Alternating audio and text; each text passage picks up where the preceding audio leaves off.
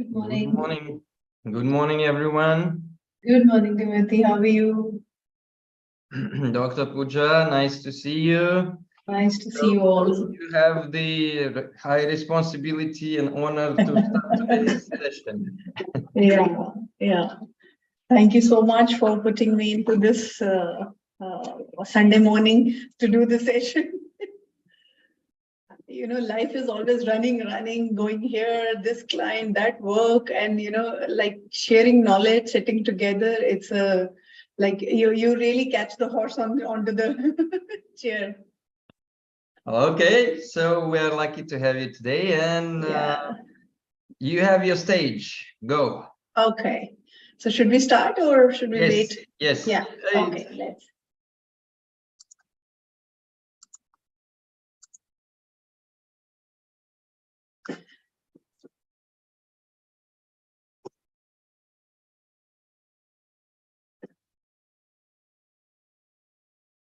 One minute, just.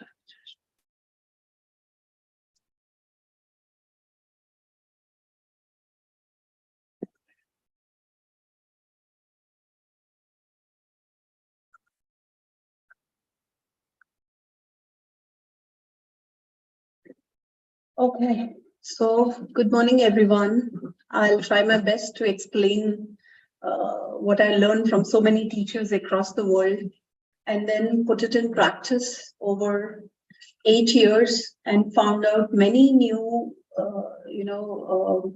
processes and what works, how the system can be fixed and how the body we can bring the wellness and, make people more happier. So we learn from many different perspectives, many different angles.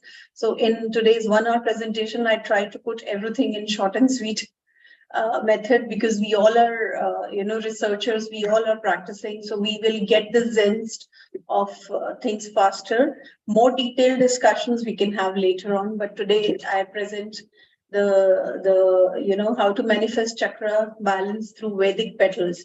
See, during my course of learning, I took a lot of time to read our Indian Shastras, our Indian Upanishads, our original books, to go to the core, that from where the beginning it has started and from where the beginning they have written. Like we all know Ayurveda, right? We all know essential oils, but we don't know the Ayurveda is originated from Siddha medicines. So what is written in Siddha? And there is a line in India, a professional line, which is called Nadi astrology or a medical astrology.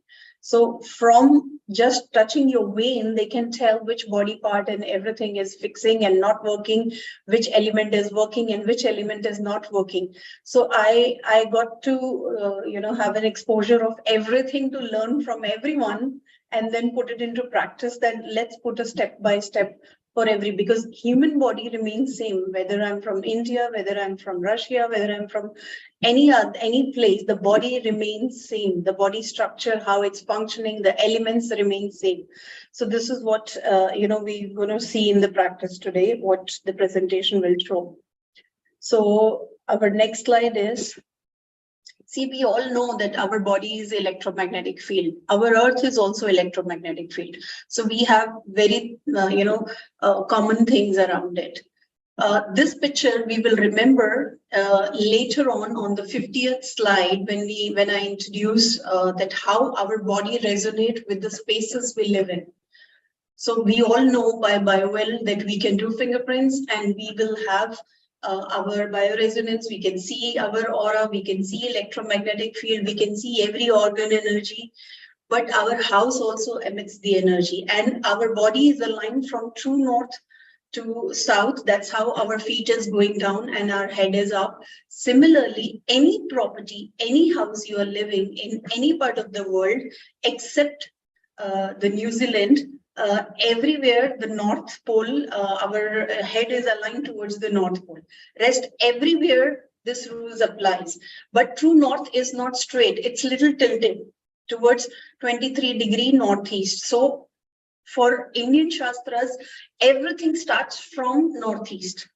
So here, it's a proof that even the earth itself is not straight to true north. It's little tilted. So let's go further. This picture will be more relevant when we go little down and see the next slide. So spaces we live in also has electromagnetic fields. The spaces also have aura. The spaces also have all the 5 elements which our body has. So if we can measure body, we can measure spaces as well. And there is a science behind it, that how to fix all the elements.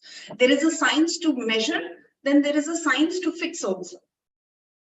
So let's go to the next slide. Now, human body also has an electromagnetic field. We can call it electromagnetic, or we can call it our aura. So aura are also different phases. So we will read today how many phases of auras we have. So everything around us, every organ inside us also have a bioelectromagnetism. Every organ is, the difference between live and a dead body is that living body has a current, the non-living doesn't have the current. The current is finished, but the current is measured by a biowell instrument, which we use in our daily life. So now everything is made of 5 senses and 5 elements. Ayurveda and many techniques are there to find what are your doshas, which element you are, and there is nobody who's just single element. Everybody is a combination of 1 or 2 or a minor of 3. So we have 5 senses and we have 5 elements around us. That how these 5 senses and 5 elements, there is a cycle of creation, and there is a cycle of control, there is a cycle of destruction, and there is a cycle of reproduction within these 5 elements. And this science, if we understood that this method, not science, this method of like creation, that what creates what, earth creates fire, fire creates. So it's like, if we learn this cycle, we can solve many problems within our body. So this instrument, when I use in my day-to-day life, it really helps me and clients to understand that which element is high, which element is low, where is the highest, the Bible reading shows accurately where the problem area is and where the energy is high and where is it low. But from there, that's the reference point of checking. From there, we start our journey on understanding that why the element is high and how we can bring it, which is making it high, what is the cycle of creation, why the main element is not working, why it is, so why there is a push and pull between elements, and how we can create a balance and harmony. So this is what we do in our system here. So we all knows that chakras are Indian terms. Chakras are like a spinning wheels. These spinning wheels are in our medical term, we can call it that endocrine glands which secrete hormones. But chakras are also associated with colors. They are also associated with emotions. They are also associated with our endocrine glands inside. So why colors? Have anybody thought that why chakra has colors? Why they have this certain pattern? Why not any other shape or size? But why colors? So here we see that, colors are, chakras emit colors, then there are frequencies, then there are wavelengths. So why colors? Why chakras have specific color? So we all know from our childhood that there is a sun, positive sun, and which gives us the full electromagnetic spectrum coming every day on the earth. The 400 nanometer to 700 nanometer, this is the positive spectrum. Rest, everything beyond is a negative spectrum.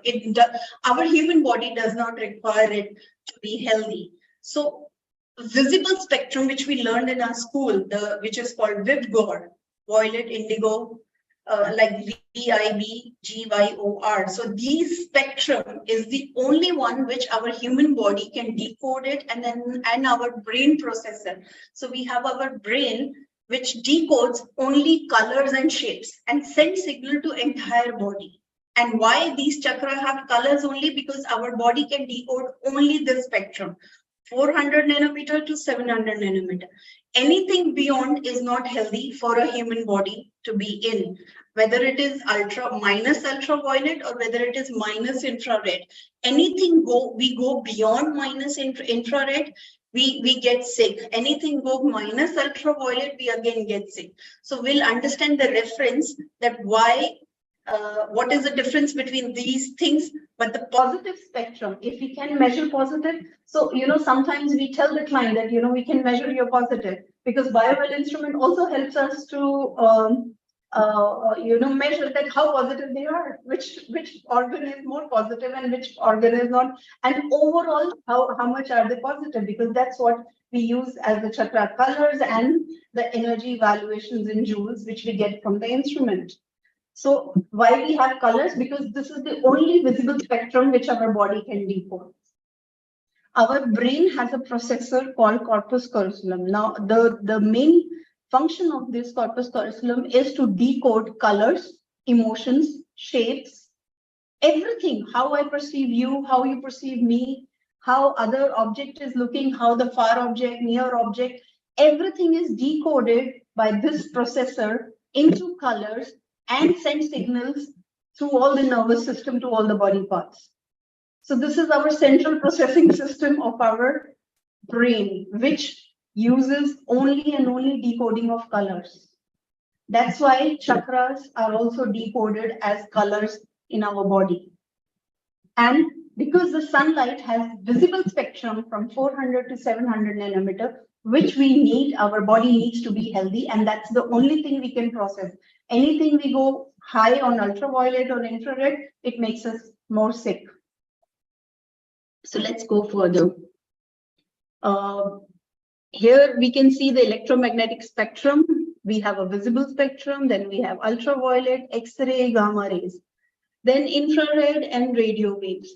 So everything is come in a sequence of frequency and a wavelength. But the government have already made laws for X-rays and gamma rays. Means anything which can attack immediately to us, which is high frequency, already the laws are in place.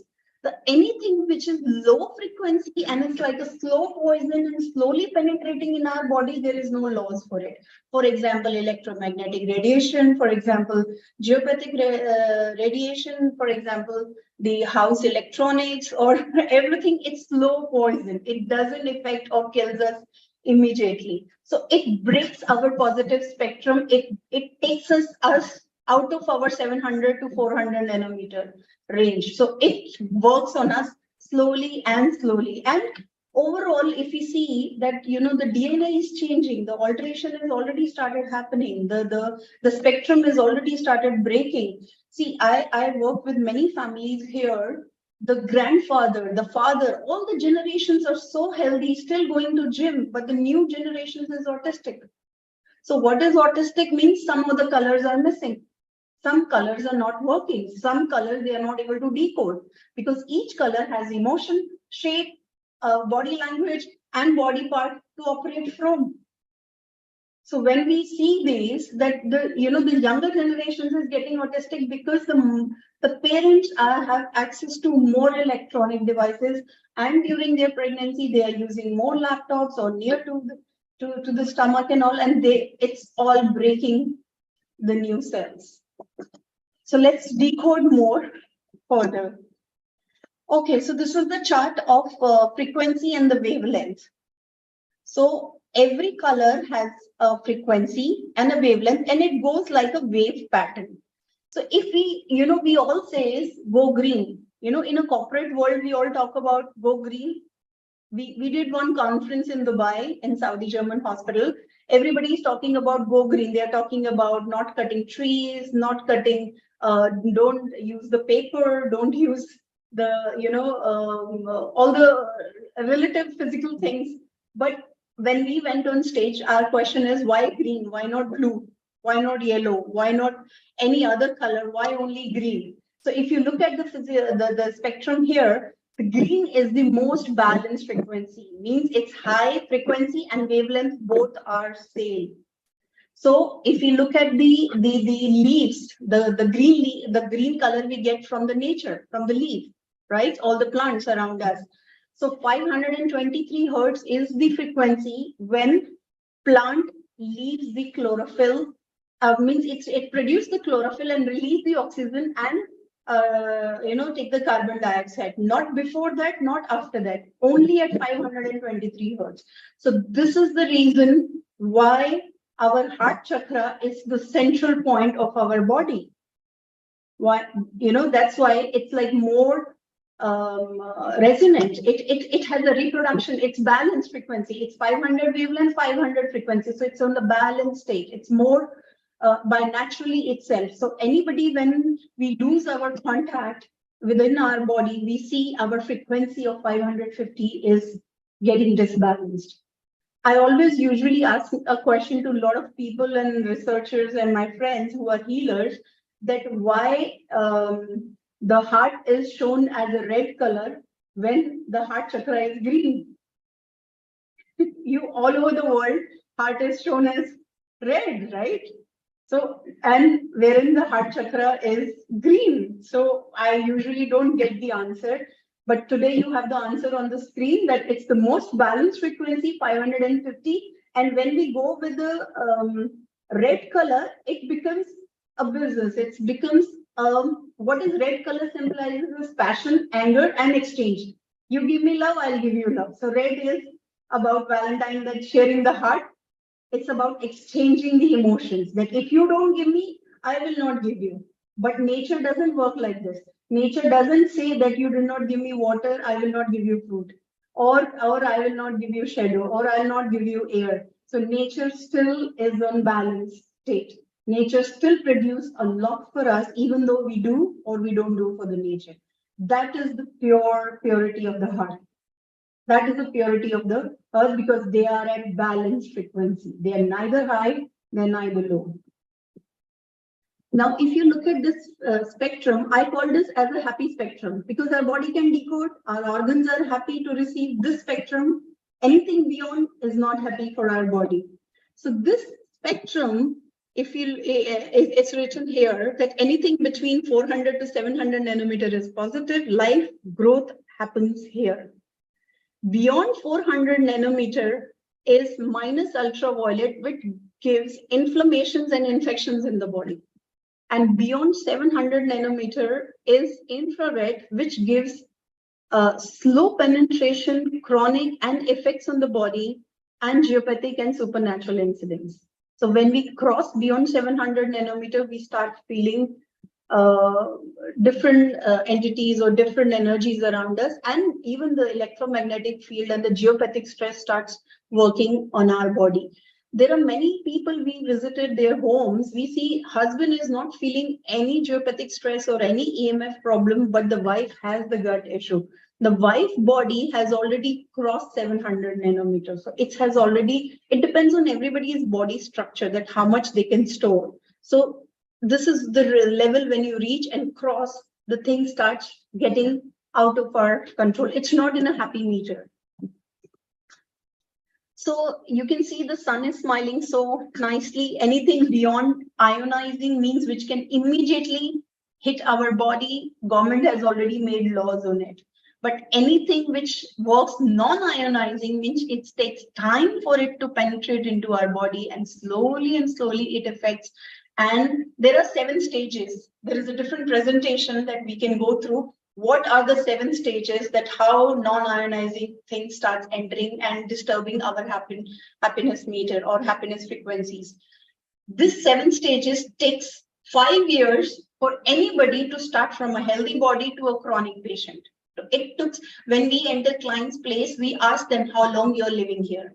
What is your health status? What is your level of what doctor means, what kind of medication are you taking? Means are your doctor already telling you that you're a chronic patient? So you have already crossed that 5 years onto the same premises or to the same non-ionizing radiation has already filled in your body. It means your happy meter has already been disturbed. You're not in the positive spectrum, your body.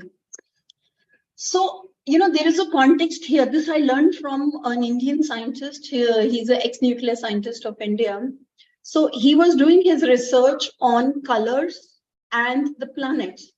So you see all the Indians, we wear some gemstone, some kind of, nowadays, even last 5 years, a lot of crystals have also come into the picture that, have crystal for this problem, wear this crystal to activate this chakra. So this is all connected. Whatever the positive spectrum we get from the sun is equivalent to 7 planets in our Indian astrology or Indian Vedic scriptures.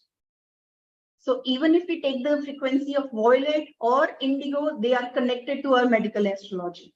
So at times when we dealing with non-Indian clients, locals, Arabs, Lebanese, all different nationalities, when through the BioWell machine, the minute we know they're reading from the fingerprints, and whichever chakras are high and low, or whichever element is high and low, immediately we know their horoscope, we know their Vedic astrology, we know that this color is low means this planet is not working for them. And this direction of the home is not okay. And when we tell the client that there is some problem in this direction, let's say red, they say, yes, Miss Pooja, we have something this and this in that location in their home or in that location in their office. So it's all connected. So chakras, the wavelengths we get from the sun, the happy meter, and they are connected to our planet system, which we wear the gemstones or the crystals to enhance that.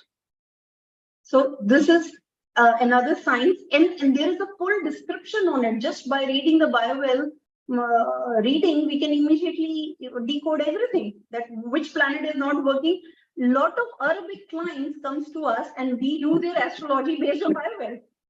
So BioWell we are using for astrology as well, because for them, this color is missing. When this color is missing, it means this planet is not working properly. If you decode now also, if you Google, if you search, what is the color of Saturn? What is the frequency of Saturn? Which body parts Saturn owns? So Saturn is a planet.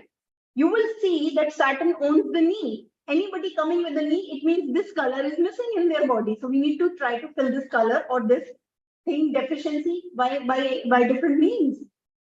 So we decode many things by this instrument in a very positive way. Now you look at the minus IR and minus UV. This is also we can decode from BioWell software. Now minus IR and minus UV are two planets in our Vedic scriptures and our astrology. This also can be decoded easily from the BioWell software. So let's go further. So colors, brain processors, spectrum, positive spectrum, and then our body has colors, and then the planets, they all are same. And they all are related. Okay, now if you look at chakras and planets frequency, so each chakra is associated with one planet, which you can go to any astrologer or take any online astrology report and you will understand which planet you are dominant with. If with that planet is your dominant, let's say I'm born with high Jupiter or somebody is born with high moon, it means their heart chakra for their life will be balanced. So just by BioWell, we can do the astrology of any client, that what is the status of their astrology. As of now, we are meeting them and how to fix it. Within that 5 minutes of scan, we will know the system.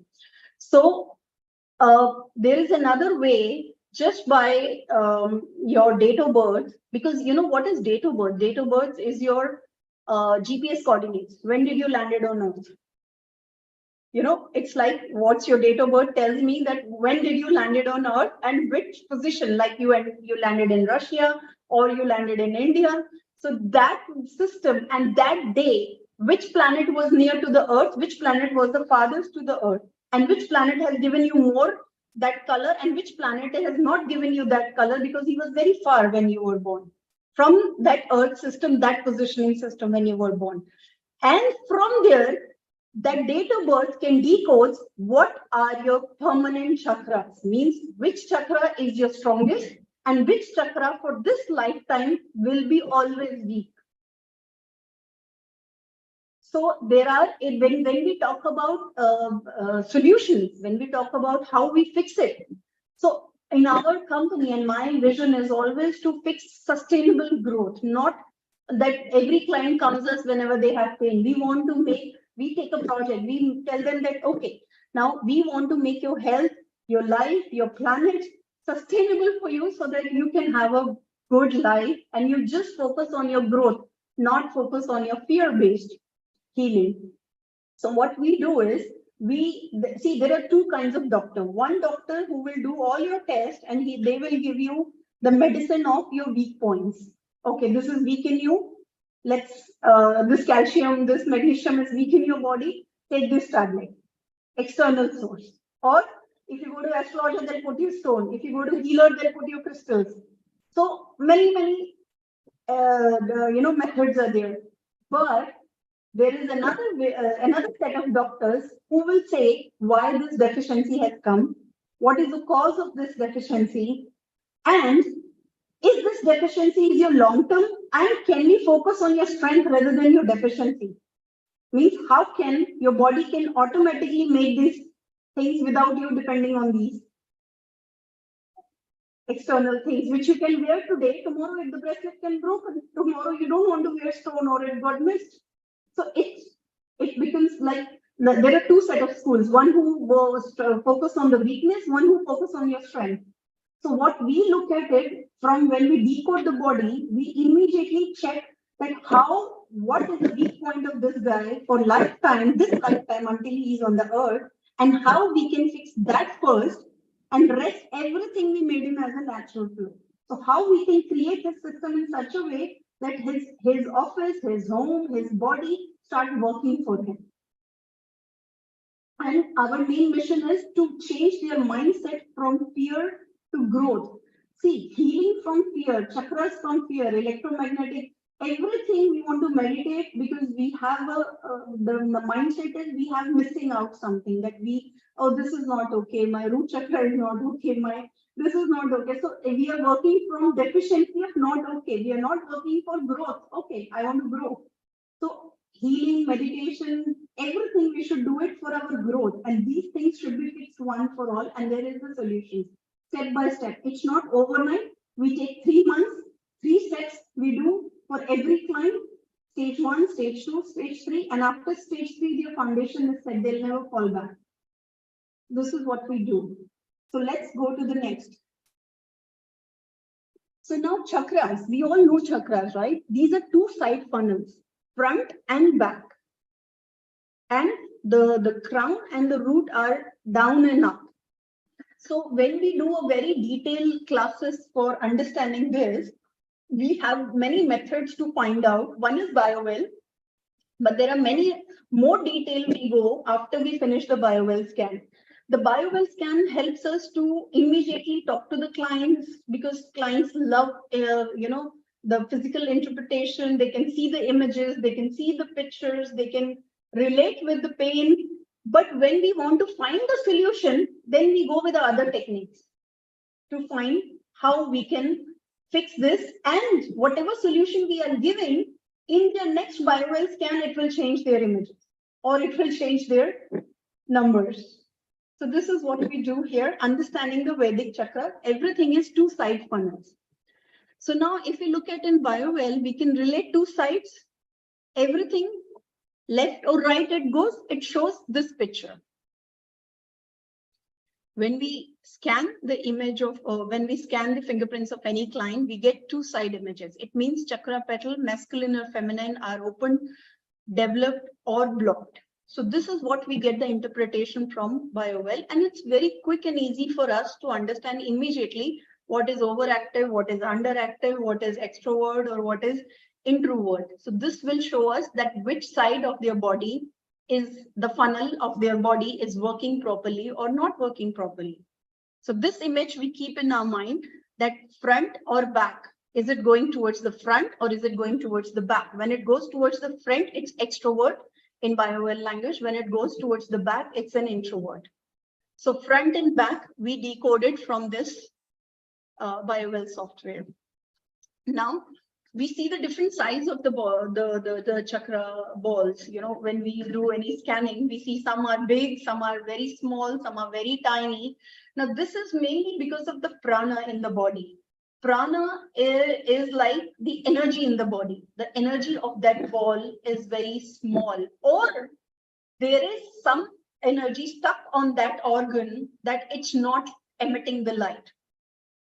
When I learned the Vedic scriptures, when I learned the Upanishads, Indian Shastras, everybody is born with all the chakras. Everybody has their chakras working, but the light is not coming out, or that size is not being captured, is because there are some external layers over that gland or over that part, which is stuck. So whenever we see there is a difference in the size in the ball, for our decode and our scriptures we decode, we understand that that body part layering is not proper. It means it's stuck, energy is stuck within that. So it's like you have a printer, all the ink in the printer is there, but the printer is not printing the document for us. So when we decode this level, we understand the prana is missing. Now there are 5 types of prana.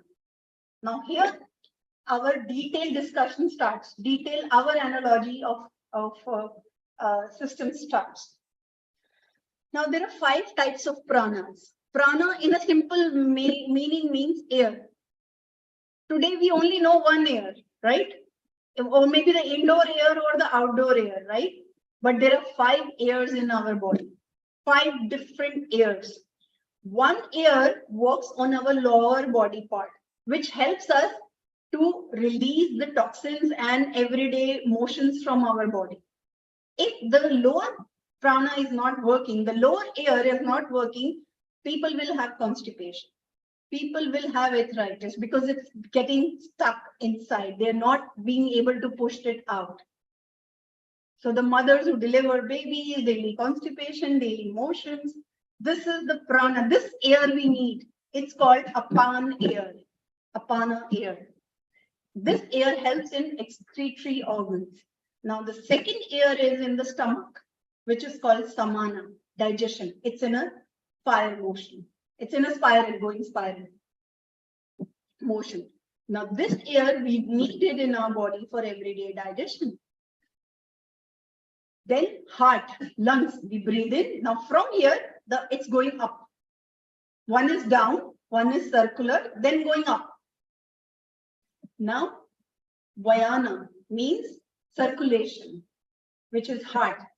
Udana, it's from your throat. The people who get more throat infection, the people who get a lot of, they attract the people who always lie to them or not good life partners, and everything is because their Udana is missing or their Udana is stuck inside their body. And then prana. Prana is from ears and eyes. The people who have balance issues, means when they walk, they cannot find their balance. They feel pain in their ear, or they feel a high pressure in their ears, or when they are flying. You see some people do a lot of chewing gum when they're flying to different long flights, is because their prana is missing in their body. So there are 5 layers of air. Now, let's go further. Timothy, can I, anybody has question, we'll take it in the end, or anybody has question within the slides can be asked. It's better to do it at the end. Okay. Okay. Because I have a lot to cover. Okay, so this is the air. So within the biowell, when we do the scanning, if we see any ball is small, we immediately know that that air is stuck. That air is not being able to capture into the software or into the system.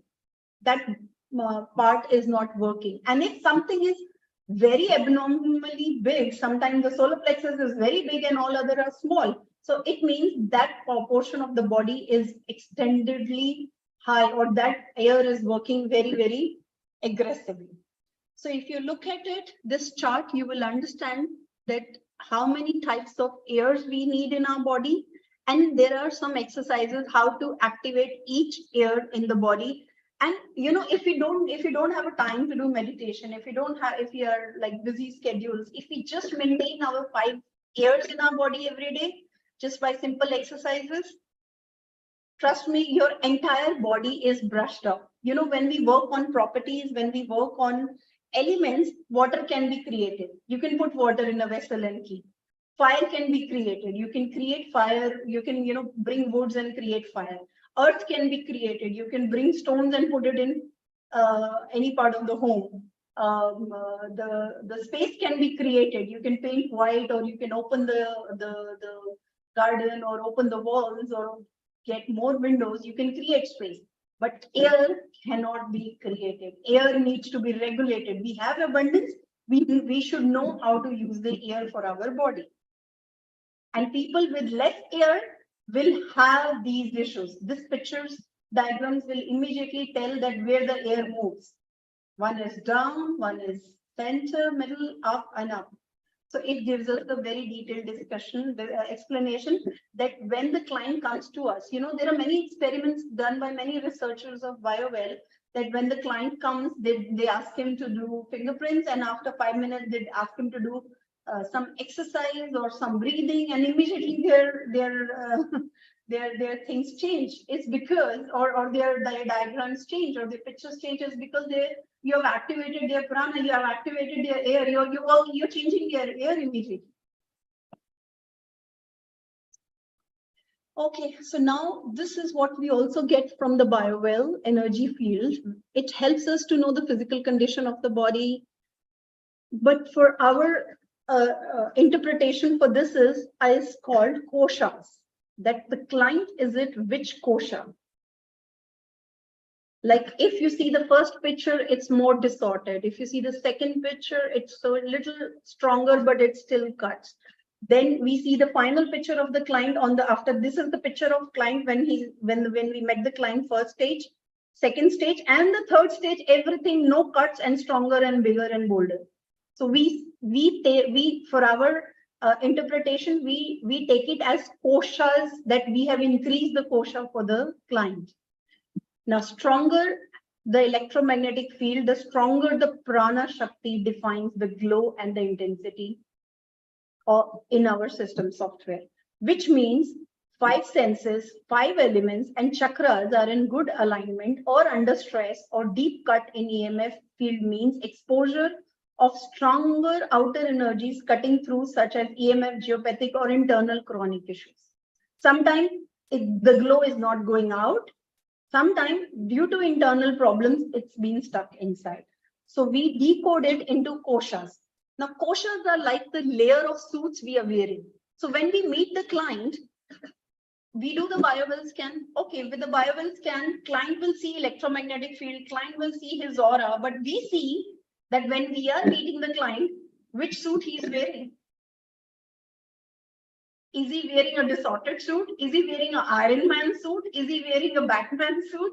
So we understand from our, this diagram explain koshas to us. It defines emotional quotient for the client. Most of the time, the chakras are under stress and not illuminating because the physical level, we are stuck on any of the kosha level. So it means the printer ink is inside, it's not print. All the chakras have the colors, but it's not coming out because the prana is not working. But prana, when you do the exercise of airs, when you regulate your air, it goes through 5 layers of skin. When we get a cut, we go to doctor, we get it stitched. Any cut gets stitched. So you see, we have layers of skin.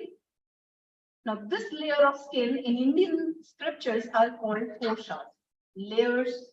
Which layer suit you are wearing is which we decode. So koshas get affected by minus infrared and minus ultraviolet exposure more, and we try to work on the chakras, diet, mantra, color, everything, but it doesn't work 100%. Right? The problem will come back again because we did not. Okay, let me put it in a simple way. Like, let's say we have a client who has whose aura is like the first one, the first picture. It's like distorted or pulled here and there. So now we are telling, okay, do chakra exercises, have diet, have mantra or chakra mantra, or have these colors, everything he's doing. But it's not working out for him because the suit he's wearing, that suit has become hard. How? The layer he's wearing has become hard, the kosha layer, because the static ions around us, the electronics deposit on our body, the minus infrared on our body has become, it creates a shield around us. So sometimes, I get some patients, they are in ICU and medicine are not responding on them. They are not responding to any medicine. They're not responding on ventilator. They're not responding on oxygen. So if I have access, we create minus IR oil immediately and we send to the family and we tell them apply under their feet. When they apply under their feet, within half an hour, the body starts removing the negative ions and the patient starts receiving the medicine and it starts working on him. That's the immediate effect. Means it's like an air bubble. We are with the static ions a lot. So the minute we remove the static ions, something positive starts happening around us. And this we can measure also with BioWell. So removing ourselves from minus UV and minus ultraviolet spectrum is more important than working on chakras, diet, and anything else. So because if you don't remove, every day we wear the same suit, and we are working everything on diet and physical exercise, but we are not changing the suit, or we are not working out on our physical layers, static layers, which has stored all the ions. You see people with allergic, they got allergy, skin allergy, because their skin is full. All their levels are full. The batteries is overworking. So battery needs time, sunlight, and recharge. So it needs to discharge the negative current. So without negative current discharge, you cannot work on any other factor to fix it. So what are koshas? So there are 5 koshas as per our Shastras. One is called Annamay Kosha, Pranamay Kosha, Manomay Kosha, Vijnanamay Kosha, and Anandamay Kosha. Now, koshas are basically, you can call it as our brain waves also, beta, alpha, gamma, which we can measure. So each kosha has a specific element, has a specific organ, has a specific discharge place. This we can go in many details with some other time. But Annamay Kosha means people on physical body. You see, you don't need any scanner to know this. People who are like eating, sleeping, paying the bills, they have no goal in their life, just eat and eat. They're just working on physical body. They don't understand anybody emotions. They don't understand anybody wisdom. They don't, anything you say, they deny them. They don't have any goal in their life. And they're working only on physical body. That's Annamay Kosha. Then Pranamay Kosha is energy body. This is where energy body and emotional body is basically, these are the two sensitive bodies. When these get filled, our energy get blocked.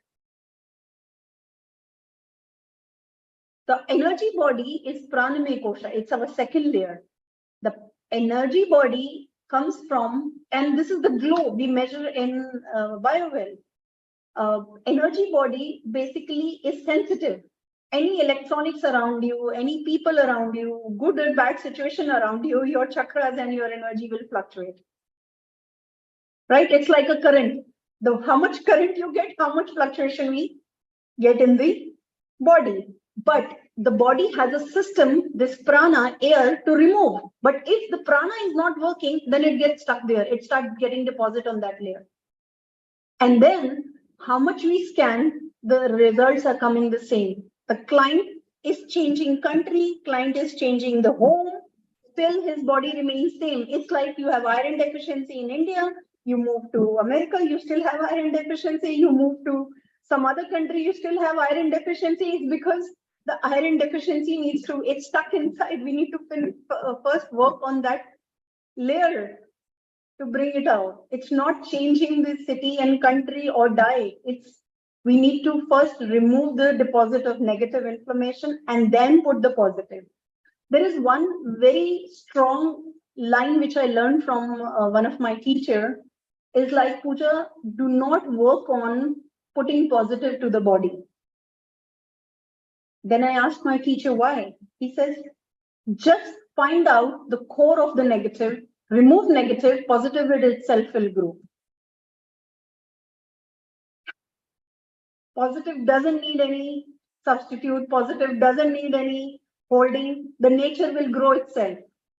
And that line stuck in my mind when I started coming back and started writing my notes, starting implementing on each day client, that no, I will not put positive on them. I will not tell them do this chakra chant or this diet or this.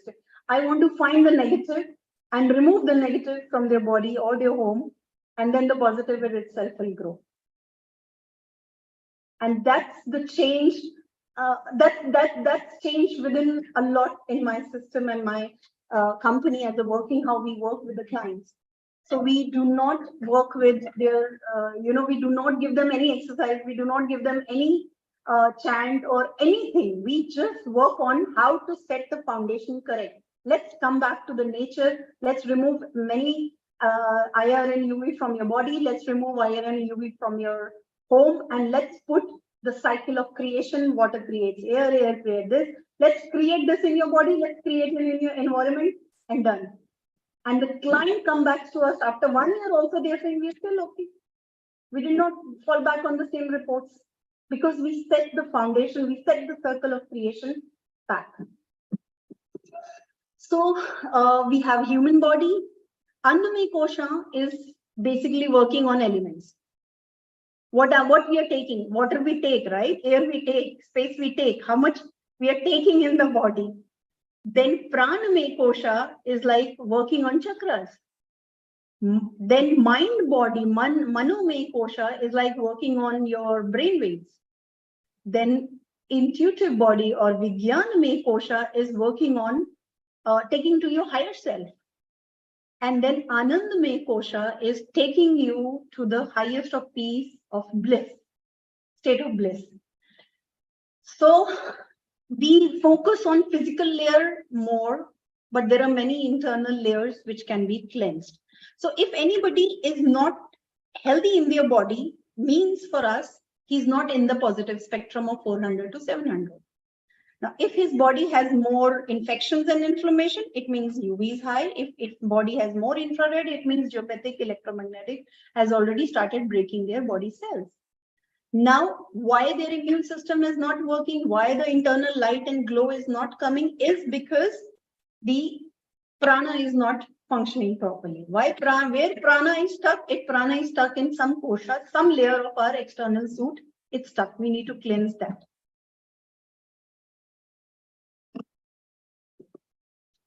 So let's start understanding of polarities of chakras. So when this is the physical level we understood when we did the scan for the client. Now we go into detailed of, we take BioWell help to understand the element, the meridians of each body, like each body part, and we go with the chakra reading. How we use that for our work. Okay, I have a question to everyone. You can answer it later, and I'll also answer later. Where is the blissfulness comes from? Which chakra? Blissfulness comes from which chakra? Timothy, please allow me to ask this question now because my next slide is answered. Blissfulness comes from which chakra? Like peace, Anand, like I'm in bliss state.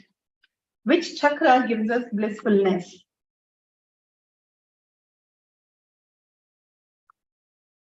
Oh, somebody wrote Sahasrara, all crown. Okay. From the balance of all chakra, crown. Okay.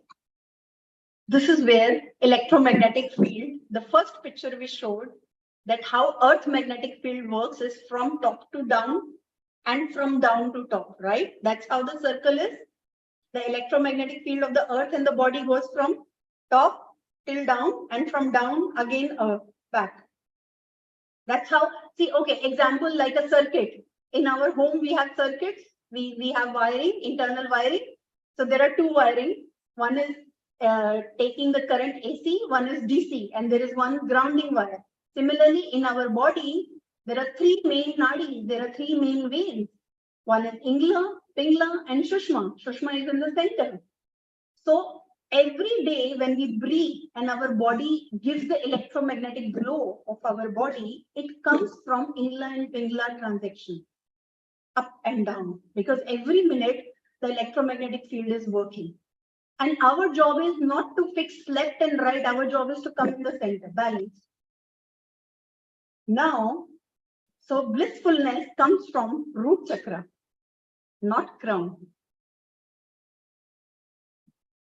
Let's understand how the scriptures have given this information.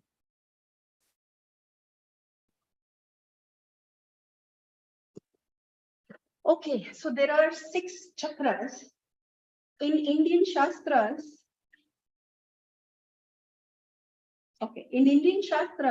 these chakras are called granthis or knots. So there are 3 different layers we divided these chakras into. One is called creation or sustain. Another one is preservance and dissolve. Then delete. This is how the 360-degree angle is being created. The chakras become 360-degree. So 56 rays from Mooladhara comes, means root chakra gives us earth rays. Earth rays enters into our body through Mooladhara, 56 rays. Water rays are from sacral chakra, Swadhisthana, 52 rays comes from it. And these 2 rays helps us in creation and sustaining. Then next comes 62 rays comes from the Manipura, means the solar. 54 rays comes from Anahata, means heart chakra, air element, enters our body. Then 72 rays comes from throat chakra, space. It helps us in dissolve. 64 rays comes from Ajna and mind. Now, when we total these, how many granthis are knots are there, or how many veins are there in simple way, how many veins we have from root chakra, or how many veins we have from sacral, or how many veins which carries the message and the element of that. When we total this, it becomes 360 rays completing 360 degrees. It means it completes our cycle from top to down. This completes our cycle. Now let's go further. I'll explain how it works in every detail.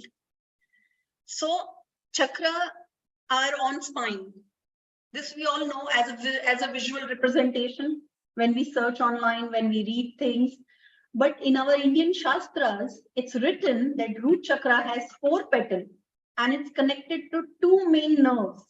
And it's connected to, in our spine, L4, L5. So if anybody has L4, L5 problem, it means that either 2 of the pair of nerves are not working, or either some of the petals are not working.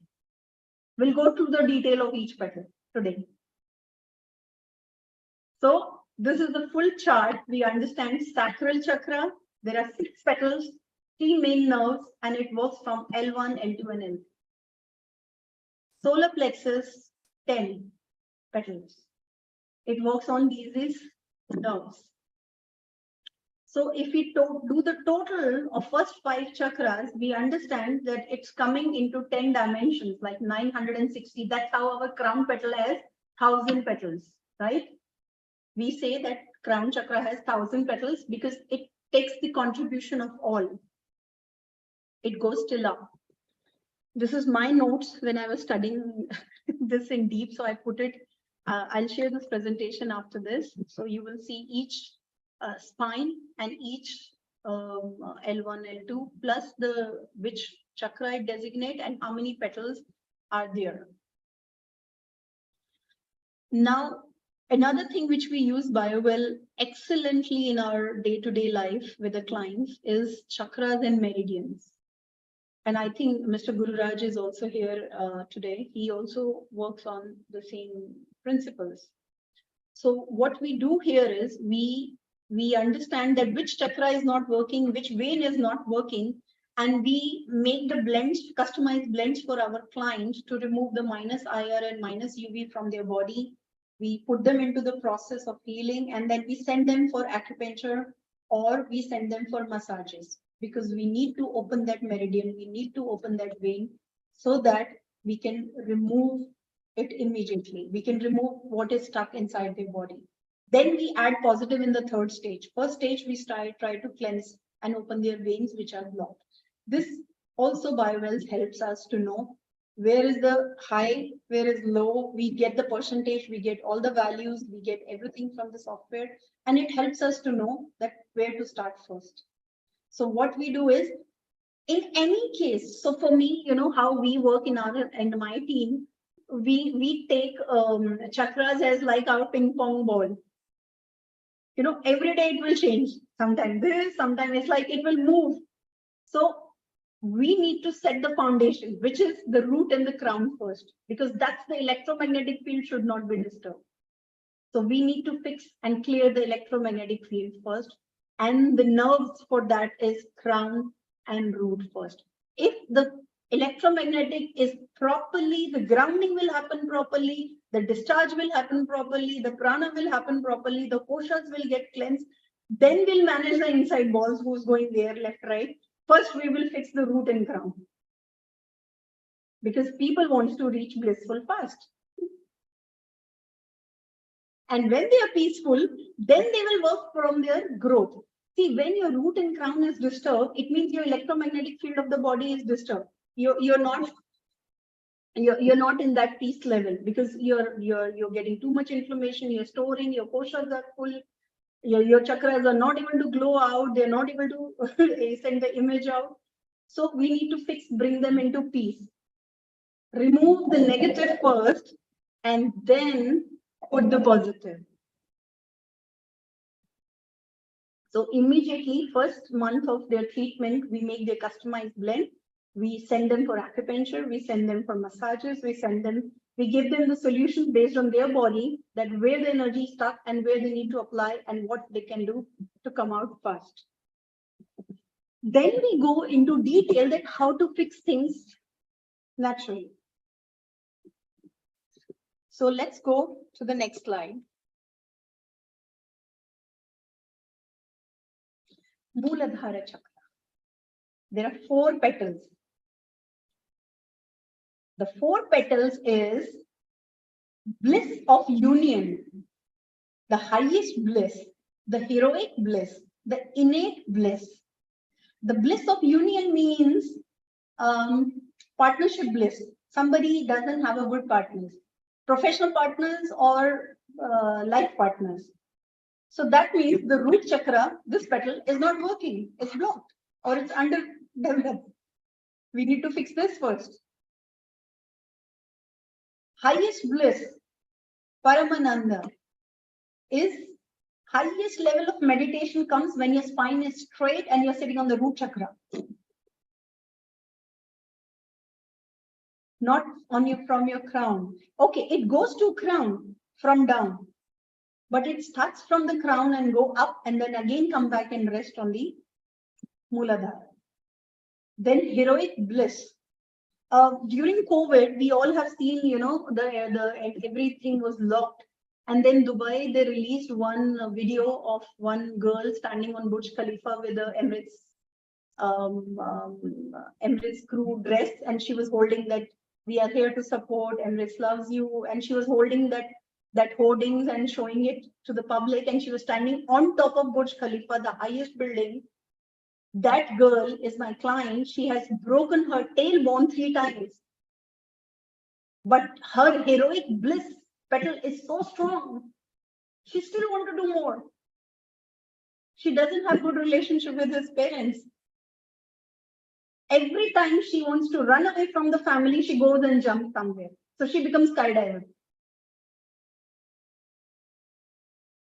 She becomes skydiver. She has a heroic bliss, but her other 2 blisses were missing or not. It was like she was, it's like masculine and feminine. One side was not okay, or front and back was not okay for her. So when we do the healing and when we do the treatment, we look at funnels of the chakra, that which one is not working, back and front or left or right, masculine or feminine polarities are not okay, or the front and back, giving and receiving is not okay. So we try to fix from there. So there is methods to find which petal is not working, how it is not working. BioWell helps us in many, many ways, and then we come into the treatment level. So here, Apan Vayu helps to activate Mooladhara's all petals. So there is an exercise for Apan Vayu. If you can Google it easily, or if we have any time next session, I can take you through the solution parts, which we offer to the client. Next, Mooladhara, I told you 56 rays.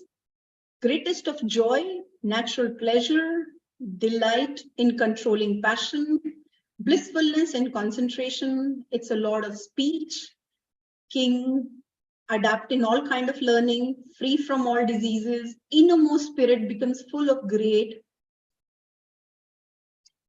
If the Apan Vayu is balanced, the person has stability on mental level, the person have on emotional level, their sensuality is balanced. On spiritual level, their sense of security is balanced. So now let's say if we have machine, good. If we don't have machine, still we can know from the nature of the person. He doesn't have a sense of security. He is always doubted people, bosses, his own wife, his own girlfriend. It's Mooladhara, that root petal is not working. Or the discharge is not there. Yes? Okay. So homeless and grounded. So to fix this chakra, there are many, many ways to fix it through the petals and blends, but also there is a direction for it, northeast. The energy comes from southwest, but it's fixed in northeast. I'll take you through that now. This is a cycle of creation, balance, and destruction for root chakra. It's created by space, by fire, destroyed by water. So there is full detailed discussion.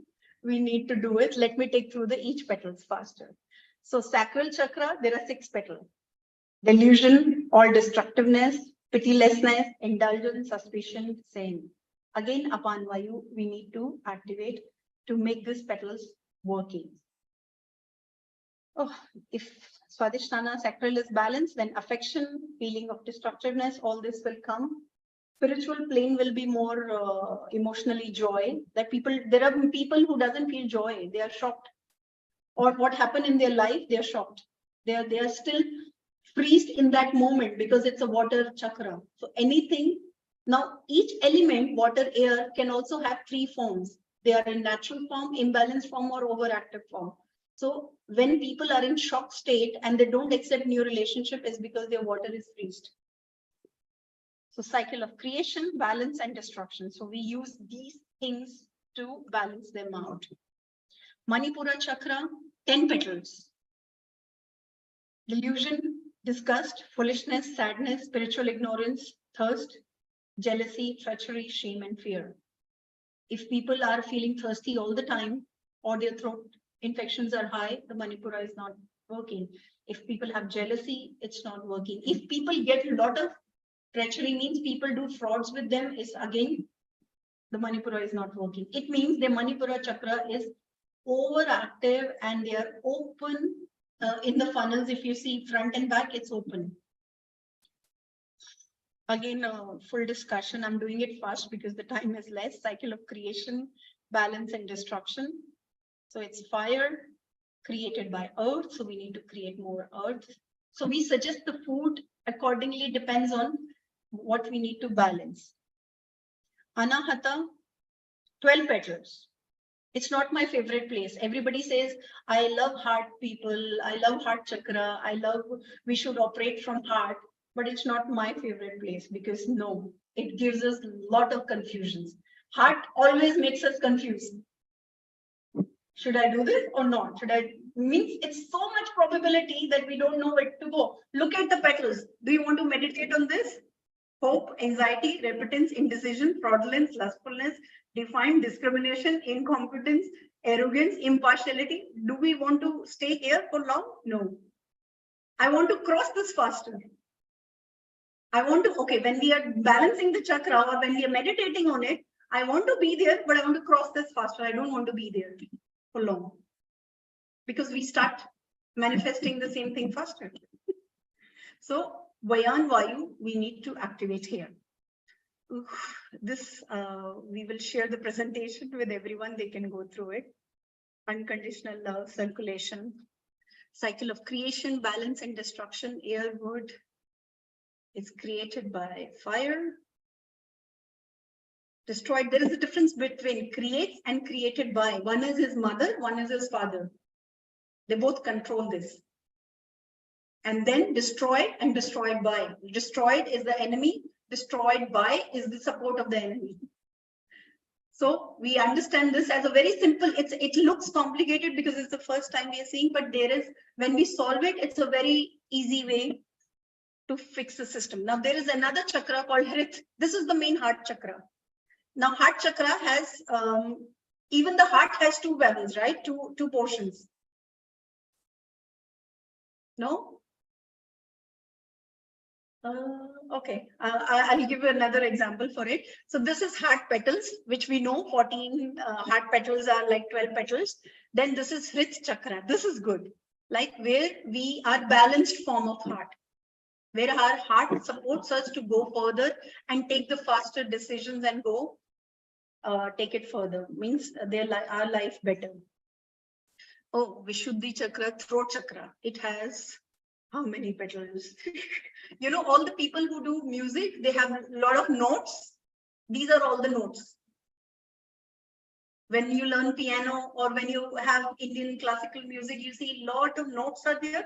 So these are so many notes. From our throat, we can either have poison coming out or we can have either good sound coming out. So when your polarities are balanced, we can understand how to. And these are the same mantras which has been used in Indian text and a lot of scriptures. It's written that same mantras has been used. So it starts from the center of the hound. Udan Vayu we need. Then eyebrow, the third eye has two petals. Manifested mind and unmanifested mind. Only two petals. So the root chakra petals get connected further up here. Vayan Vayu to be activated to make it working. There's a lot of discussion on it, but since we are crossing the time, Sahasrara chakra is our crown petal, 960 or 1000 petals. It works on our mental plane. In Sahasrara chakra also there are levels. First there are 16 petals. That 16 petal develops to 1000 petals. So there is a description and the method for it. There are 21 minor chakras in the body, which has not been taken into consideration, but it's a part of meridians. We can check there. There are 8 chakras above also from our crown, and all their names have been given.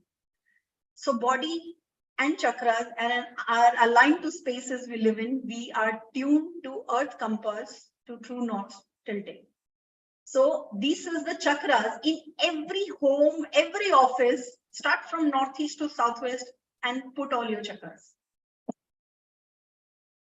This is how the body and every system is aligned, because we are tuned to earth electromagnetic field, which is in true north but tilted, not straight. So if anybody has a problem in hallucination or crown chakra problem, vision problem, or not able to plan properly, or future they cannot plan, then we immediately say, sir, in your northeast of your home, do you have any red thing? Because the fire has, the root chakra has been tripped. The fire is high on the head. They said, yes, Pooja, we have red color there, we have oven there, we have this thing there. So we solve it immediately. So one is body, 50% our body, 50% the spaces we live in. If we combine both, healing fast and foundation set. This is how every house it's been fixed.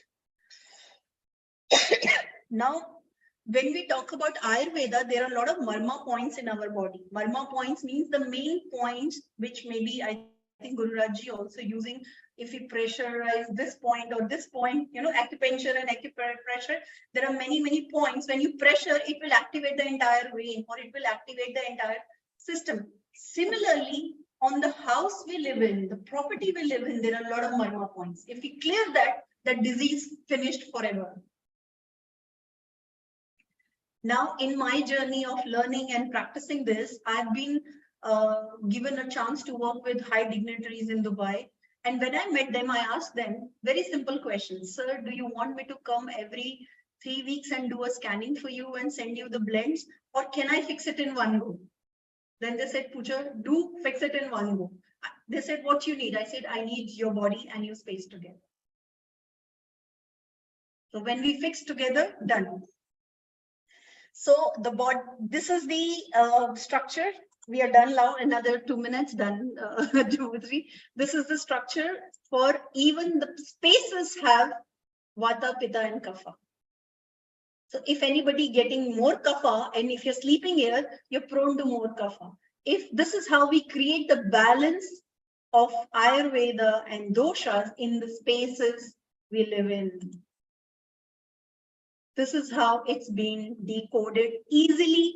For us, it's like 2 minutes. The minute we see Bible scan, this is high, this is low. Oh, sir, your water element of your home is very high. Fire element of your home is very high or low. We immediately know because body contributes external as well. So spaces also has marma points. This is our body marmas. And this is the same marma points in our houses. We can decode it here. Now, this is Vata, that if Vata is imbalanced, what problems can come? Heart, lung, colon, and small intestine. But from which direction it's coming from your home, it's visible here. And it's 1000% accurate, 1000%. If we say your small intestine or your lung is not working, sir, in your west, southwest of your home, or this side of your home, do you have this? Yes. Kapha from the body. If Kapha is imbalanced, these problems can come. And then this is the directions it is coming from. Then Pitta, if it is imbalanced, these organs affects more, and these are the directions affect more. Then we bring the solution from nature, because frequency, when I asked my teacher how to find a solution, okay, we understood the entire problem, we understood a lot of detailed scriptures, where is the solution? Now we understood this, like for example, if the 400 nanometer is missing in the body, we need 400 nanometer from the nature. Or we need to have some element, some metal, which will fill that 400 gap. So we understood, we go into more detail, and then we find out which blend works for the client. A healthy body is between 60 to 72 mHz, and disease starts when we drops to 58 Hertz. So there are many oils and there are many metals like copper, silver, everything we use there on the client's premises to stop the leakage of that chakra or to activate that chakra. If one house is maintained properly and we done the home, everybody chakras of that place, people who live in that building or that house, is balanced. So it's one shot, but works for all.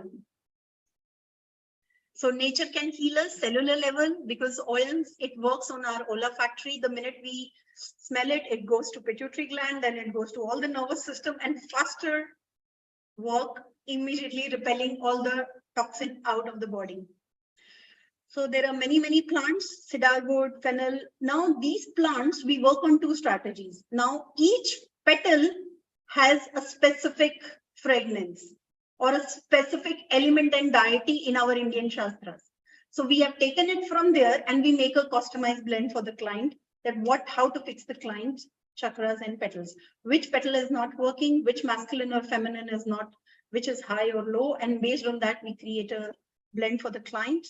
And over the years of 7-8 years of working, we have found a balanced frequency. Even if it is high, it comes to balance. Even if it is low, it will come to balance. So chakras have different notes. This is the blends have different notes. So we learned how to mix the blends based on each and every specific note for the client. Top note, medium note, base notes. Then we'll go into more detail. It is related to chakras as well. How to blend, there is a ratio. Then these are the journal chakra blends for petals and polarities to be balanced, clarisage, elmi. But which one to be given, which petal it is going to open and which masculine or feminine it's going to balance, it's again detailed presentation. We need to have another session for it. So we can even have the blends to balance the elements in the body. Question answers. So there are many topics left, like how and body space alignments are done. 1 minute. Space alignment and solution, body space alignment, body wellness and blend method, chakra petal blending, chakra polarity blending, minus I or UV blending. How we do the solution part and how we fix the houses. Treatment based on biowell report. This is what we do. Thank you. Thank you so much, Murthy.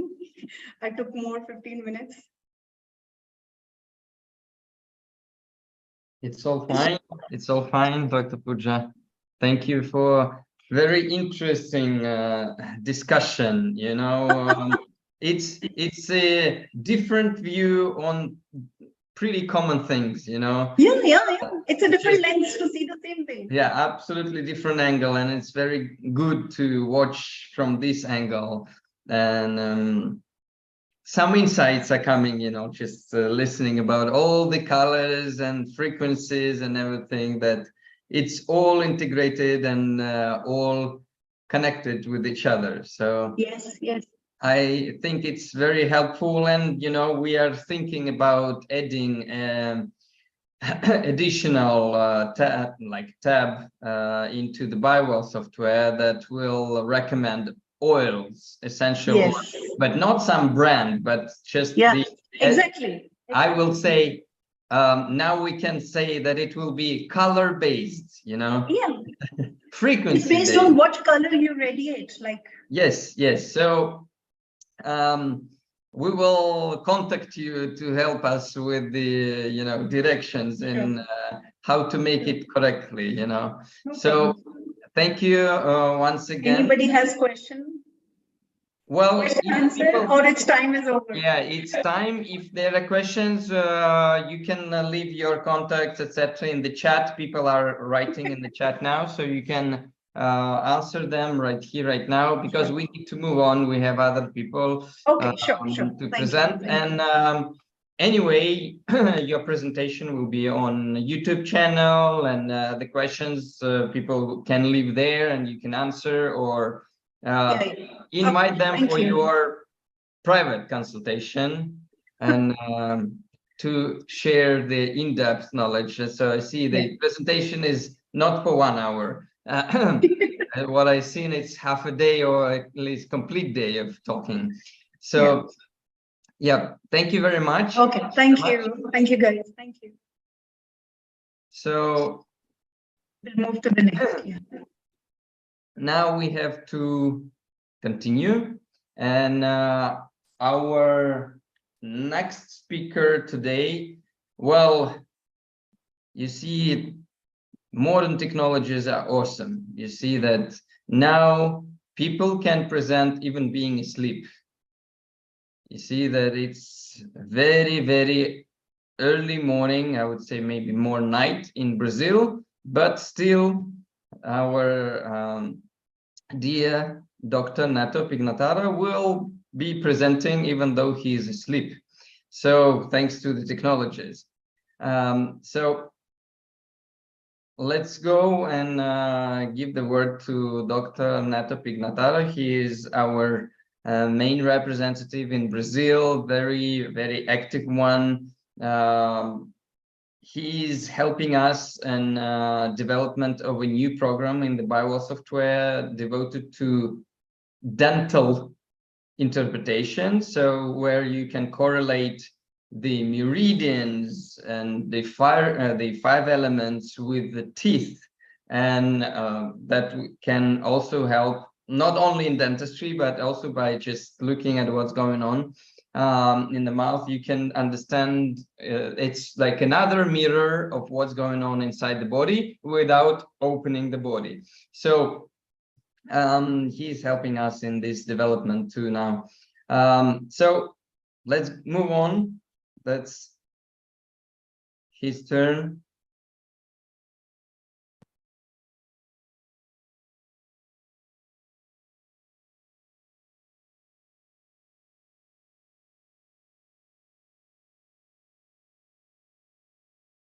Hello, everybody. I'm very happy to be able to make another.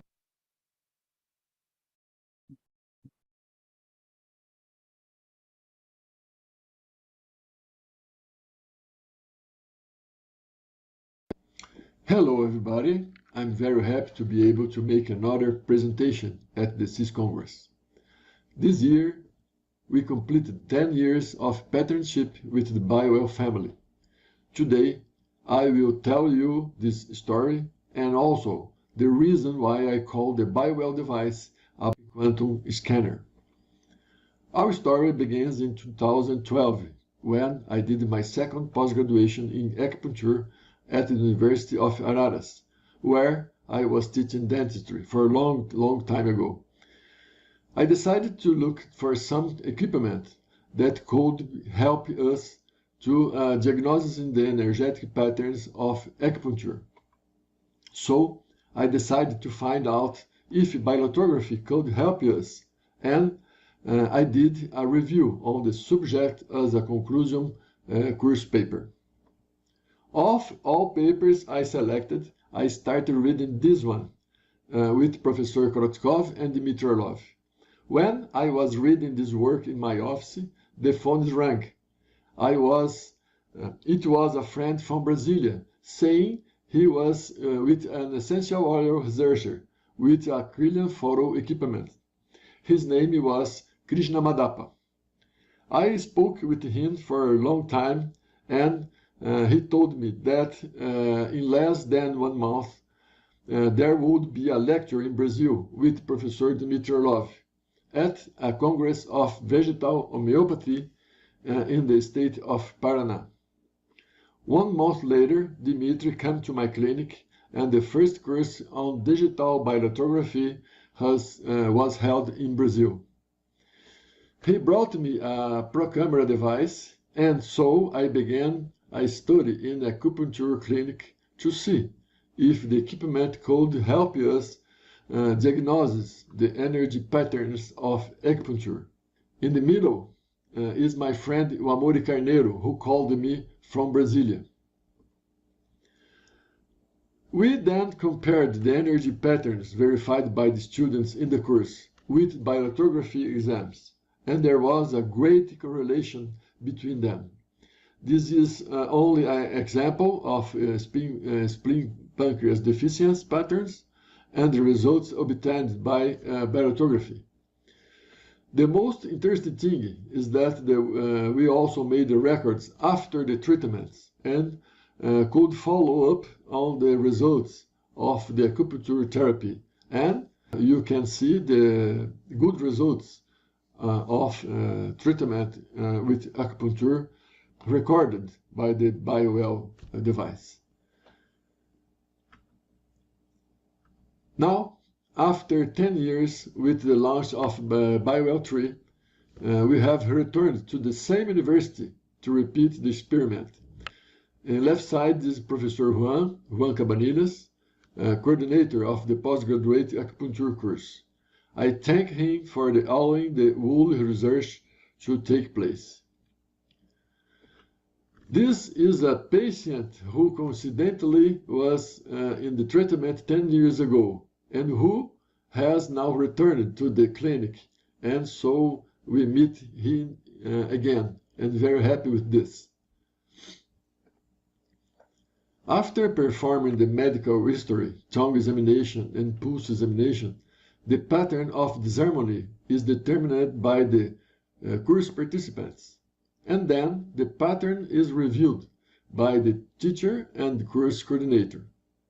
Thus, the pattern of disharmony can be evaluated and compared between the principles of traditional Chinese medicine and the results obtained in the digital biolithography. After determining the patterns performed by the students of the acupuncture course, we will be able to establish the correlation with the biolithography records, as well as compare the results between the three types of equipments. We will finish these collections in October 2023 and perhaps establish more correlation between biolithography and the patterns of Chinese medicine, such 5 elements, and also the interaction between the microsystem of the body, like a dental microsystem. Maybe we can input this kind of exam in the BioWell software. Maybe. Okay. When we observe the results of biolithography, we notice a good correlation with the signs and symptoms, as well as with the patterns of energetic disharmony verified by examination performed by the students.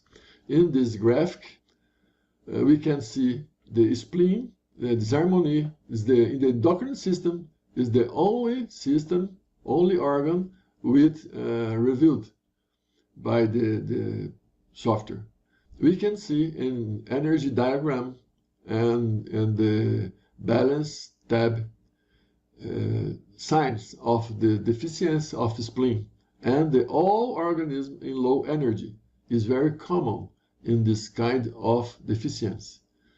This way, a big correlation with the acupuncture founds and the biolithography founds. And the right side, we can see the treatment after, before and after treatment. This time, we decided to study comparatively the 3 equipments, the BioWell 1, the BioWell 2, and the BioWell 3. After determining the patterns performed by the students of the acupuncture course, we will be able to establish the correlation with the biolithography records. Okay. These are records in the original color of BioWell 1, and here with the BioWell 2, and here with BioWell 3. Despite the clear difference between the logs, we can notice that the abnormalities or entropies of the sectors is very, very correlated, showing that there is indeed something affecting the particular sector. This shows that really you have a communication between the sectors of the fingers and the organs and system, because in all exams of all equipments, the same sectors are with an abnormality projections. There are the same records with BioWell 1, now visualized.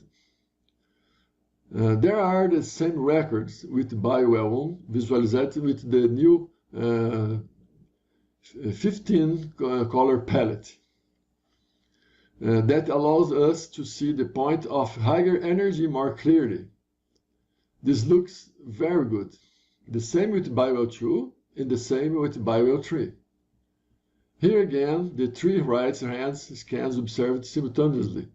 See how there is a lot of similarity between sectors. We can see the same sectors like this example, the bellow, we have a very similar sectors, of course, with differently accuracy and sensitivity, but the same sectors. Here, observe the energy field tab. We can observe the similarity of in a more objective way. It's more easy to see. Like this region, this sector is very similar in BioWell 2 and BioWell 3. Yeah.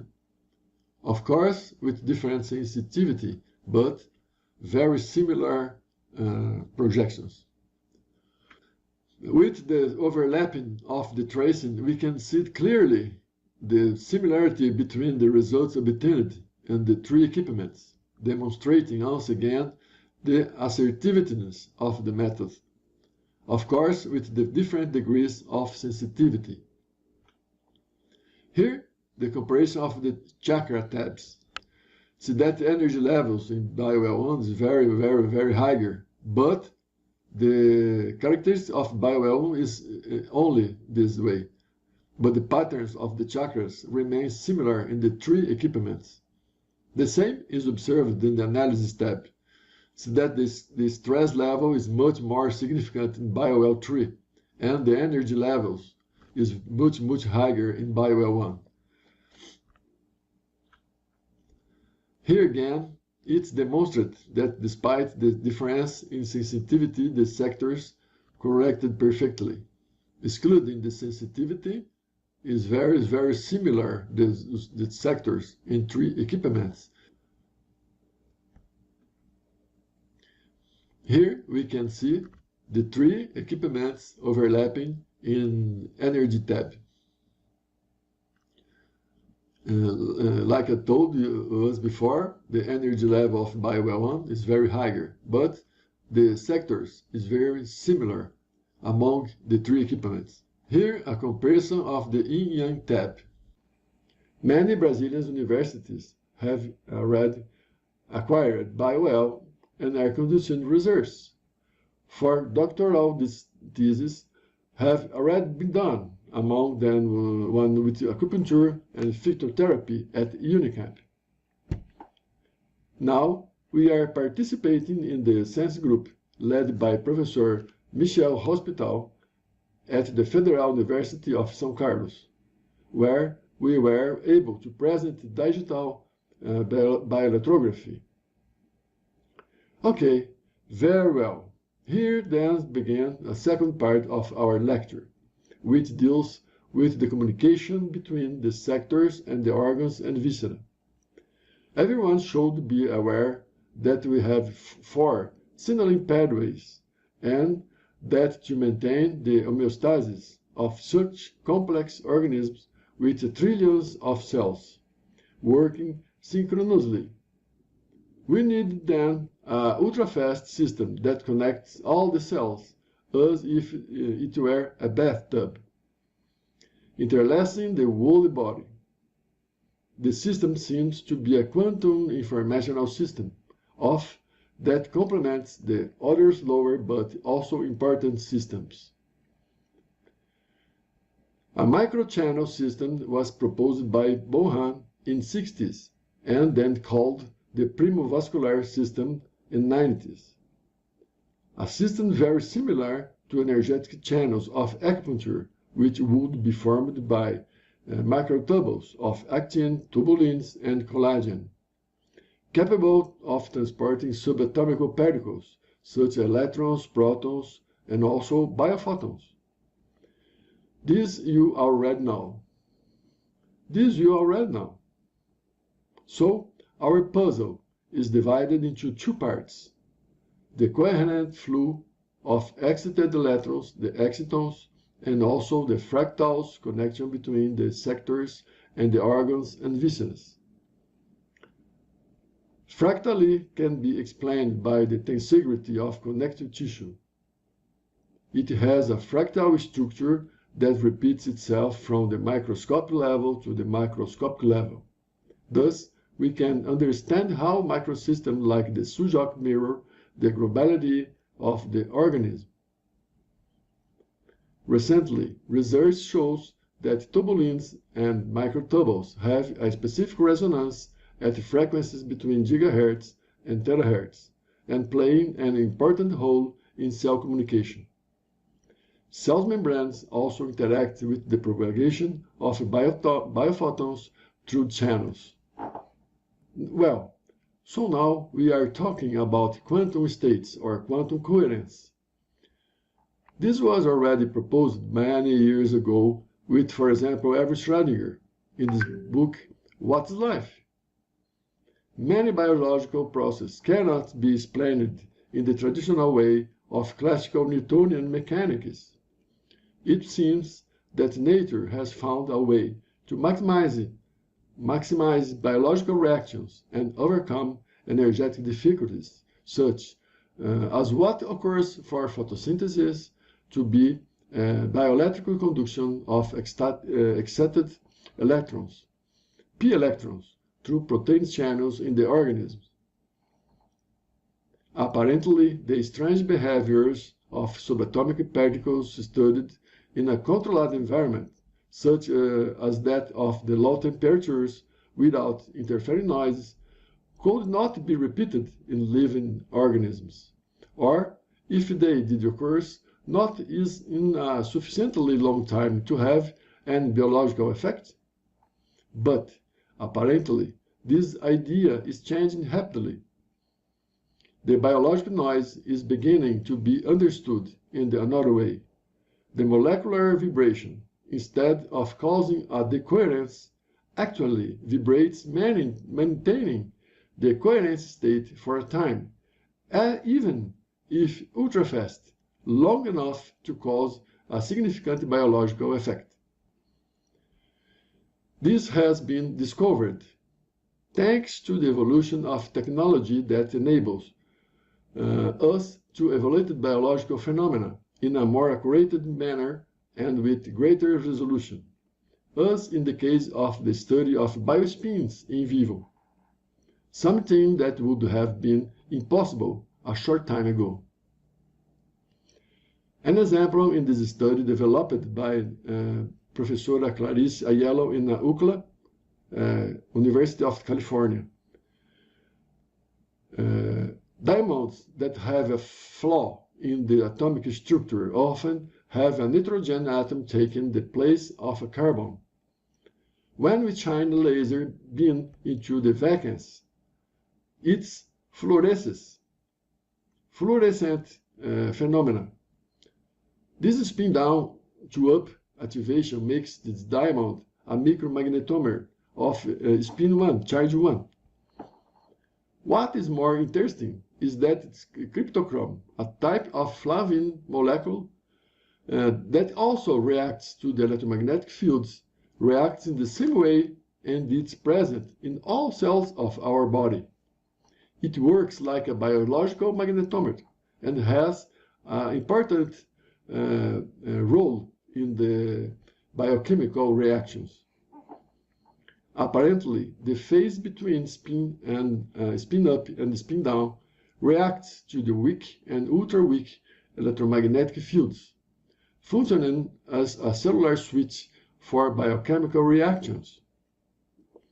Even if for a short period of time, the loss of a quantum superposition of spins can determine different reactions in different directions according to electromagnetic activation and determine important biological changes. It seems to be the system used by animals to georeference themselves. Cellular fluorescence is sensitive to weak electromagnetic fields and may signify the understanding of cellular interaction with the flow of excited electrons coming from the acupuncture energy channels, thus creating a cause and effect relationship, as well as correlation with external interfering electromagnetic fields such as those from cell phones and routers, with a non-local effect. In this other example, courtesy of Peter Fillinger from Germany, he has shown that growing tadpoles inside the high-quality Faraday cage generates 30% tadpoles with deformities. Living organisms depend on weak electromagnetic field stimuli for their perfect development. Ultra-strong electromagnetic fields do not seem to interfere in the same way. Recent research shows that microtubules are efficient conductors of light and energy transfer. The same occurs after the activation of acupuncture points by LED light, provided it the right frequency and right power.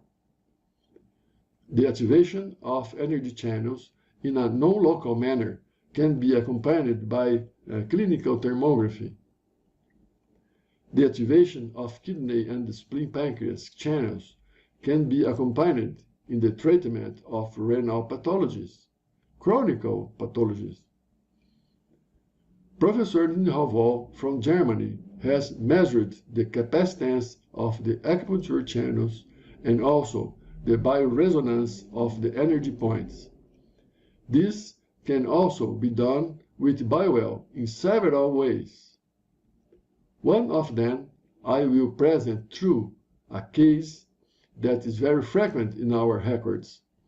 Here we see alteration in the sectors corresponding to the thyroid gland, common in case of chronic alterations.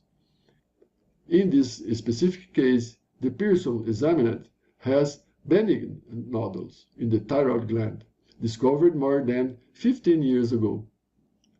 Look at the double layer appearance in the thyroid area. The person has no scars on his fingers in these regions. Here, after 10 consecutive registers of the sector made with the examination of the one finger before and after the sublingual use of the 3 globules of a frequency vibrational medicine. After 5 minutes, the record after therapy demonstrates sectorial entropy drop, decrease in normalized area of brightness is the thyroid sector. There was also a decrease in normalized energy in the thyroid sector. The decrease in entropy can be clearly seen in the biograms after therapy. In this way, it becomes more and more evident that we possess a quantum informational system that connects our whole organism in a global way and at ultra-fast speed. The informational flows follows connections that connected all organs and viscera, and is reflected in the microsystem in a fractal way. In addition, the mental state, which is reflected in the emotional state, can result in an important imbalance that, added to the interference of the environment, can take us out of balance. Our capacity for adaptation, mind and body purification techniques can play a significant role in maintaining health, well-being, and longevity. Therefore, methods of early assessment of these imbalances can be of great value. BioWell is a system that provides us in a user-friendly way, and, as I said in the beginning of the lecture, through the informational records of changes in quantum coherence of the informational system.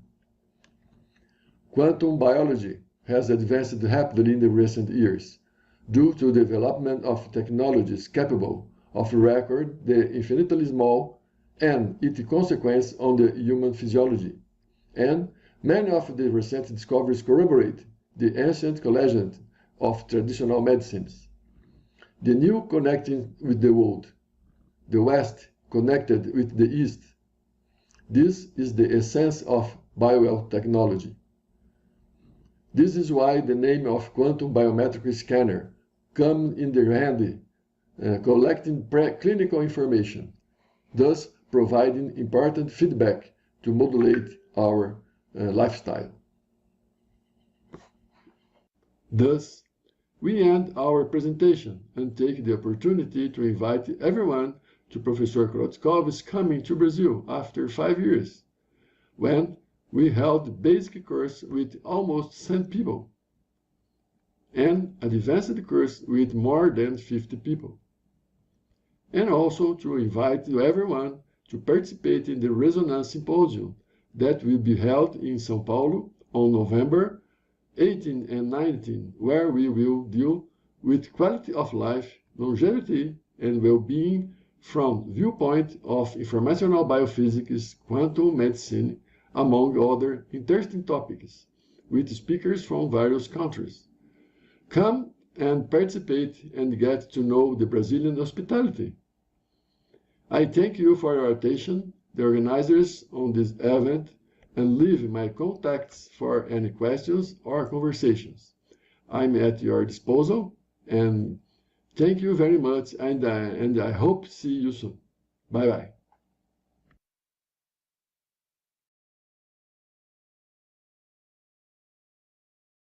Okay.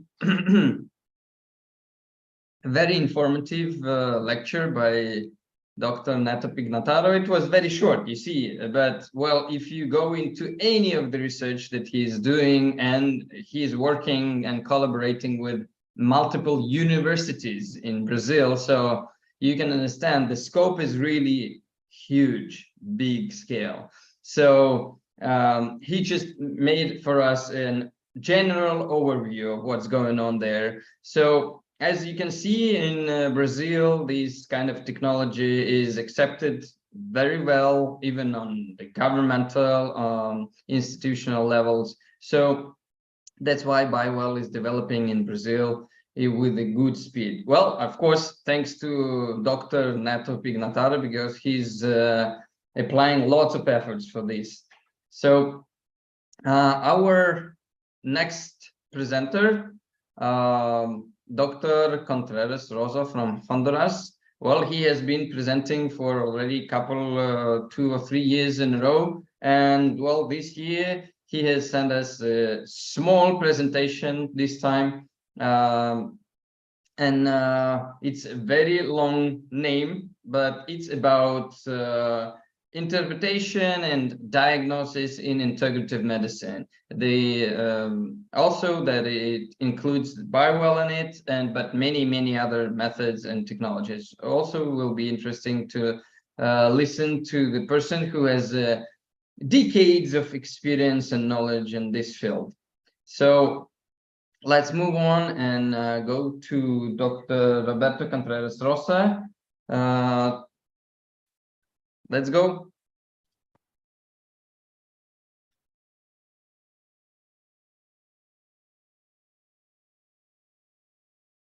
I'm very glad to be with you at our 27th Scientific Congress, BioWell International, the Science Information Spirit,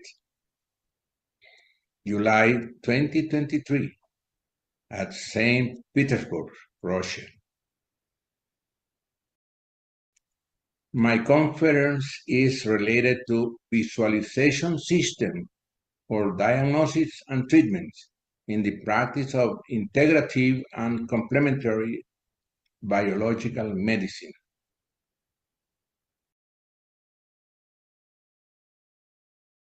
The integration of research of clinical cases with systems that allow visualization energy conditions has been an important task of our Biological Medical Center institution in the last 2 years here in Honduras. Visualization system for medical diagnosis. In Orthodox medicine, there are well-known technologies such as simple and contrast radiology, general and dental scans, MRIs, ultrasonography, general and electron microscopy, oximetry, cardiac monitoring with EKG, and many more. In complementary medicine, there are also technologies such as tapes and devices to measure pH, the HLB clotted, blood spot test, and dark field, digital iridology, EAB quadrant energy measurements, measurements of EAB acupuncture points, medical thermography, Kirlian camera, BioWell, ABS to visualize the human aura, quantum measurement devices, and others. In this summary of alternative medicine treatments applicable to the finds of the visualization system as Reiki, reflexology, acupressure, suction cups, autohemovaccines, ozone therapy, moxibustion, acupuncture, neural therapy with local anesthetic, local and extended chiropractic, craniosacral therapy, therapy with ultraviolet and infrared lights for body or focal areas, neurofocal dentistry. More manual and instrumental techniques can be added according to particular experiences and scholastic systems. Others. Our service range from the application of simple studies to new technology systems as the measurement of the pH, hydrogen ion concentration in saliva, to know the alkalinity and acidity of body fluids, which results in 20 seconds. It is very important to advise the nutritional changes in the diet to correct the acidity of the body fluids, eating mostly alkaline foods as we see. The pH strips, the sampling on the tongue, test in 20 seconds and results. These are the most common alkaline foods to bring the acidity to the normal condition of the alkaline pH fluids in the body. For example, garlic, lemon, lentils, limes, onion, pineapple, spirulina, pumpkins, apricots, apples, peaches, oranges, grapefruits, watermelons, spinach, peas, green peas, tomato, radish, melon, watermelon, broccoli, carrots, cilantro, celery, coconut oil and olive oil, grapes, oatmeal, quinoa, sunflower seed, herb tea, algae, almonds, etc., etc. The measurement of the body energy quadrants according to false electroacupuncture EAB, which is accomplished in a few minutes. We can see the photo of Dr. Reinhold Paul, the EAB meridian 2, and the quadrant of energy that we can see the upper part, the lower part, the right side, the left side, in this case, are equal. Likewise, the measurement of acupuncture points along the meridians instantly with an integrated EAB system for 30 to 20 minutes in a complete measurement. Hands, foot, and other parts of the body.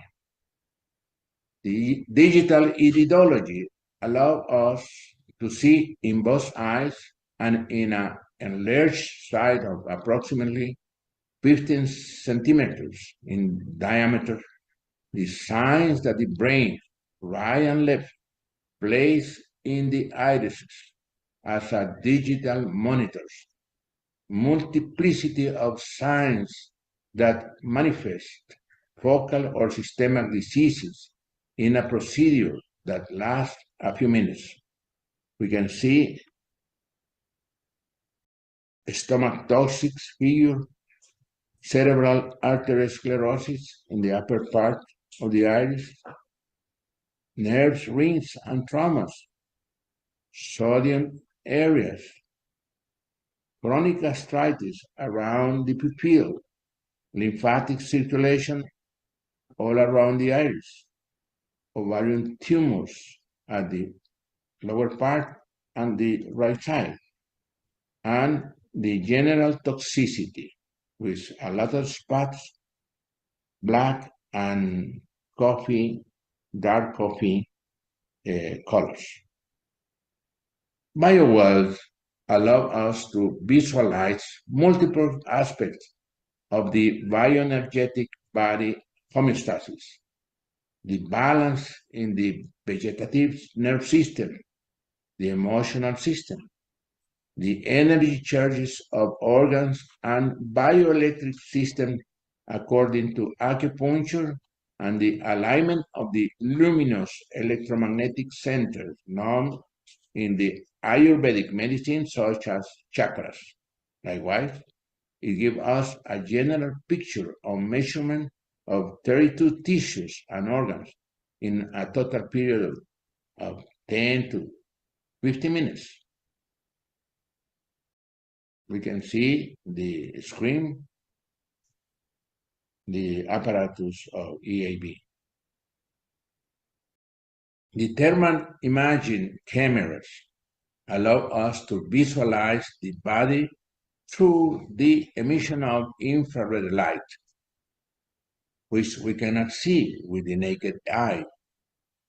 Body thermal vision generates quick results, including explanatory interpretation to patients in a 10 to 15 minutes. We can see an example of a camera and the screen. For example, the full body from the front, the back part of the body completely, the head, hepatic, intestinal, and pelvic white areas, meaning swollen, the back part from the thoracic area and going to the lumbar area. The head, in this case with a brain trauma, and the myalgias in a patient with back lumbar pains. We can see a chronic mastitis, abdominal phlebitis, a very, very interesting picture. The phlebitis and thrombosis in the legs, and fat metamorphosis all around the chest and the abdominal area. The application of these visualization techniques by body section using thermographic cameras in the head, the neck, the complete spine, the thoracic and the abdominal area with the extremities also allow to see acupuncture meridians, dental interference fields, the navel, scare areas, and other traumas. The visualization of the human aura can be seen instantly on the screen through the Aura Video Station System, ABS7, with the different color of the human aura and the interpretation of their minutes in about 20 minutes. We can see the aura's color reflects the personality type and traits and is 100% accurate from the deep red, orange, yellow, green, deep green, blue, indigo, violet, lavender, and white color auras with the meaning as follows. The red aura means excitement, physical, energetic, competitive, a winner, willpower, sexual, and entrepreneurial person. The deep red, also physical strength, hardworking, power, realistic, vital, grounded, strength, and with a lot of stamina in the patient. The orange aura means productive, physical, and creative expressions, adventurous, business, enjoyment. And the yellow one, playful, sunny, easygoing, creative, intellectual, entertaining, curious, and active person. The green aura means a social person, natural, content, harmony, teacher, communicative, and quick mind. And the indigo reflects clarity, calm, deep inner feelings, loving, loyal, introverted, inner values, and artistic. The violet is an intuitive, artistic, sensual, theoretic, futurist, visionary, charismatic, innovative person. And white is a transcendent, transformation, imaginative, quiet, higher dimension, and a spiritual person. From the red to the white, we can see the main different auras can be seen by this technique. In conclusion, we can say it, in general, an incredible speed in visualization results and reasonable time in its interpretation give us greater efficiency in making diagnosis with high precision. In addition, it allows measurement the evolution of the treatments applied to the patient until he is cured. The visualization that ultra-modern equipment allows is easily applied in medical practice when traditional and technological health knowledge has been studied and practiced for the good of humanity. The understanding of the various alternative methods of visualization by patients and communities contributes to enrichment medical knowledge, whether orthodox or complementary alternative. New technologies are contributing to the analysis and explanation of ancient and modern theoretical knowledge, facilitating the understanding of the multiplicity of situations that alter the health of human beings and other living beings. The BioWell Congresses are a very important, valuable scientific exchange platform. Thank you very much, and my greetings for all in this BioWell Congress at St. Petersburg. Good day.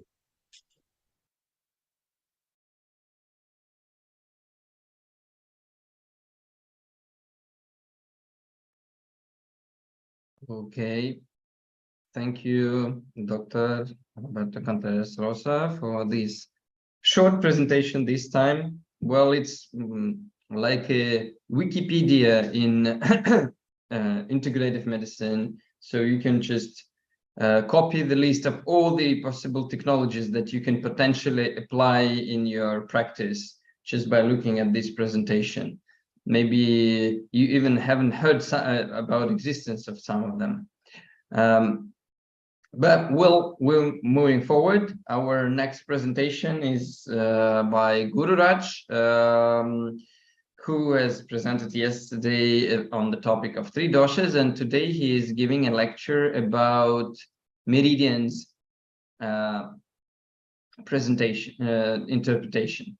So let's give him the word, and well, if any questions arise, you can always write in the chat, and people can, and the presenters can reply later on.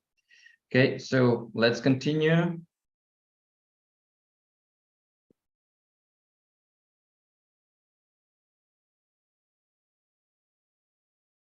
Hello, everyone. Okay, we'll just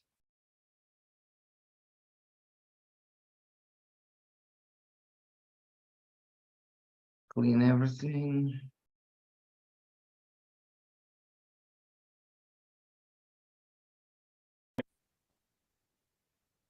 Hello everyone. I am Gururaj from Meridian Bus Foundation, India.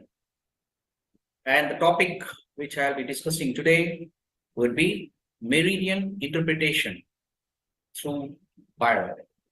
So I'll be using a Bible device, and based on the reports, what I get after a Bible scan, we'll try to understand those reports with the help of the knowledge on meridians. Dear friends, in my previous lecture, I showed you how the Vata, Pitta, and Kapha can be derived. The deviation of Vata, Pitta, and Kapha can be derived from a Bible report. That is depending on the scans which we take through the fingers only. There is no additional part which was involved in that. Now let's assume for the time being that we do not know anything about meridians. There is no knowledge on meridians, and I'm using a Bible device. I'm using a Bible device in my clinical practice. So we will understand this complete 1 hour session on meridians in a practical way, in a practical manner. What exactly happens in a clinic? What exactly are the reports we get, and how do you decode these reports so that it can give you some information in regarding with the symptoms of the patient, the chief complaint of the patient. So let's assume that we at present do not have any knowledge on meridians, and then we make a Bible scan of a patient. Okay, so I have chosen a particular patient for a reason, right? Now in this particular case, what was the chief complaint? The chief complaint of this patient was that he had severe weakness. There was fever. Yeah, some signs of inflammation, you can say. There was fever. And above all, he had tremendous and severe headache. The appetite had decreased. He was not able to sleep. His sleep was disturbed.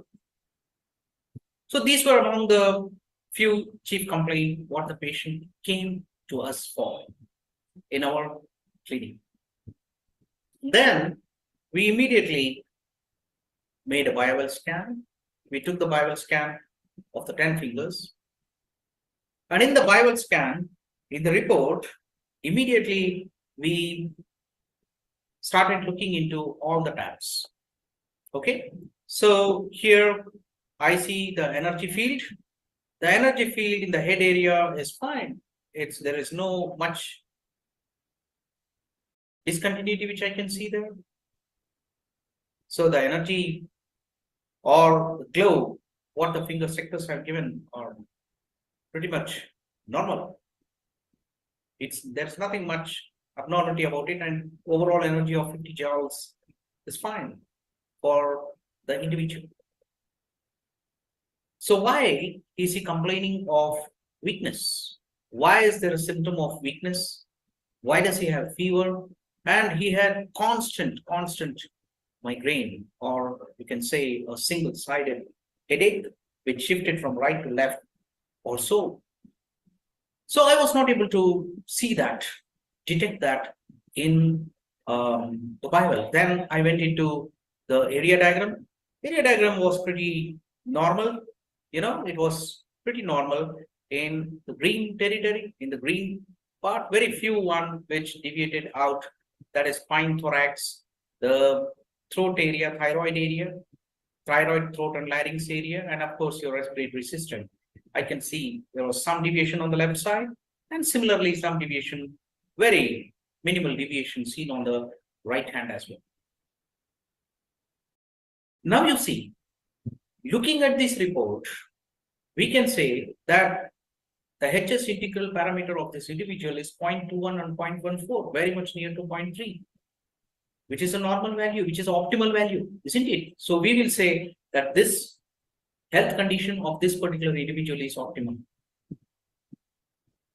But he has a symptom.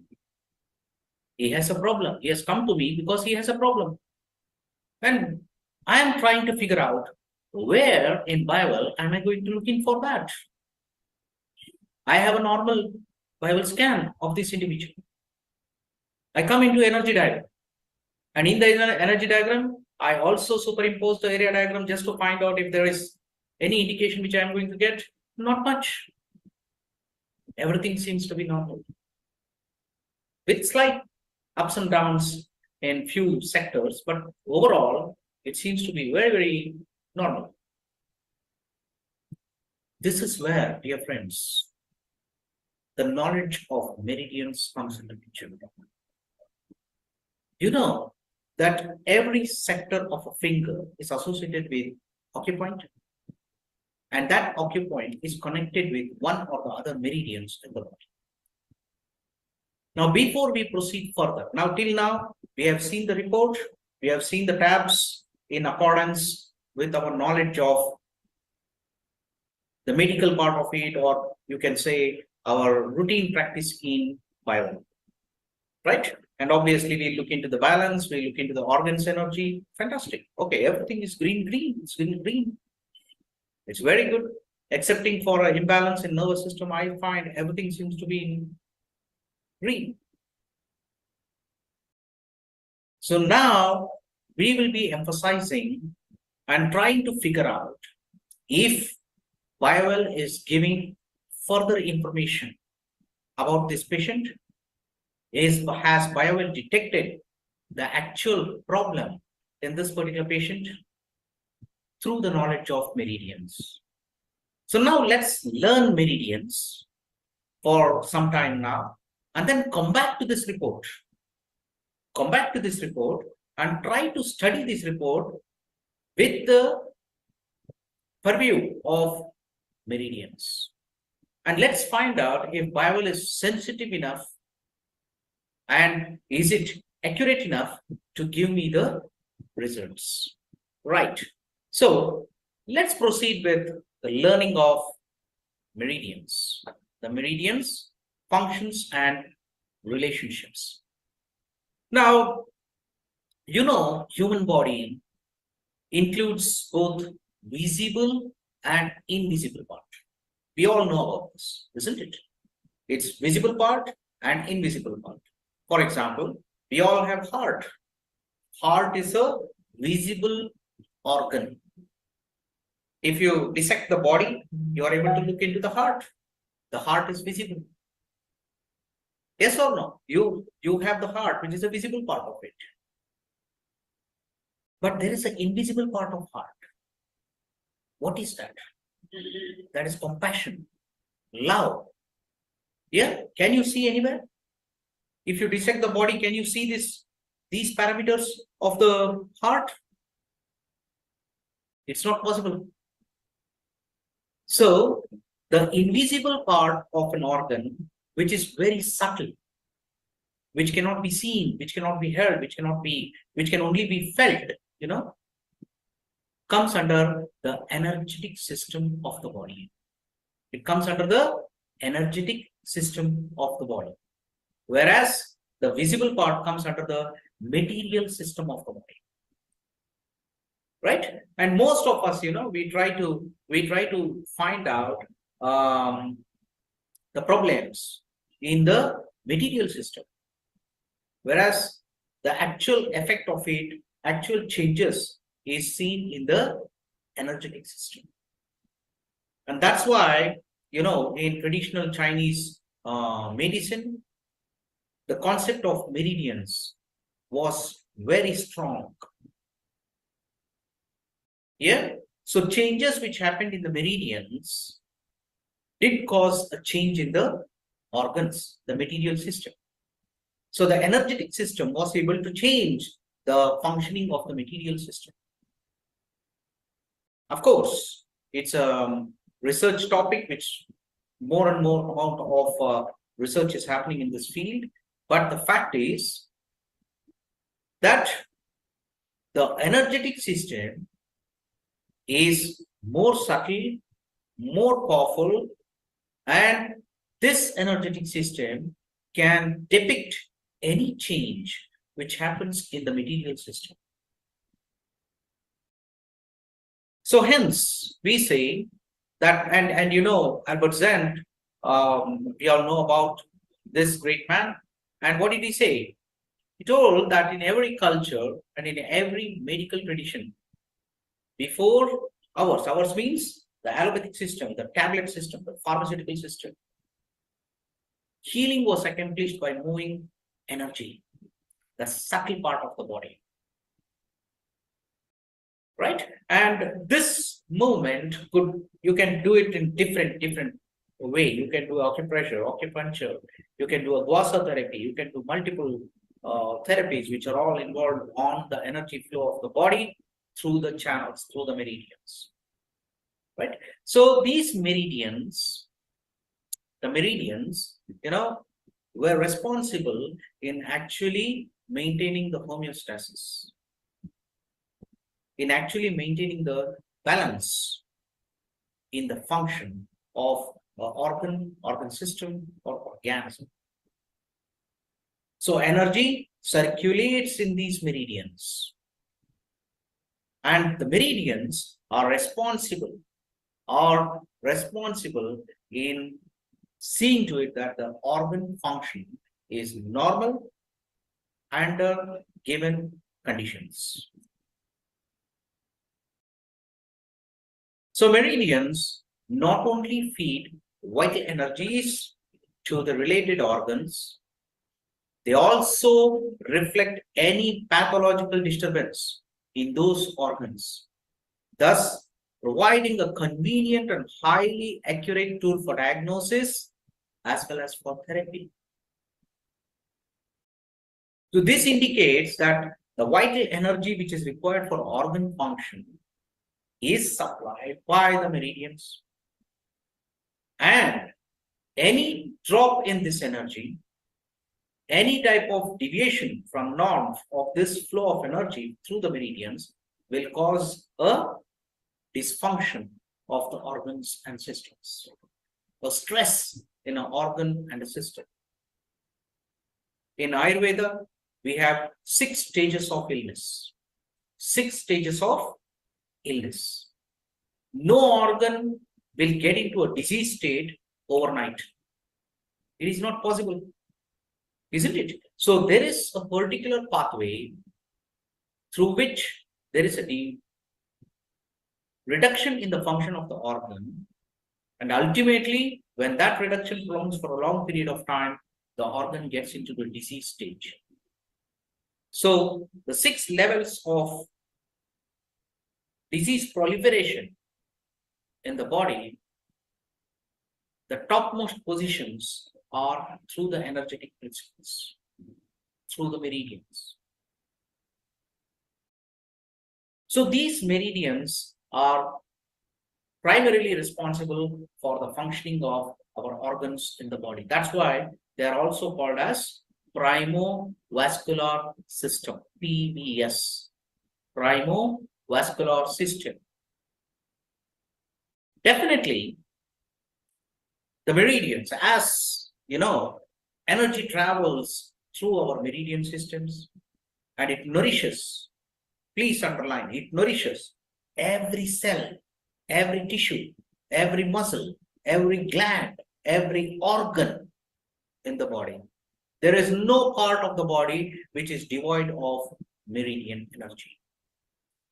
Now, if this energy becomes blocked, if this flow of energy is blocked because of multiple reasons, many reasons which may be there in the body, when the energy blockage happens, it causes an imbalance.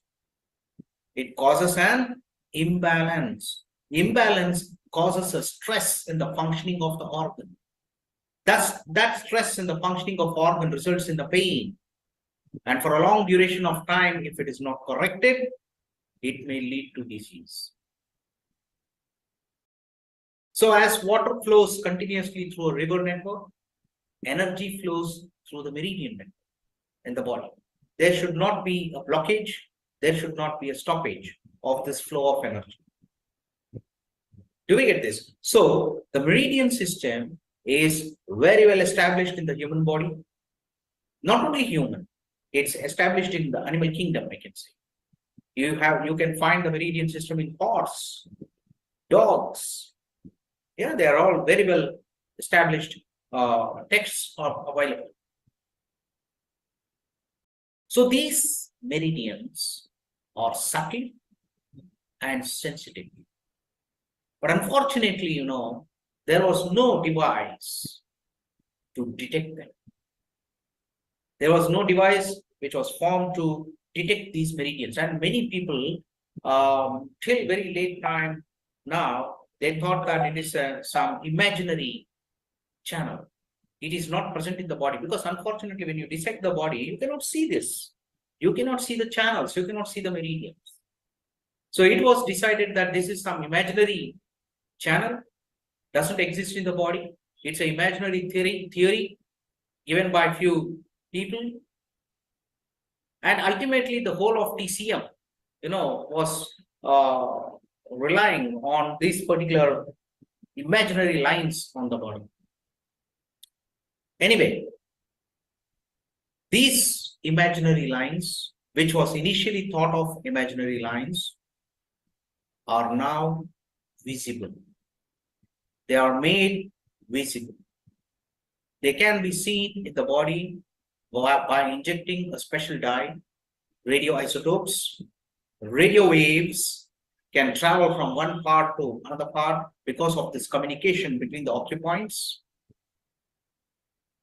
And Dr. Bongham from Korea has demonstrated that channels do exist. And when you inject a radioisotope in the body with a special dye, they are visible. And as I told you, it is a primovascular system, one of the most effective system which controls even your vascular system in the body.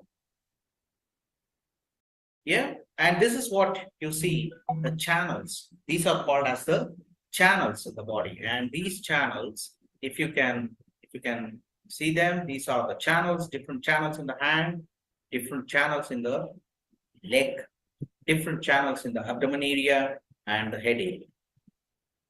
Yeah, no corner of the body is left. Every part of the body is covered by these channels. And these channels are what are called as meridians. And these meridians have a special characteristic, special feature. They are all complete one-way traffic. One-way traffic of energy flow. Energy cannot flow in any direction it wants. There is a defined direction in which the energy will be flowing in these meridians. And depending on the direction of flow of energy, these meridians are divided into two segments, yin and yang. Okay, let's not complicate much. And of course, in our meridian certification classes, we get into the depth of yin and yang, and we teach you what exactly are these yin and yang and how are they going to respond in the body. But for now, let's understand one very important, simple thing. Every yin meridian in the hand, take the energy from the body into the periphery. This is the direction of flow of energy. Got it? And every yang meridian, what is that going to do? The yang meridian brings back this energy which has come to the periphery. It is bringing back that energy back into the body. So you see, one meridian takes in the energy from the body to the hand or periphery. Another meridian brings back this energy from the periphery to the body. So this is what happens in the body. Every alternate passage of energy into your hands and legs is a common feature. You will be looking into these features very, very regularly in meridians. So yin and yang, it's a flow of energy, direction of flow of energy, right? And obviously, depending, when you go in depth, you will also understand that the yin and yang corresponds to the solid and hollow organs in the body. They are connecting to solid and hollow organs in the body. So depending on that, we will be looking into further part. But look at this. The meridian channels, which can now be detected in the body. It's a compilation of slides from pioneer researching the meridian system and modern tools. And obviously, if you can observe the blue staining area, which is once you stain a particular area, you are able to look into the points.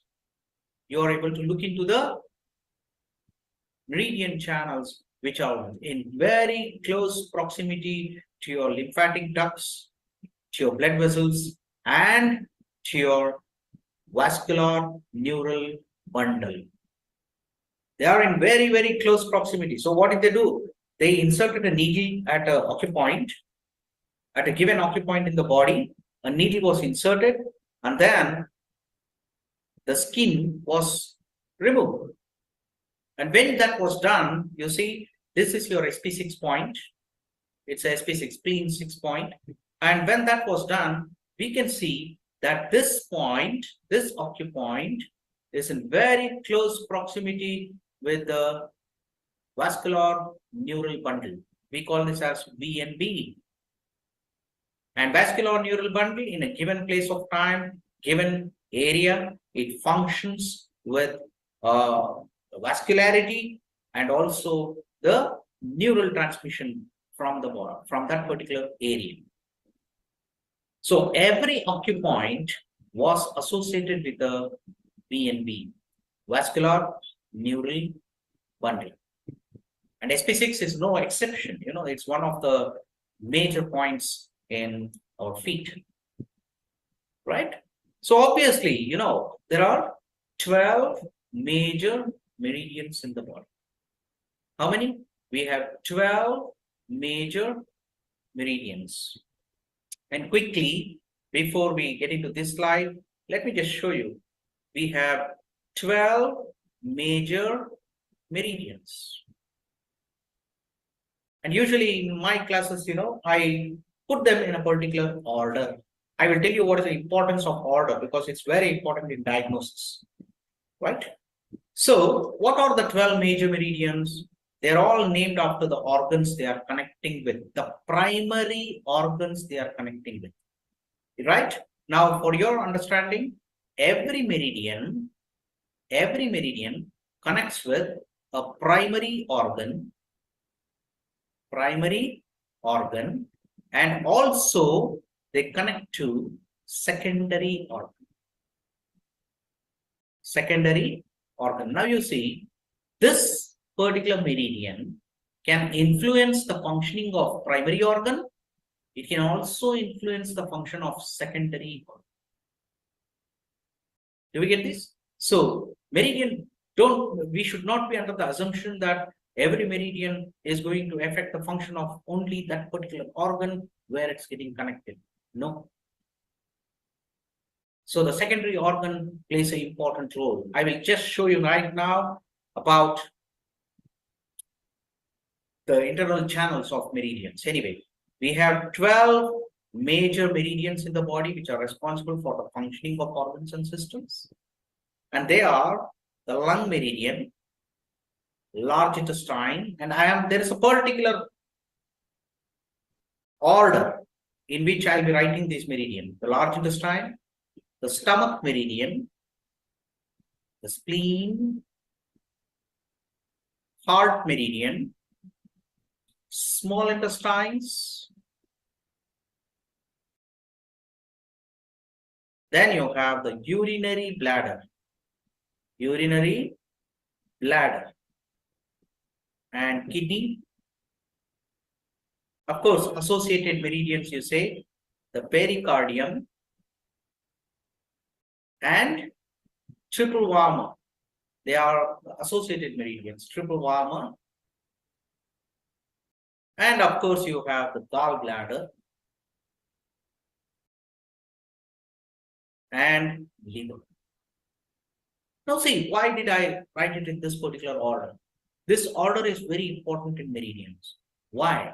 Because when we wake up in the morning, in our dinacharya, in our daily activity, the energy flow in the body happens from lungs to large intestine, from that meridian to stomach meridian, from that to spleen meridian, from spleen to heart, heart to small intestine to urinary bladder to kidney, kidney to pericardium, pericardium to triple warmer to gallbladder, gallbladder to liver, and in the night, the energy goes back to circulation to the lung meridian. So we have a complete cycle of energy which flows like this. And second reason why it's written in this fashion is it tabulates all the yin meridian here and all the yang meridian.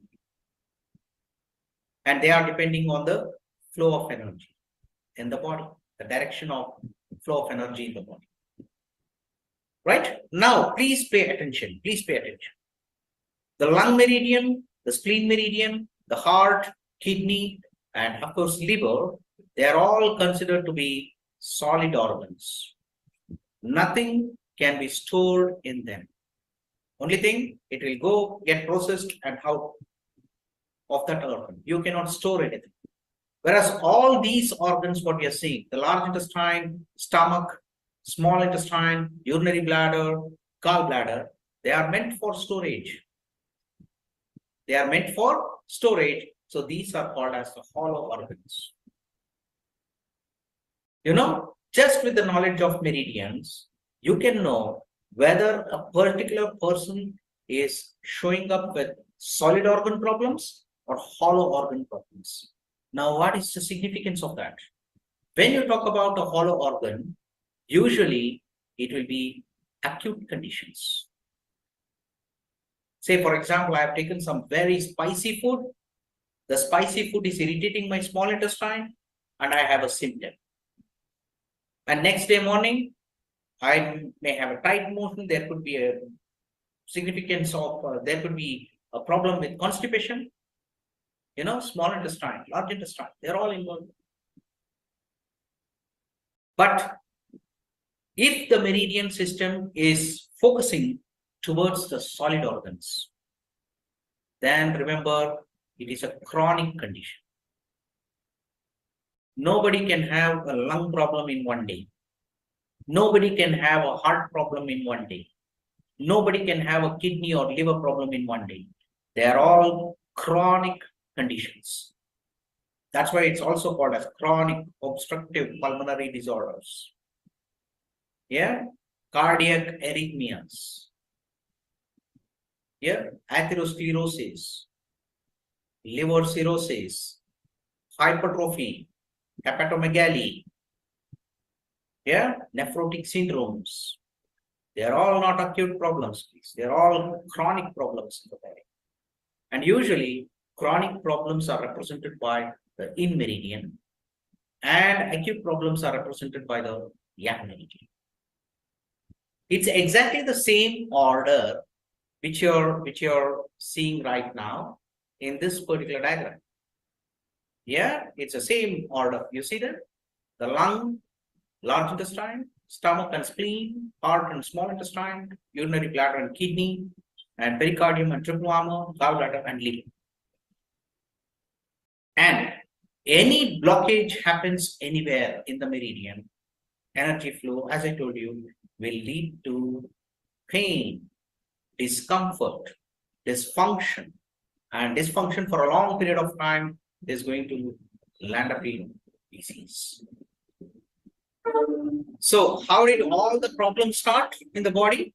It started with a blockage in the meridian energy flow. But unfortunately, it was not detected. There is no equipment to detect this. Hence, it went out, and in the initial stages, you never get a symptom. Symptom is, if I'm not wrong, a 5th level of illness. It comes under the 5th level. But there are still 4 levels above it where you do not have a symptom. Asymptomatic, you do not have a symptom, but there is a weakness in the organ function. Right? And that is where the meridians comes into picture. Of course, the meridians are no different from your Panchamahabhutas. Panchamahabhutas are the ones which are constituting and which are combining to form the control part of the meridians. Every meridian is influenced by the 5 elements. No doubt about it. The fire element influences the heart and small intestine meridian. The fire element also influences the pericardium and triple heater or triple meridian. Earth element with stomach and spleen meridian.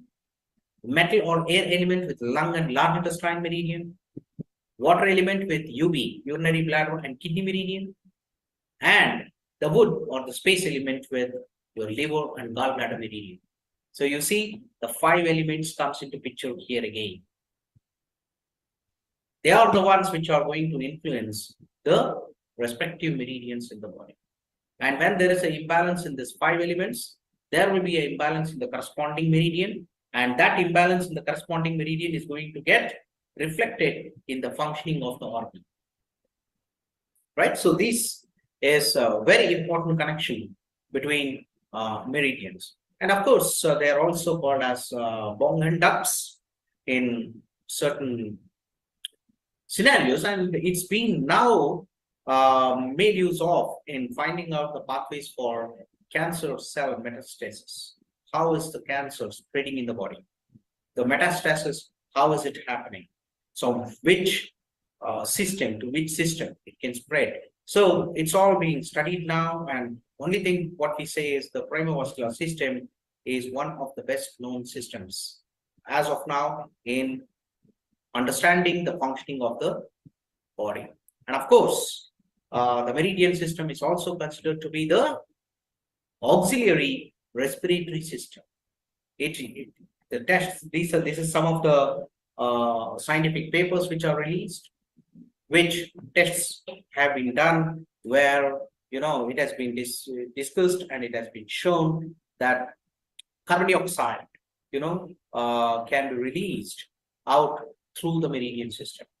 And this paper, acupuncture meridian of traditional Chinese medical science and auxiliary respiratory system, is also found. The effects of acupuncture at heart and kidney meridian on mitochondrial respiratory chain complexes activities in the rat.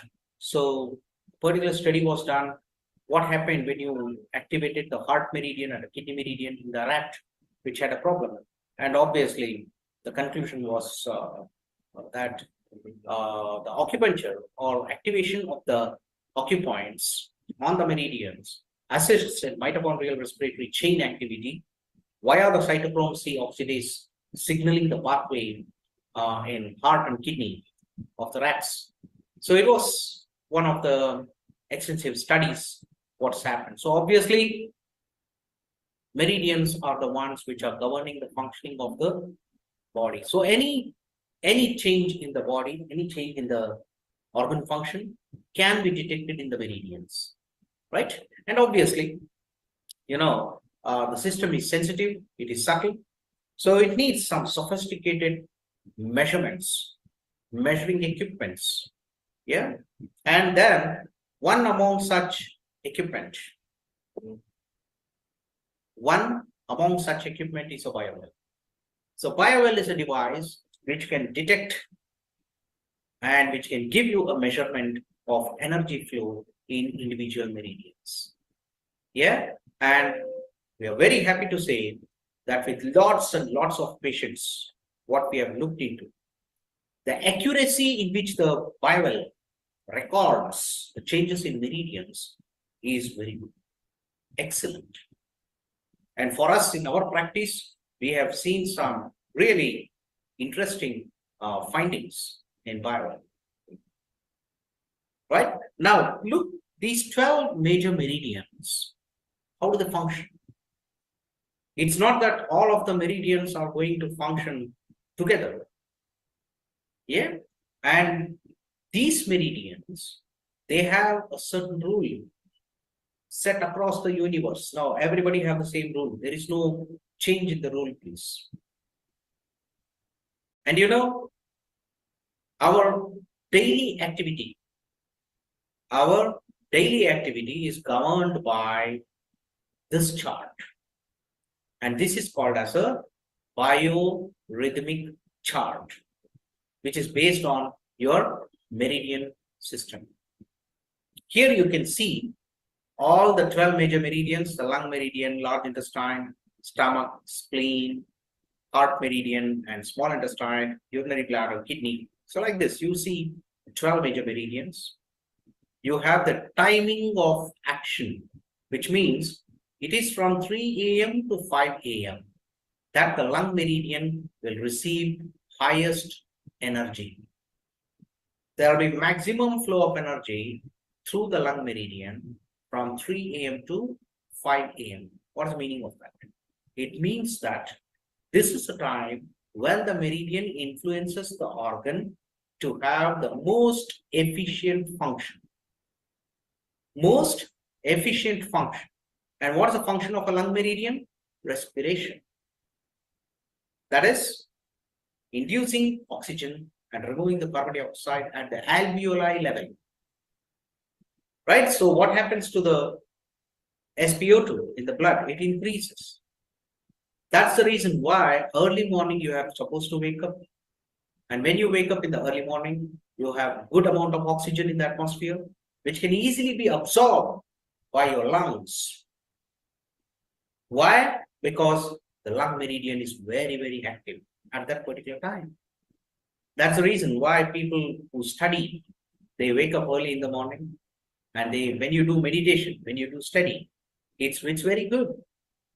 It's easily grasped by the brain because brain has more oxygen. Obviously, these timings are very important in our daily life. And you know, at 3 a.m. to 5 a.m., the lung meridian has highest energy. So now you know that the functions of lung meridian is going to be enhanced during this time. Now let's assume that, let's take an example. I'm not going to talk about all the meridians, but at least lung meridian. Let me give you an example. Let's assume that a patient or a person is having some congestion in the lung.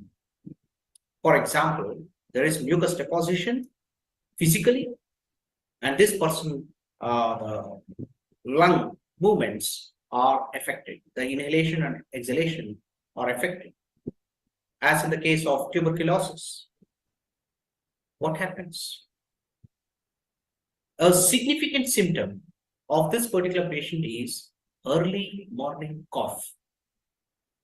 Tremendous amount of cough with the sputum, which comes in the morning times. Why is that? That is because the lung meridian has higher energy and it's forcing the organ to function efficiently. But unfortunately, the organ is having a problem, so it cannot function, and because of which there is some symptom which the organ is going to give, or the existing symptoms are going to get aggravated. That's why you have early morning cough. Do we get this? Like this, every meridian have their maximum time and their maximum functioning happens during this time. Let me tell you, All of this is enumerated in the BioWell software. If you have keenly observed the BioWell software, you will come to know about all these things. It is already mentioned. The maximum time activation and minimum time activation. What is the meaning of that? Now you see, please pay attention. If lungs is having highest energy at 3 a.m. to 5 a.m., there should be some meridian which is having least amount of energy at this particular time. Yes, there should be some meridian which has least amount of time, least amount of energy to function at this particular time. And at this particular time, diagonally opposite meridian. So you draw a diagonally opposite line, and the diagonally opposite meridian, what is that? Urinary bladder meridian has a very least amount of energy during this period. So at 3 a.m. to 5 a.m., lung meridian has highest energy, whereas urinary bladder meridian will have least amount of energy. Now you see, every meridian, the energy should be normal. And what is the normal energy in BioWell?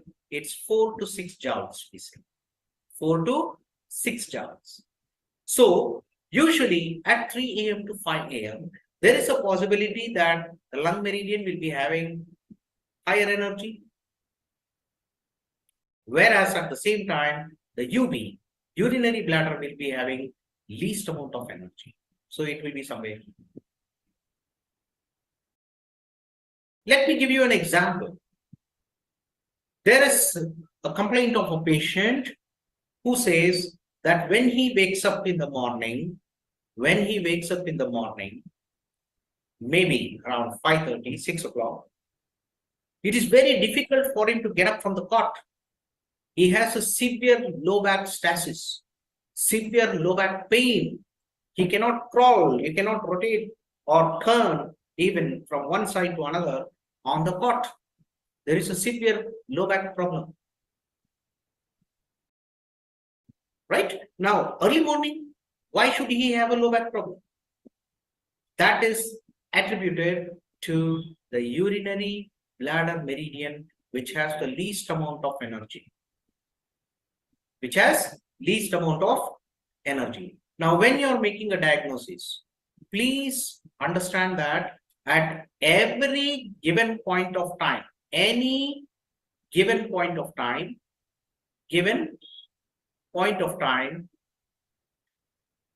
there are two meridians which are affected. Any given point of time, you take any time, two meridian will be affected. One meridian with highest energy, one with lowest energy. You understand? Now you see. Example I'll give you. At 3 a.m. to 5 a.m. At 3 a.m. to 5 a.m. You see what happens at 3 a.m. to 5 a.m. Lung meridian has highest energy. And number two, UB, urinary bladder meridian has least amount of energy.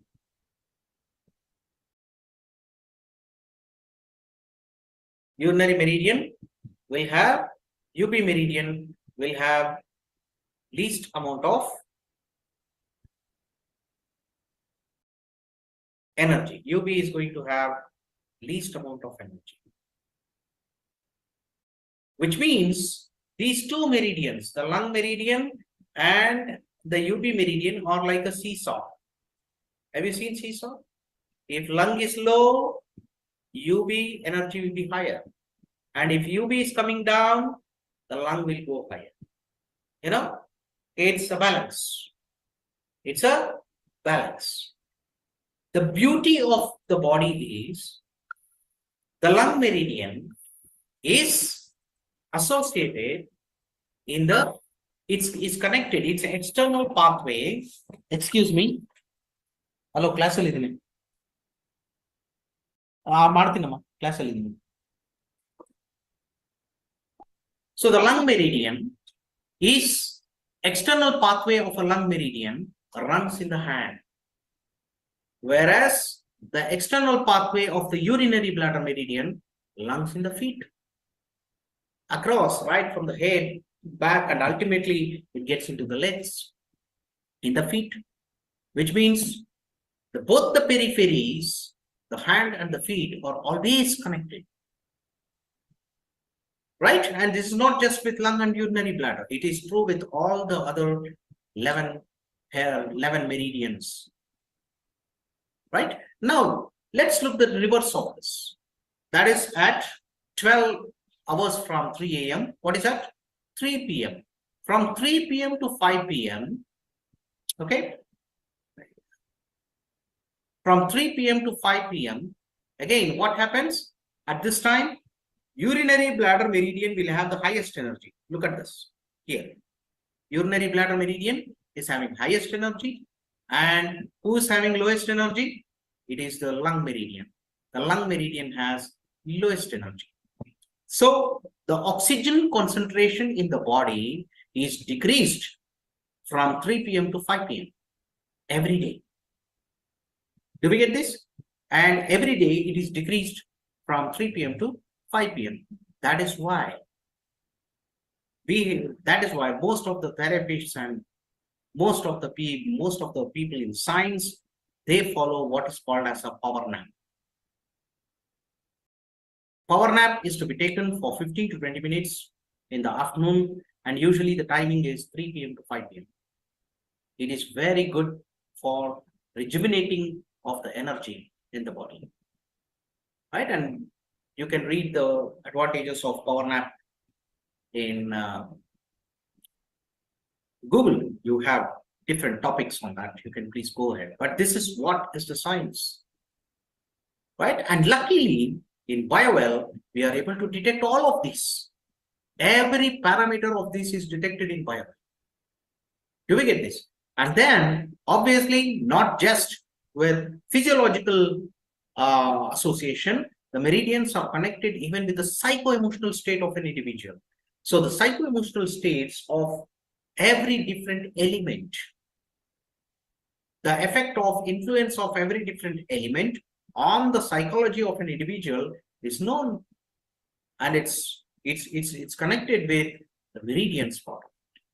Now you see the same meridians I demonstrated on the other day in my previous lecture, that they are nothing but the same ones which are connecting with Vata, Pitta, and Kapha in Ayurveda.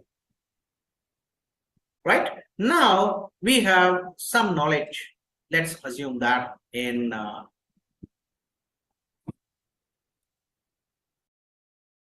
need to get back to biology. Now we have some knowledge in meridians. Now we understand, yes, there is a meridian system which runs in the body, which is very subtle but very sensitive, very powerful, and that's the one which is controlling the functioning of organs and systems. And there are plenty of systems which are connected with these meridians. So in BioWell, where do you find this? You find this in the Yin-Yang tab. There is one tab called as Yin-Yang tab.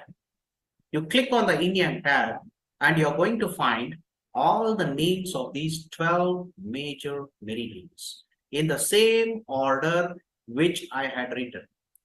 You see there?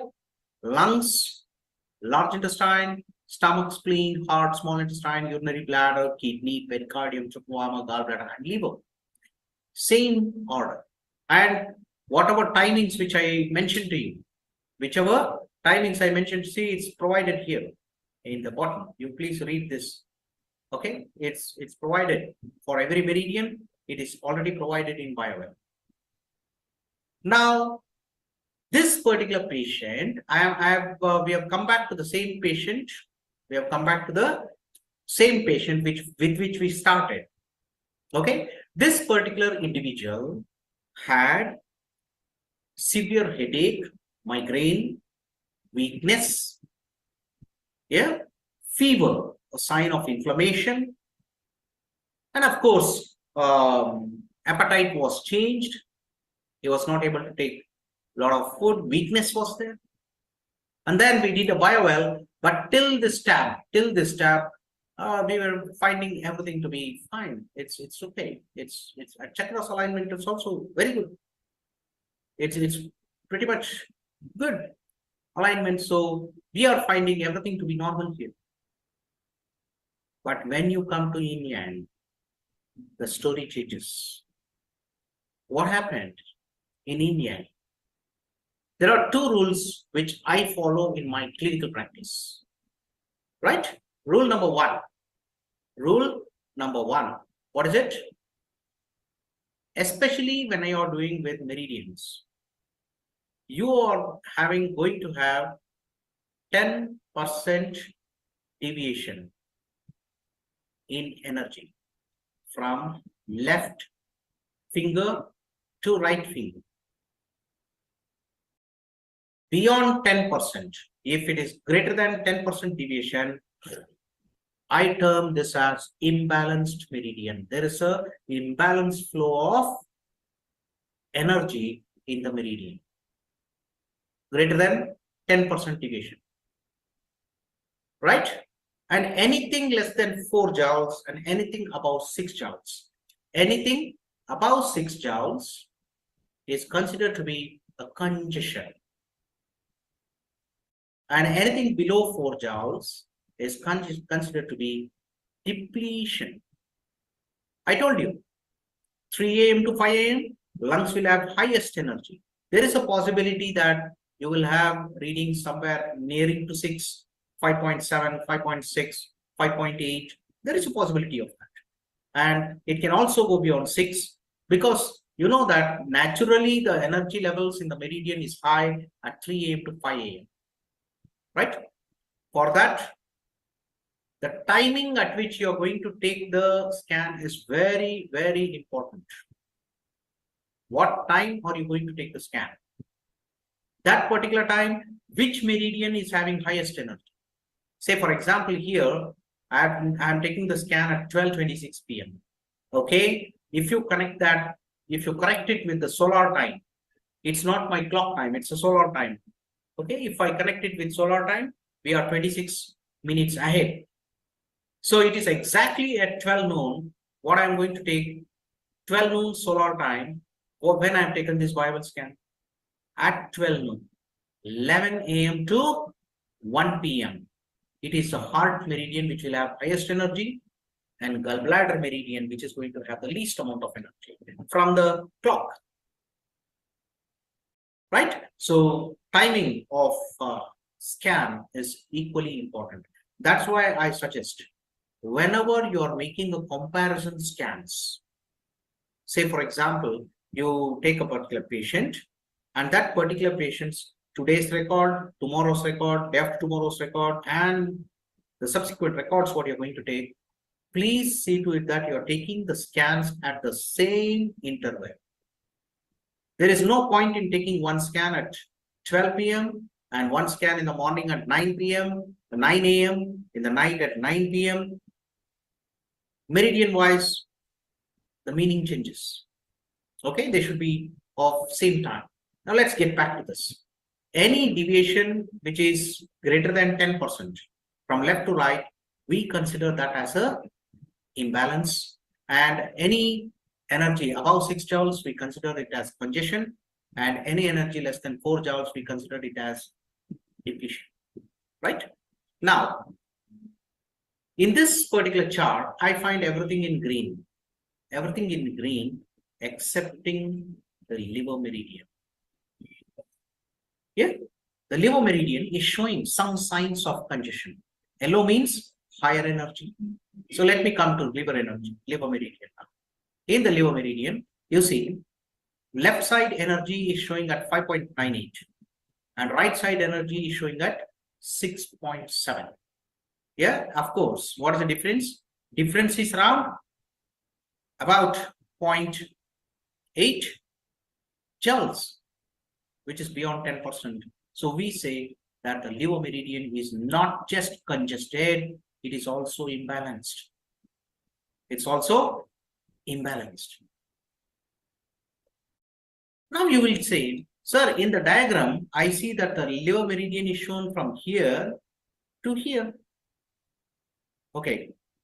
This is called as an external pathway of the liver meridian.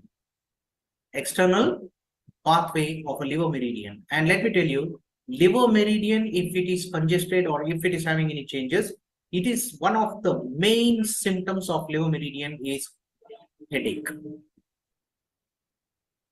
Dominant headache. Yeah, but you will see that in diagram, it's not going to the head at all, isn't it? You see, it's just stopping at the liver point there.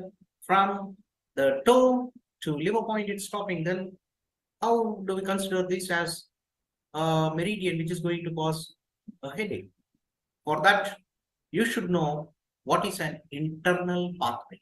What you're right now seeing is a external pathway.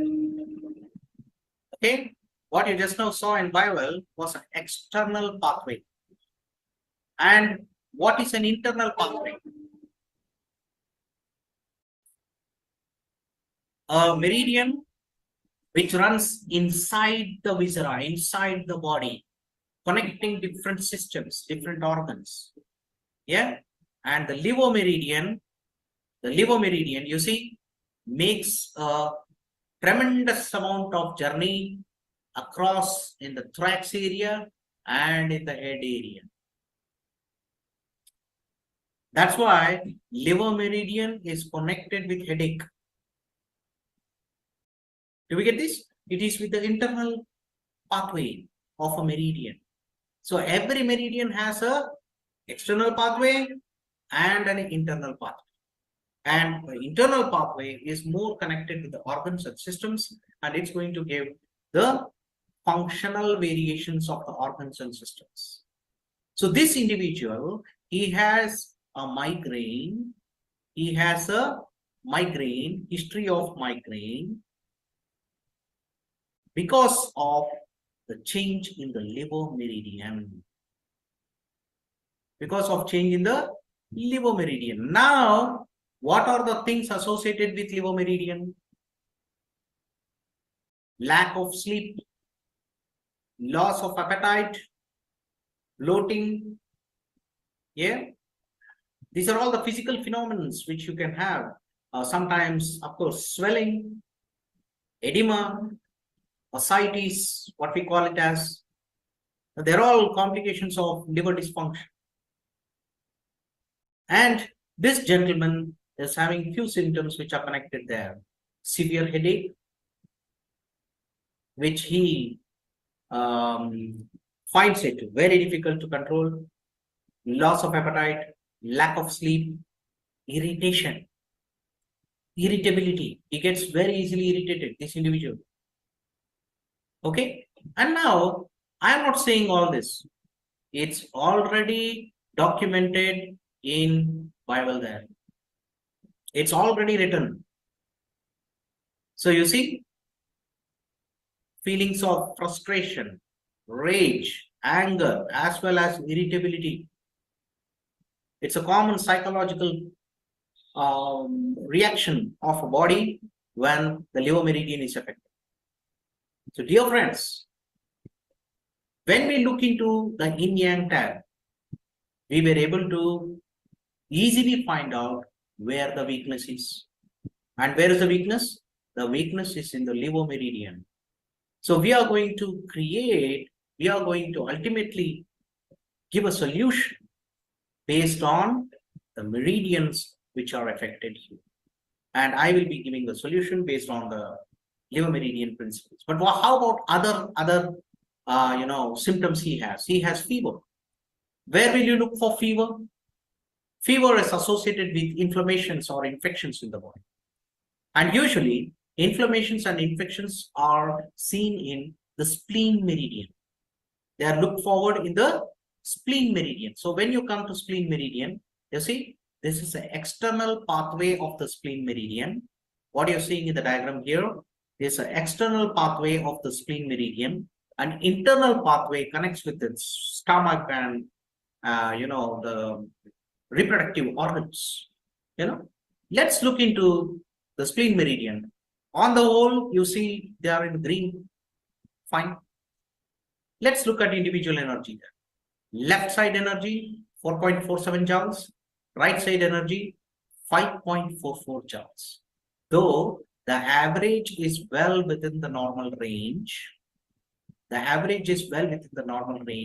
individually, the two energies are imbalanced. So if you say 4.47 and 5.44, nearly a difference of 1 joule. Yeah, and this is beyond 10%. So we say that there could be a meridian imbalance, though energy flow is good, is normal in both the meridians, but there is an imbalance in the energy circulation. And this imbalance in the energy circulation might be because of demand in some of the organs which are fighting in the inflammation or infection part of it, right? And similarly, we can look into all the other organs and systems.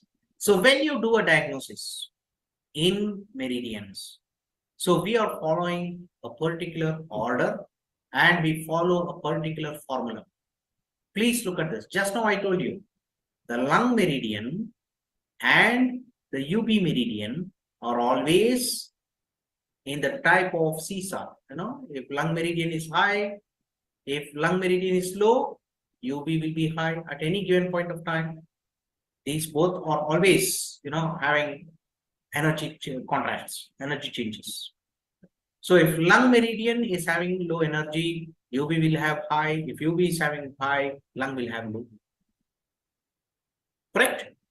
Now, lung cannot be separated from the large intestine. Why? These are the yin and yang relationship between lungs and large intestine. Lung is a yin meridian, large intestine is a yang meridian. It cannot be separated. It is always internally connected. If I can show you the lung meridian quickly, I will just take a few more minutes, please. So,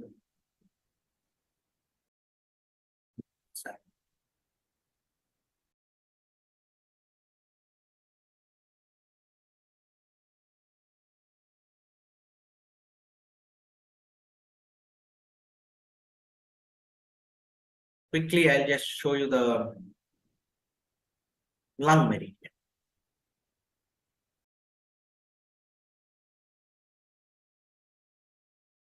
Okay, so where is lung meridian? Yeah, please look into this diagram. You see here, this is external pathway of a lung meridian. External pathway of a lung meridian. Do we get this? External pathway of a lung meridian. But look at the dotted line there. The dotted line is the internal pathway of a lung meridian, and you see where it's going and starting. It starts from the large intestine. So internally, the lung meridian is always influencing the large intestine, which means that these two are inseparable. You cannot separate them. Similarly,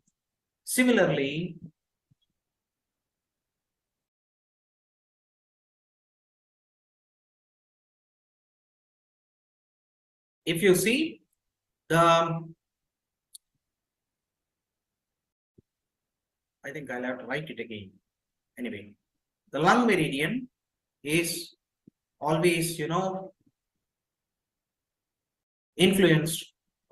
These two are always, you know, influenced by each other's energy system. If one is high, one is low, the other one will be high. And lung cannot be separated from large intestines. Similarly, UB cannot be separated from kidney. So, you know, what do you have? At a given point of time, at any given point of time, initially I told, two meridians are affected. Yes, and these two affected meridians influence another two meridians. That's why we talk about a quadra in meridians. So that's why whenever we are looking at a meridian diagnosis, we look at 4 meridians at a time, which are interconnected. These are the meridians which are interconnected: lung, UB, LI, and KI. Similarly, the second one will be with your stomach, which cannot be separated from spleen, and stomach is always, the PC, and which cannot be separated from triple R. This forms the second one, and the last one would be your heart, very important, which cannot be separated from small intestines, and ultimately the heart energy is always, in change with the GB energy, and you have GB which cannot be separated from liver. So ultimately, we have 3 quadrants where our diagnosis will be placed. So you will look into the Bible chart, you'll find out how is the lung energy, how is the large intestine, how is the kidney, how is the UV, fine. How is the stomach, pericardium, spleen, and triple find out, and then mark them. And then you find out which quadrant is having more amount of imbalances. That symptom will be present in the patient. Right? So BioWell gives us the initial data to do with this. Right? Similarly, I will show you one very interesting ECG. Yeah, quickly, we'll look at one ECG.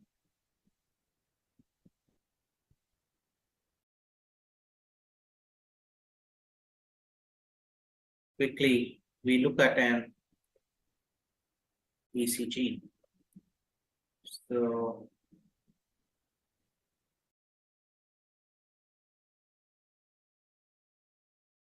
sorry, I'm just searching for that. I'm just opening up the ECG.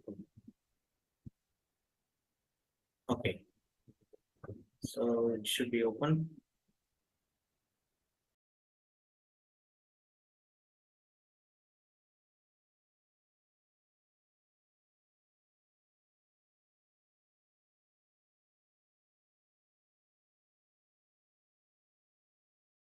Just waiting for it to open.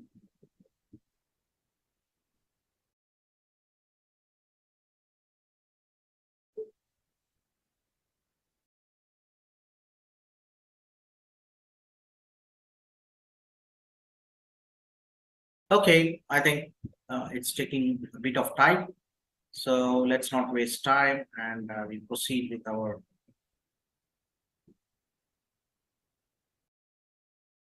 checking. See, whenever you're looking for such changes in the meridians, okay, so always look into the changes in the meridians, and with the use of quadra, you will be able to do the better analysis of a particular case. Let me show you one more case quickly. And this particular patient initially came with a lot of weakness. You can see the depletion in the energies in multiple channels in yin yang when we looked into. And of course, it was in heart meridian imbalance, urinary bladder imbalance with a drop in energy in the stomach. Whenever stomach meridian has drop in energy, you will have weakness. Okay, you will have the particular generalized weakness, what we call in the body. Then after therapy, we took another scan and see what happened. The meridian system balanced, right? It's a subtle energy which can be easily balanced by our therapies, right? By our therapies. Hence, one of the most important and striking features what we get in BioWell is to use the meridians. And in meridians, briefly, I've shown you how we perform the interpretation using the BioWell software and through the meridians, which gives us more accurate results in regarding with the patient's symptoms and functions. Of course, we conduct professional courses in meridians for you to understand in-depth knowledge of meridian diagnosis. So that's it from now, from me now. about the meridian interpretation. Thank you very much.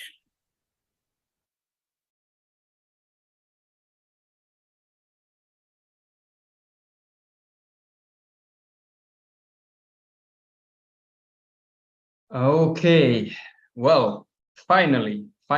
Well, before this time, the meridian interpretation was mostly available only for those who just pass the special training by Guru Raj. But finally, I was able to invite him to give a speech. So, in fact, what we are saying at our seminars at BioWell is that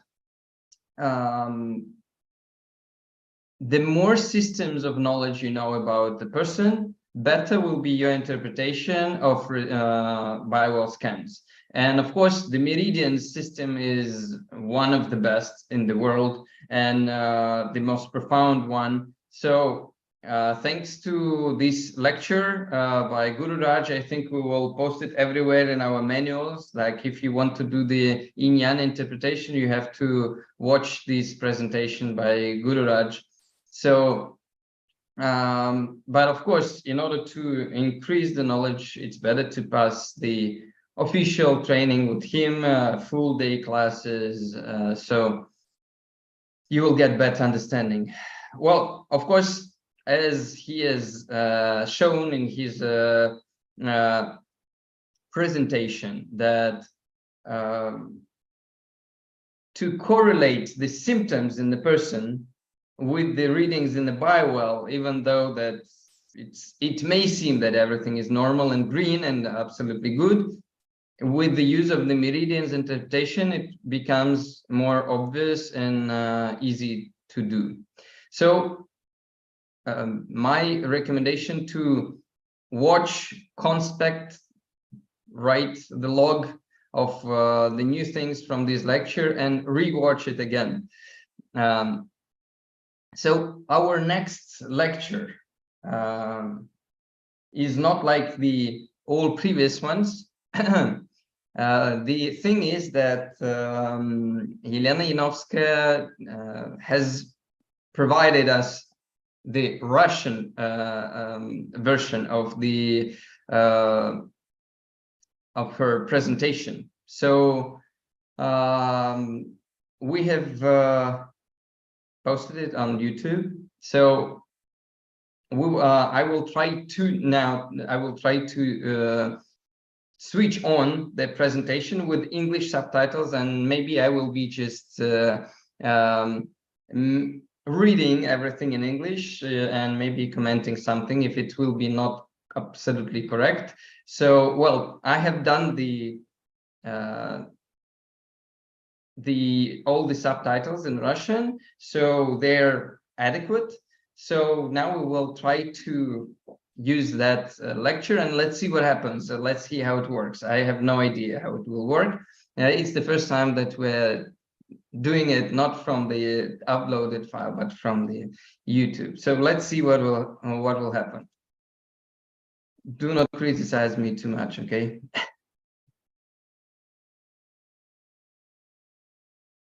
So you don't need my video.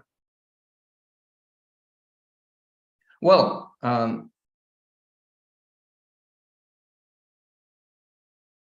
in fact, the way that we will be doing it now is the way that I am proposing to our users worldwide to do it in their real life.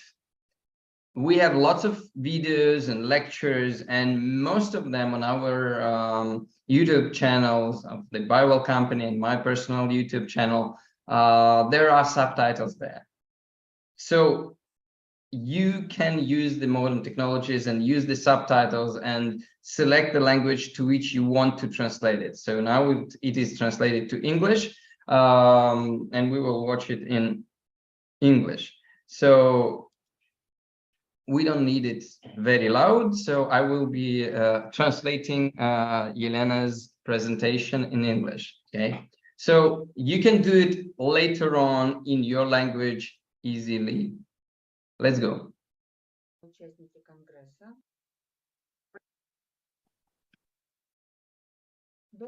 Good afternoon, dear Congress participants. My name is Elena Yanovskaya. I'm a psychologist and engineer of biomedical electronics and technology. So I've been practicing GDV for over 20 years. At this stage, I'm teaching people how to work with the GDV method, giving my own course of data interpretation. I'm conducting all kinds of research. I'm working on development of new programs. Well, in general, my life is full of GDV technologies. And today I would like to talk to you about the interpretation of chakras.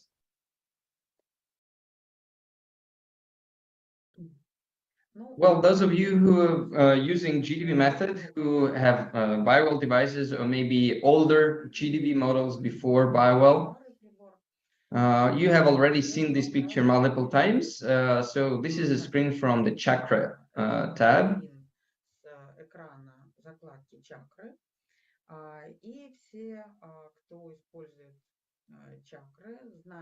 And everyone who uses chakras knows that this is a very good way to determine the energy of the chakras, to determine the states of the chakras before and after any kind of practice or meditation or spiritual practices. But I would like to talk to you about it today from another point of view, from an energy. And what can we get by evaluating the chakras from this point of view? First of all, the shift of the chakras from the main axis to the right or to the left tells us that a person has some priorities. If we have a shift to the right, then it indicates that person has some priorities in the close environment, either in relation to himself or in the area of some of his personal affairs, his family, someone close to him. So it goes to the right side, the introvert family. And in contrary, if it deviates to the left side of the screen, so it person has some social things, the relationship with other people, some area that is not perceived as close to himself. And the further away chakra from the center, the higher or more significant person needs these aspects in life. If he realizes or if he doesn't have a very strong need, then the chakra will be close enough to the center. So if there are no problems, but if the chakra has moved far enough from the center, this is an indicator that this need is the most significant at the current moment, the most significant. In addition to psychological priorities, we can determine the psychoenergetic capabilities of a person. Each chakra presented in our program has a certain size. And larger is the chakra, the greater the energy activity of this chakra. So the energy is measured in joules. We can see in front of each chakra what specific state it is in now. How big is the energetical capacity now? And accordingly, the more powerful is the chakra, the more energy it contains. More active is the person, and more opportunity has to realize some of his tasks, priorities, or needs. So if the person is more weak, less energy in the chakras, and less chance to achieve anything and get some achievements, attain the goals. And also the opportunities go to achieve, the opportunities level goes down. What I have good and pleasant, good news for you now is that low potential doesn't mean that this person will always be like that. We can find ourselves in a state of low potential due to exhaustion, and accordingly, as soon as we recover, our potential will revive. So mean that we have used ourselves for a long time, used our body without rest, we have exhausted. It's not just a sharp waste of energy, but the fact that a person, accordingly to the lifestyle, constant work without break, well, the potential is slowly falling. This is more serious situation. It will take longer because of to restore, but this is also possible from this kind of exhaustion. Or there may be a situation where a person there is just energy drops. That is maybe some kind of natural place or anomaly where the energy forces, the human energy is pumped out, sucked out. Accordingly, you can also recover. Maybe certain factors coincided, which in result, as a result, sucked all the energy from a person. But in any case, if we are not talking about the fact that this is some kind of serious pathology, then the potential of chakras is restored quite quickly, usually. But we must remember that we can also lose the potential of the chakras quite quickly if we do not take care of ourselves. We take care of, if we take badly, then we lose it. In addition to psychoenergetic possibilities,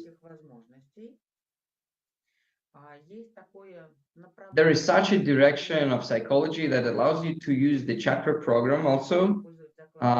So we use this bookmark in such an interesting direction as choosing an action or choosing a decision. So this is a very interesting direction. I teach how, and I will teach you how to use it. So this topic is about how to make proper decisions if you have some choice in life at the current moment and you don't know where to go, like left or right, to do or not to do. So Yelena is speaking about how to apply chakras in order to make this choice. So we will conduct practical classes and in short, if a person has some choice that he cannot make,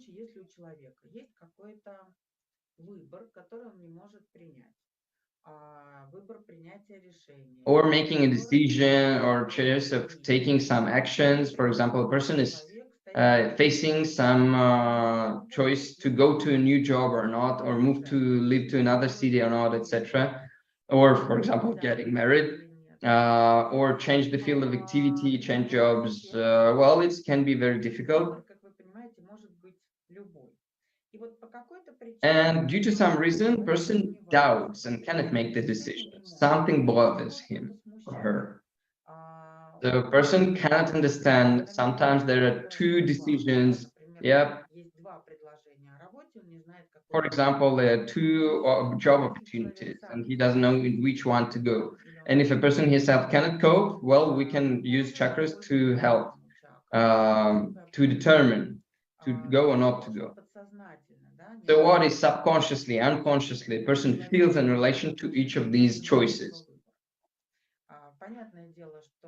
It is clear that our logic, our socially approved considerations and decisions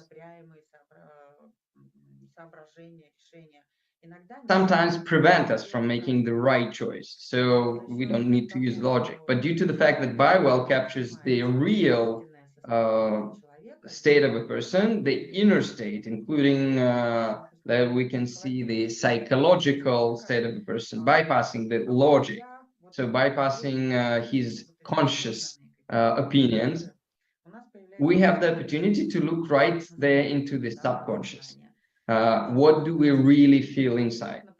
Well, and for example, if a person has a choice between two job offers, for example, at this case here, we offer a person to take measurements in initial state and neutral, and then we offer a person to think about the first job offer, concentrate on that, make the measurement, then wait well, then think about the second job offer and make measurements again.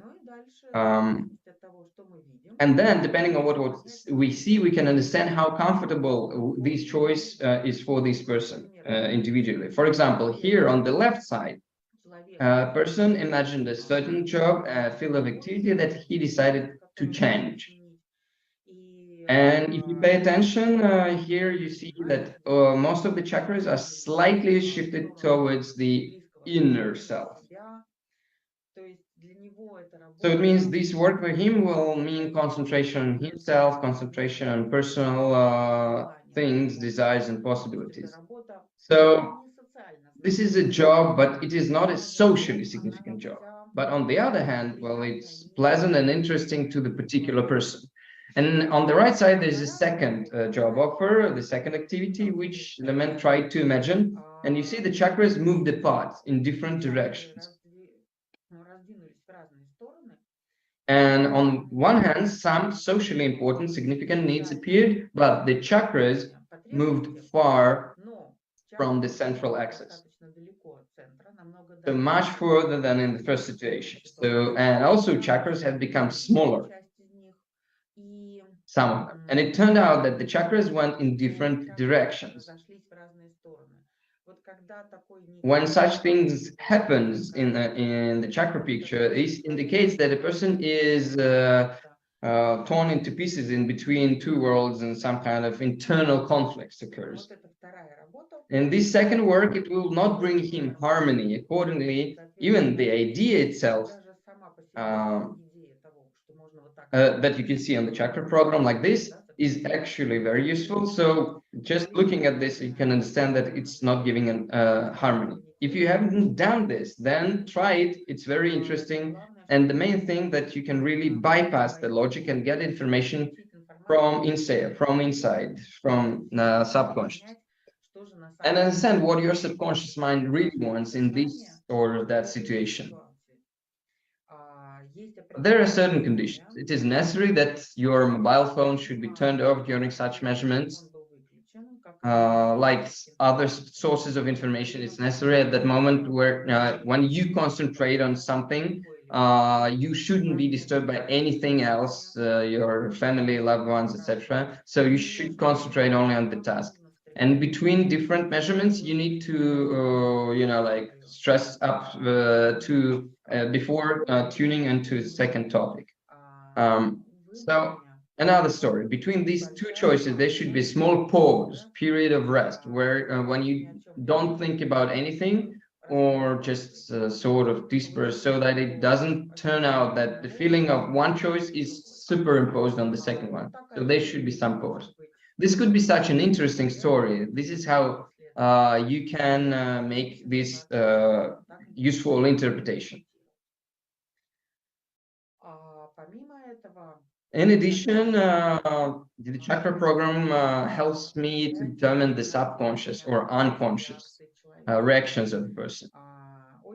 Very often there is a situation in life, at least with psychologists, when a person comes to an appointment and tells you some kind of situation and cannot decide him or herself what is wrong in this situation. Very often psychologists, in fact, and energy specialists, psychoenergetics specialists, say that people come to them and say that, well, everything is wonderful, I work and it's interesting for me here and there, and I'm doing something else, but, well, something is missing. And if sometimes it happens that knowledge of what exactly a person lacks is lacking, slips away. Person cannot concentrate on it, cannot verbalize it. So these situations, people really go to psychologists, and it takes several sessions, several visits before psychologists can figure out what is actually person is lacking. This is a big research process, in fact, with a certain number of actions, work on thyself, etc. But the chakra program allows us to catch this state much faster. And here is an example.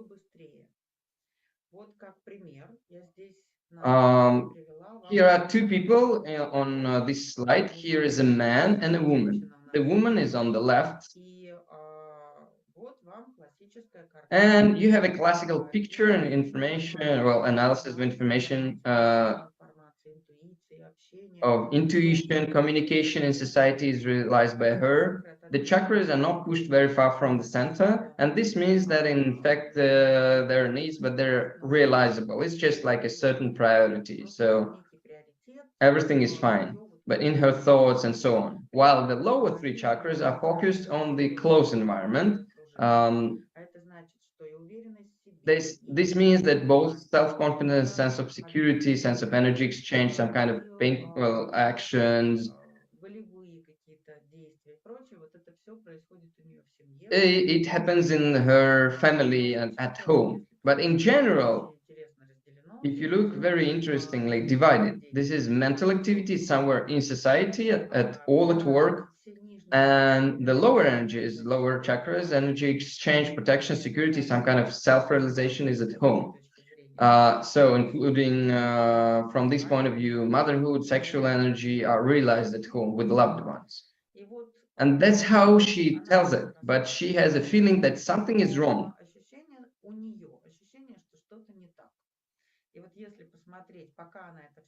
And while she's telling all of this, then you look right in the process of telling it, we measured it again and found this picture. It turns out something is wrong. It's a lack of love. Her chakra, green one, is responsible just for love, shows that there is an urgent need for love, which she apparently doesn't receive. It's enough. And talking now in about such situation, well, me as a psychologist specialist, I see this picture and understand what the problem is. And here I don't need to look for where the problem is or ask her to catch this state. I see it. We have already caught it just by measuring with the biowall. This state continues respectively asking questions and putting forward such a hypothesis that it is clear from the measurement that you have a need for love.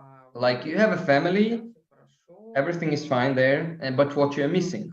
And when we talk about this more, it turns out that yes, there is really a lack of love, and it's quite acute because her husband works a lot and he doesn't have enough time to interact with her.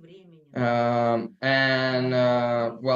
he doesn't have enough power for that when such period in life that he needs the family needs to earn money, survive, etc. And children are very immersed in their own studies and their private life.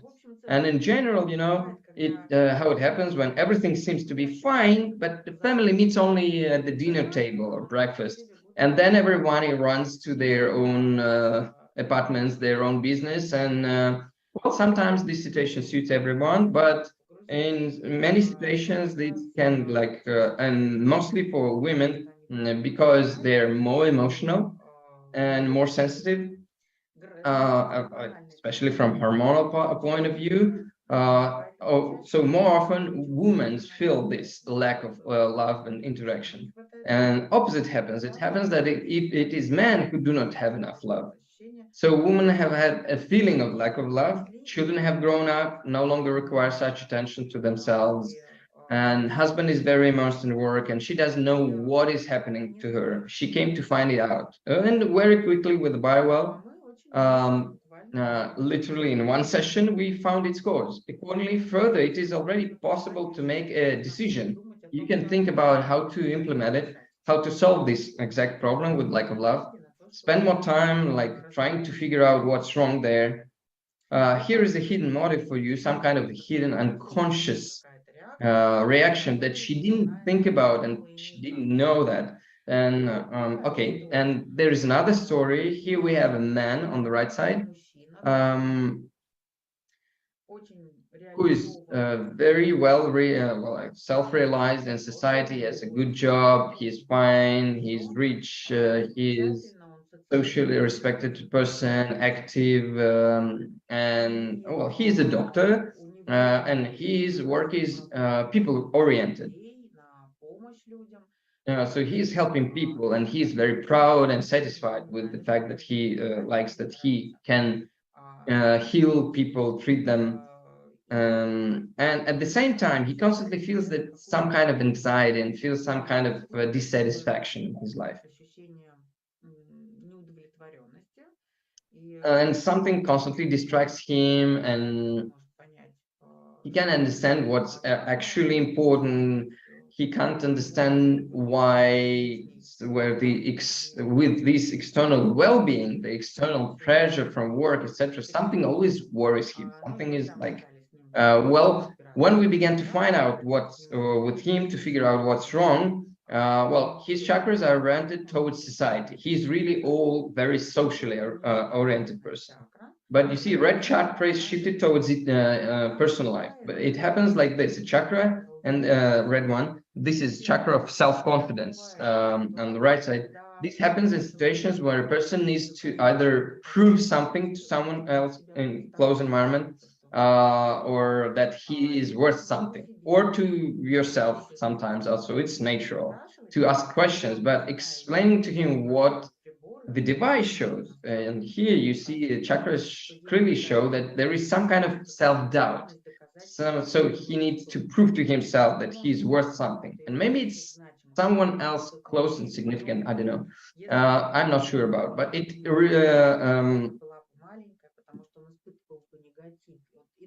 creates this negativity and anxiety in him,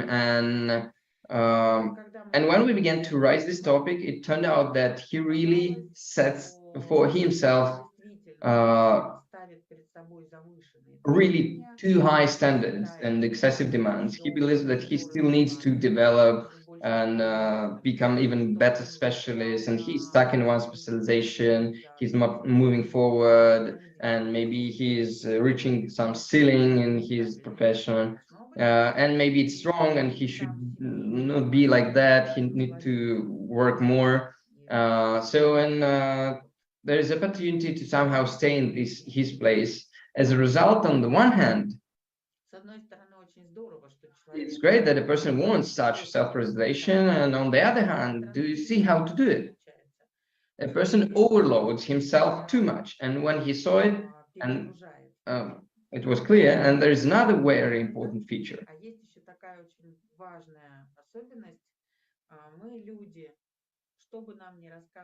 We people love when doesn't matter what expert tells to us, we must see with our own eyes what is happening to us. So this biofeedback, when we see something related to us, and then we understand it much better, and we are more ready for some kind of action. As something in the picture, we begin to believe it more than and take it more seriously. And when this person has seen it on the picture, he has realized that, yes, he makes too high demands for himself, and the priorities are shifted in his mind, and he has decided that he could afford to work maybe a little bit less, and he can stay at his current job position, and he can just enjoy it, especially since he likes it. Well, it doesn't mean that he needs to stop his self-realization and growth, but also it means that he shouldn't be overloading himself without ceasing and forgetting that you need to enjoy life. Yep. Another interesting possibility that I often observe, I define with my clients, search of psychological internal conflicts. Here, even as this search is not always directly needed, often people come with some kind of feelings that nothing works out, that like I have severe problems and I cannot just move forward. I have to do one thing, but I do something opposite. I constantly put off some important things and so on. And such situations, not always, but often enough, it's due to the fact that there is some kind of internal psychological conflict. Here I have presented you two options for the conflict, internal conflict between you want and you should do. Well, a classical conflict. It is often encountered by psychologists and during their consultations. When we have some kind of urgent needs that we would like to realize, but the objective reality, the life, forces us to realize absolutely different thing, what we have to, we must do. When I want to and receive or want and dream, but not torn between want and should. Оно осталось в детстве, когда у нас несли ответственность за нашу жизнь. So, well, in childhood, when our parents were responsible for our lives and we could do whatever we wanted and we can afford it, it's just wonderful to be in this state of like, I want. But it's good to be in such state when we are growing up. We often stumble upon this notion of we should do something, we must do.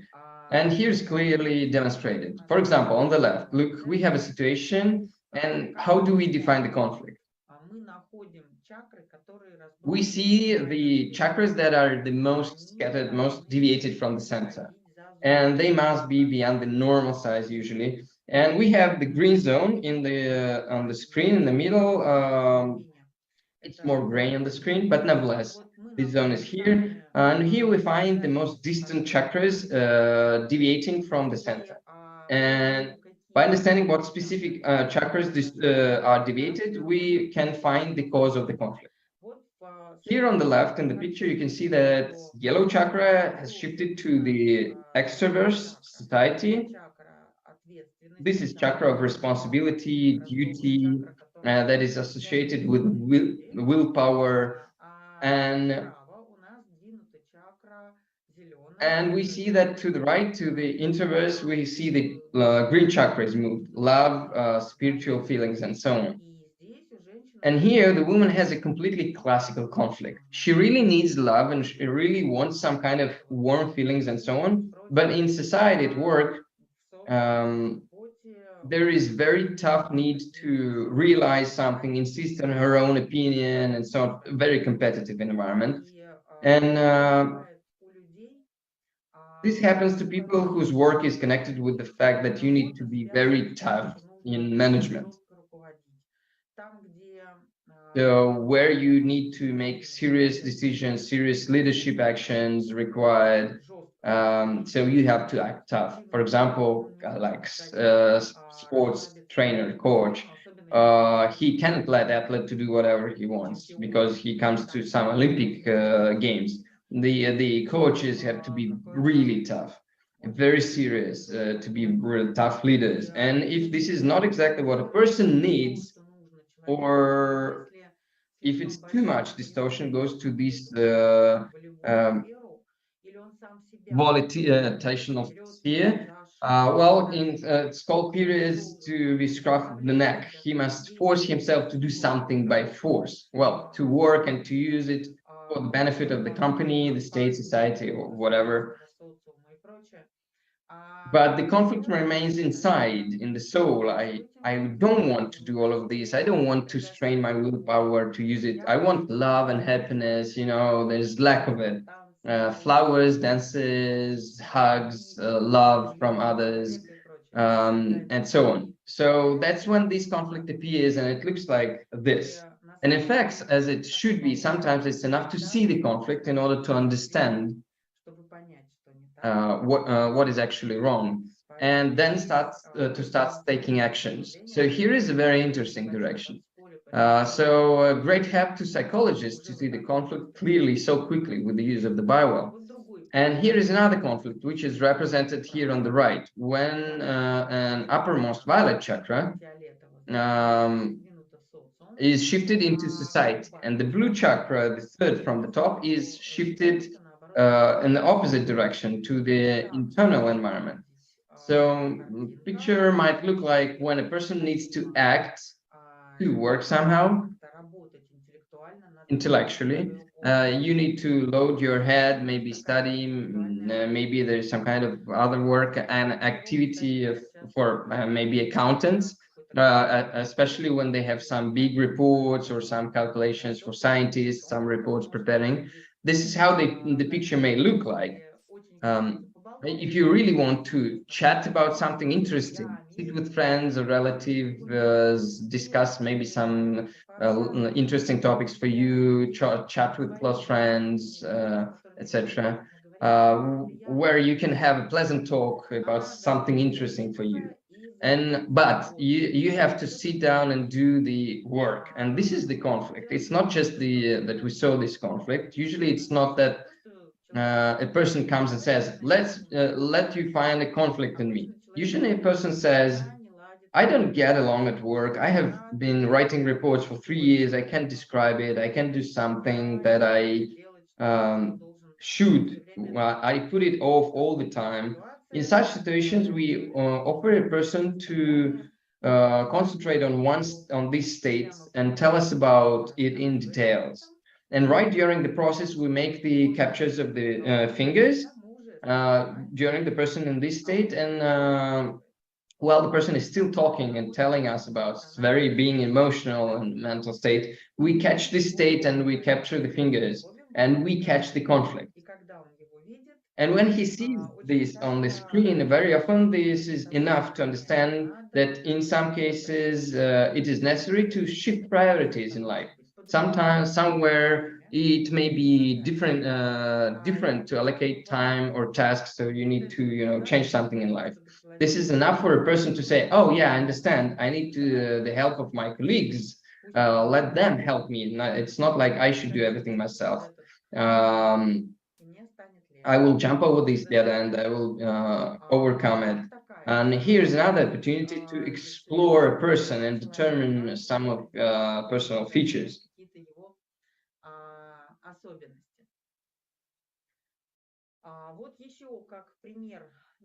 And there's another one example, not so tragic, but nevertheless very interesting example. On the left, we have a picture that shows us what a retired teacher actually looks like, but the teacher who loves her job very much. She loves children very much, loves to do that interaction with kids, but she's retired. So she has some business, she has like things at home, she does what she likes actually, but everything is fine. But this longing for work, longing for the prior occupation in which she has soul connection, this is how it manifests itself. And when you see the green chakra is quite large and strong, it's the most centered, but not yet realize what was going wrong and so on. But she was always drawn there into. She likes to advise people something, she likes to interact and sympathize and tell if something is wrong. So she likes the interaction and communication.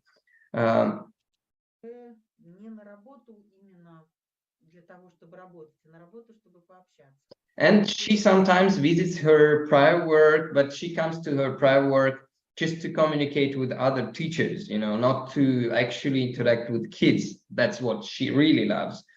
And so in this state, you can see that everything has to be like this with her. She said, oh, I understand.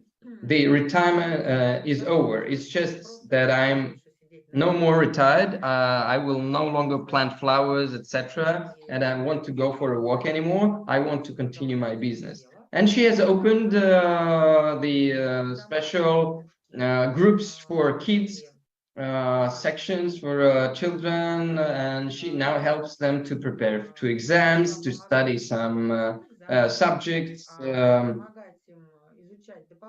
additional materials about nature or something else, and she has realized herself just by continuing working.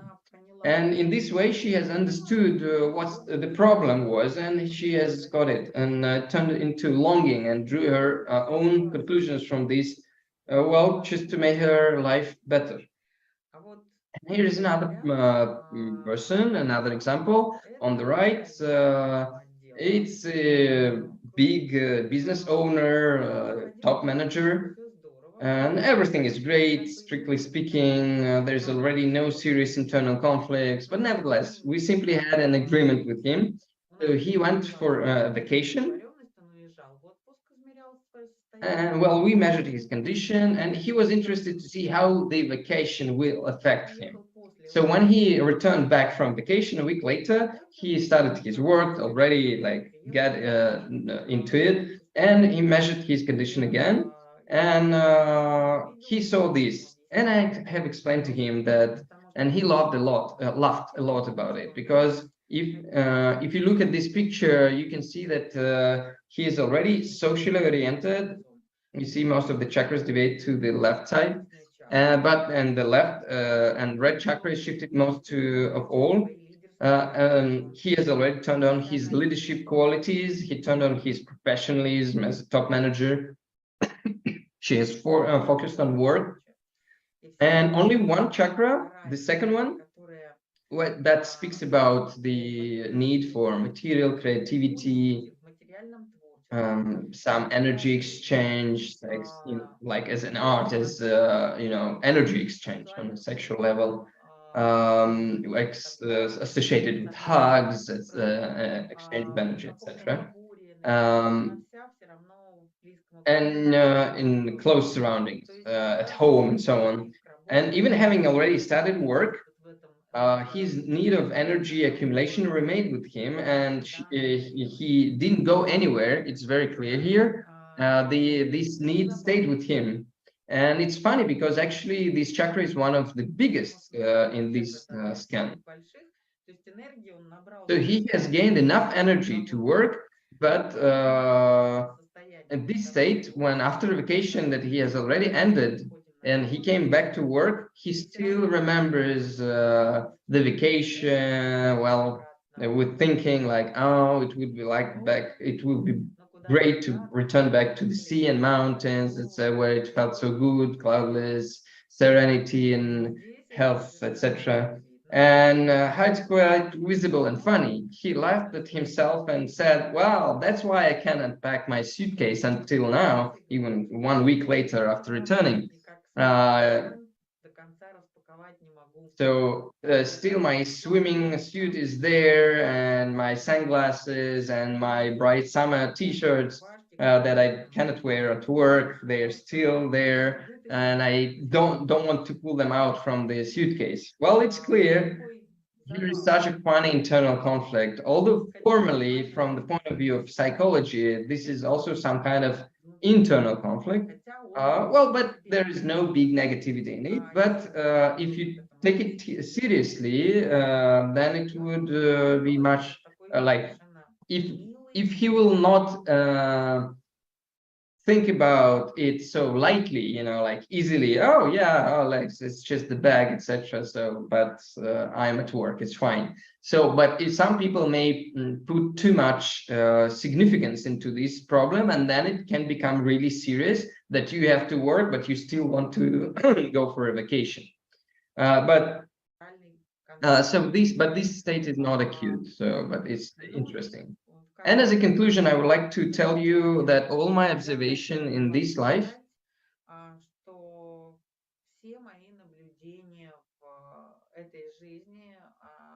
in my work with the biowell, with GDV method, shows that positive emotions,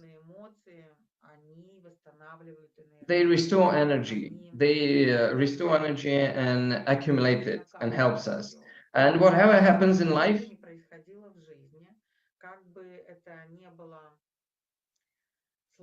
no matter how difficult it will be, it is in the world, no matter what happens in your life, look for your resources, look for your energy anchors, the bases that you can connect to recover, to enjoy, connect to your joy, and remember that the world doesn't consist only of difficulties. Well, everybody has own difficulties, of course. But nevertheless, I wish you to have more such positive anchors in life so that there are more reasons to smile, less reasons to be upset and worry about, and so that the chakras will always be strong, active, and harmonious. And I will be glad to cooperate with any one of you who wants to cooperate. Here are my contacts. And I have the opportunity to do research, different things, and I know how to interpret data, and I'm ready to cooperate, ready to chat, and I have to desire. If you have a desire to learn my method, then I will be glad to see you among my friends or colleagues or students. Thank you for your attention and all the best to you. Всего доброго.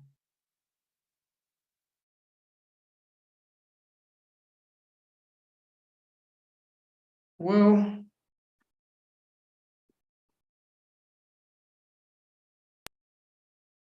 I hope my translation was not so bad, even though it was very fast. I was not even able to read everything from the screen, but at least I remember by heart what were those 10 pages of text that I was translating.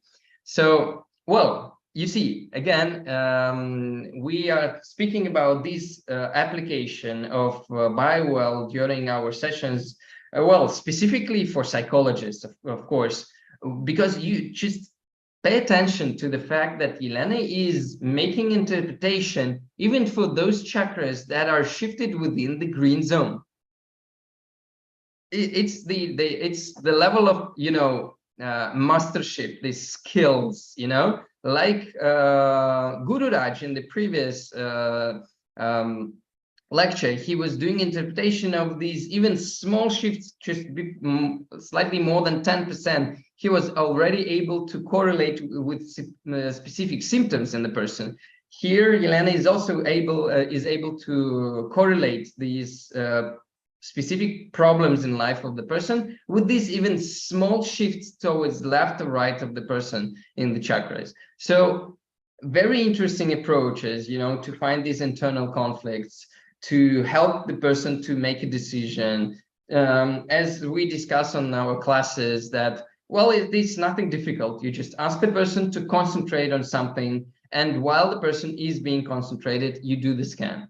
Or you ask the person to speak about some problem or some situation or some plan, and then you do the scan, and then you can see if it's bringing a harmony to the person or it is bringing chaos, this decision. And then it will be easier for a person to, after all, make personal decision. You don't have to make any recommendations. Person will see him or herself on the screen with the chakras.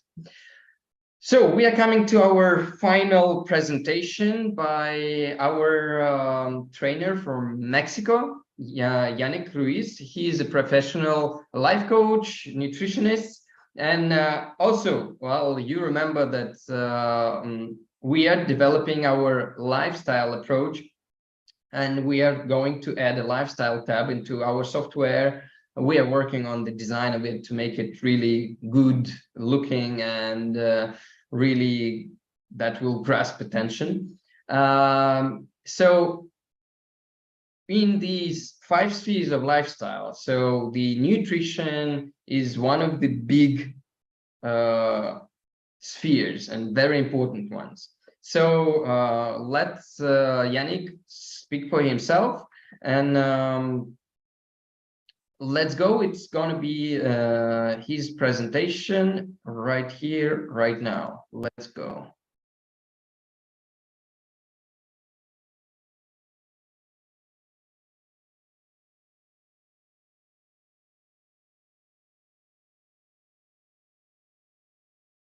Hello, everybody. This is the last presentation of the day. I'm going to be talking to you about nutrition and lifestyle and an artistic approach to really integrate BioWell into your practice. My name is Yannick Ruiz, and I am a nutritional, metabolic, behavioral, and lifestyle advisor. So for starters, what does lifestyle even mean? Okay, so lifestyle is the way we recognize our way of living. So this is pretty much an aspect of how we perceive things, and the way we perceive depends on what we select. So that's going to be our focus.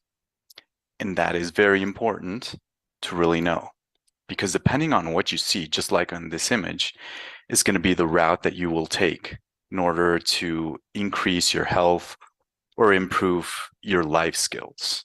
as an example. For example, by looking at this image, what did you focus on first? Were you looking at the flowers? Were you looking at the mountain? Were you looking at the reflection on the bottom? There are just so many components to it, but we usually just pick one because we are very selective, and we have to miss out some of them because it's just too much information for us to handle. And the limitations will really be depending on every viewpoint.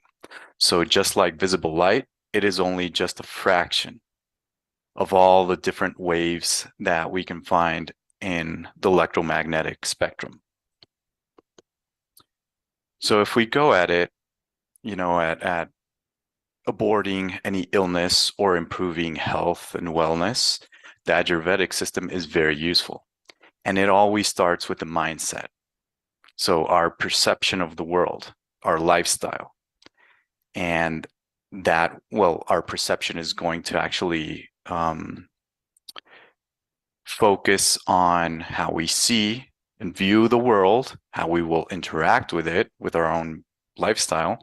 And that leads to metabolic imbalances, accumulation of toxins, and eventually to allopathic medicine or terminal stages, which are more advanced. The more you advance, the more difficult it is to reverse anything.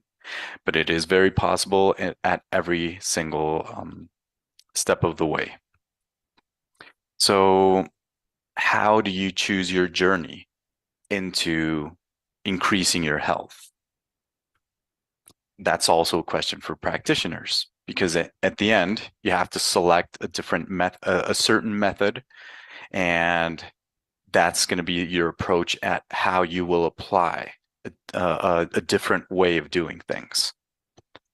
So there's a really broad artistic palette, grounding and harmonizing, exercising or having some physical performance, movement. How's your sleep performance? How well do you regenerate at night? What's your health and nutritional regimen? There are two general themes. I use a car analogy to really explain them, which is the body vehicle as well as skillful driving. So you need a body vehicle to be driven and a driver to drive it. So both are required and they're interconnected. There's no way to split them up, but it really does depend on the preference of every person as to what they're going to look for. And that's where the different methods apply. So the body vehicle is pretty much with the focus of everything you will need for healthy functioning, right? All those minerals, all those vitamins, not just macronutrients, proteins, fats, carbohydrates, water, electrolytes, you name it. And also improving your self-driving skills are extremely important, because that in the end is what's going to lead you to deplete all of your reserves and resources at a quicker or at a slower pace.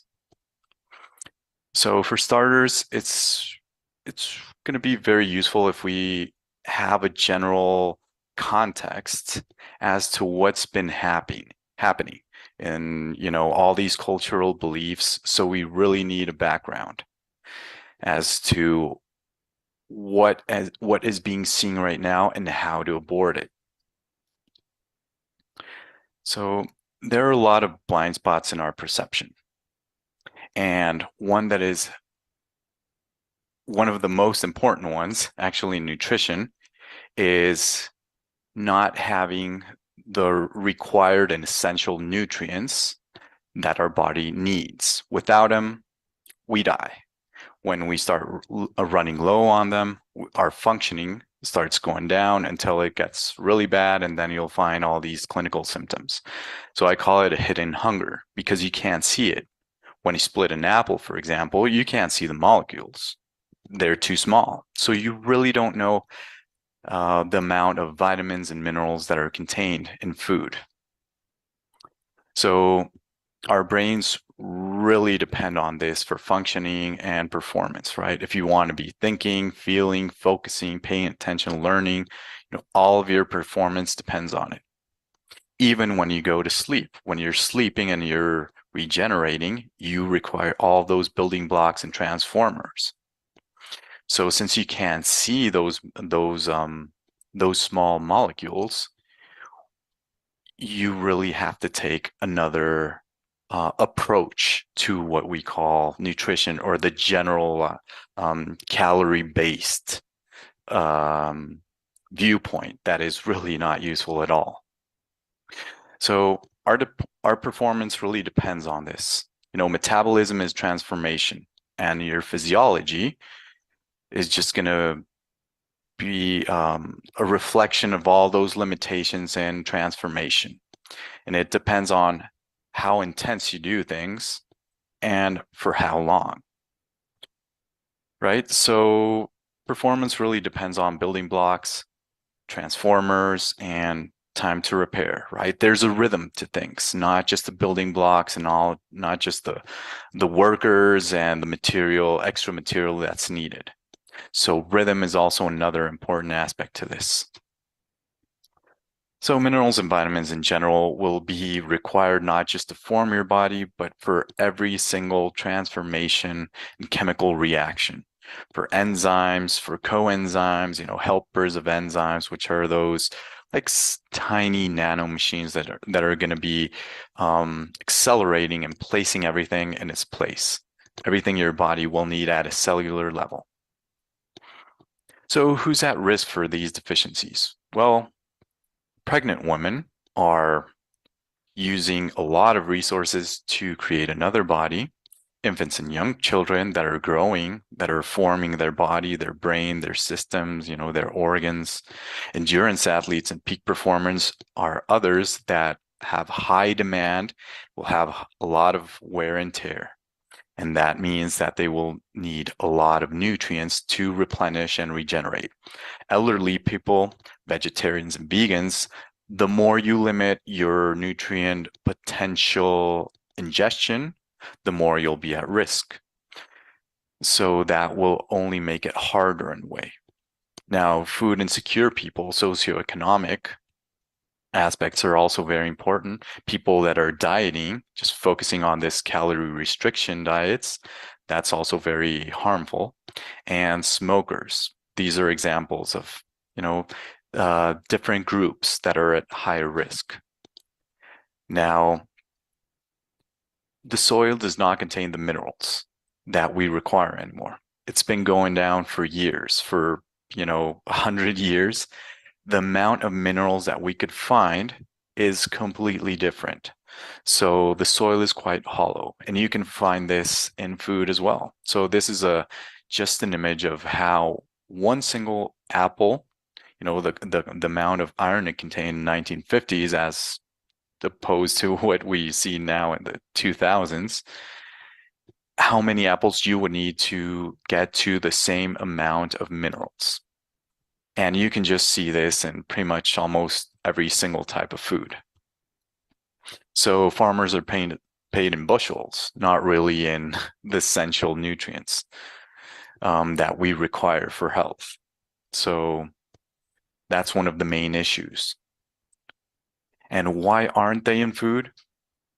Well, because we're too many. So that depletes the soil. We need more yield, more crop, and if we don't replenish those minerals, then it's not going to be in the food. So it never gets, we don't even have the potential to absorb it. Minerals are distributed like veins over the Earth's crust, depending on where you live, where the food is grown, how long it takes for it to get to your refrigerator, house. All that depends on not just the minerals, but the vitamins that will be still available for you to ingest. But where you live, if it's not in the soil, you won't find it there. So we did break Earth's natural cycle of all the floods that used to carry all this, all the minerals from the mountains, from the rock would be integrated into the soil, and then the crop would absorb this and transform minerals in ways that we could really use them. And now the mineral depletion is very noticeable, and there's no replenishment of minerals returned each year as mulch or in any other form. So almost everybody is deficient. You know, at a certain point in time, everybody will be deficient or has been deficient. So you can just see this in different studies. The more you start having a lower amount of stock, then you'll have more of these signs. So it starts with transformation, metabolism, you have less storage, and eventually you'll get these clinical signs, and then it'll be very noticeable, and you'll get morphological signs. So storage does depend on your performance, but it also does depend on the type of molecule. Vitamins, for example, you've got a warehouse in your body, right? Every cell is stocked up with all these different vitamins, and depending on how long you haven't been consuming them, you will start having low levels, deficiencies, and diseases or disease-like states. So there are primary nutritional deficiencies, which is pretty much, okay, how many of these essential nutrients can you get to? Can you ingest them or not to meet your physiological needs? Secondary nutritional deficiencies have to do with absorption. If you can't absorb it, you can't use it, even if you're consuming it. A lot of plants and raw vegetables will also impede the absorption. Types of foods or food-like products like processed flours will also impede absorption. Drugs will impede metabolism, the transformation, even if you absorbed it. So all these different aspects of our daily life can impact us, including alcohol use, which damages our intestines and accelerates your metabolism. So it really does drain you, and it produces a lot of oxidation. Vaccines are also usually preserved with mercury or heavy metals. Depends on the vaccine and everything, but in general, all those different heavy metals will start affecting your metabolism. Now, also when you sweat, you're not sweating just water, you're sweating minerals. You're not just, it's magnesium, copper, zinc, chromium, vitamins, amino acids. So the more you perform in sweat, the more you need to replenish all these minerals and vitamins. The more your gut's damaged, for example, with gluten, with alcohol, with different forms of foods or toxins, then you will not be able to absorb. So all of these factors add in, and they will be responsible to what you will be able to do, including thinking, feeling, just living life, performing. So brain waves they also require a high amount of energy, transformation, metabolism. That also requires high oxidation, requires a lot of antioxidants to really be able to protect the structures that are around your neurons and different types of tissue. So depending on your amount of nutrients will reflect upon your ability to recycle, to have defense, to transform, to clear out waste. Rhythms, for example, when it comes to fasting and feasting, is really important. When you eat, when you don't eat. So before, we had 3 meals a day, pretty much 12-hour fast. That was the norm. Now, it's been recommended that you have 6 meals and you're always eating, right? So pretty much the increase in all those macronutrients will deplete your micronutrients.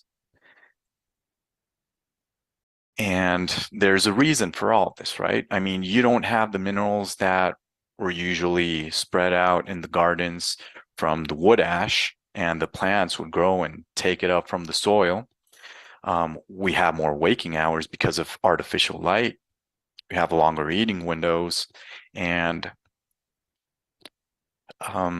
all this it pretty much has to do with big food, big pharma, and big sports.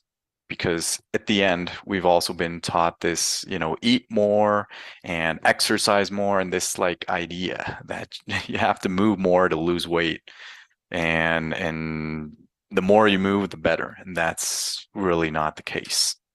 So the types of food are very important. So this is an example of diabetes mortality improving during wartime rationing, and just from a switch of sugar to butter just plummeted the amount of diabetes mortality. So there's historical evidence of this. Calorie count is useless because it has to do with a lot of different factors, right? I mean, are you feeling full when you eat? So depending on the type of food, you'll feel either fuller or less full, and then you'll eat again and again and again. So now it comes down to what are the different tools that can help us understand what is going on.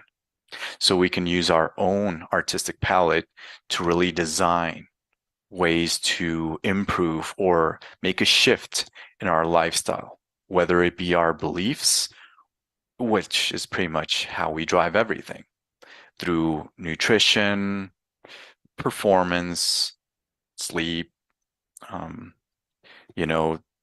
talk, therapy, coaching, whatever, you name it.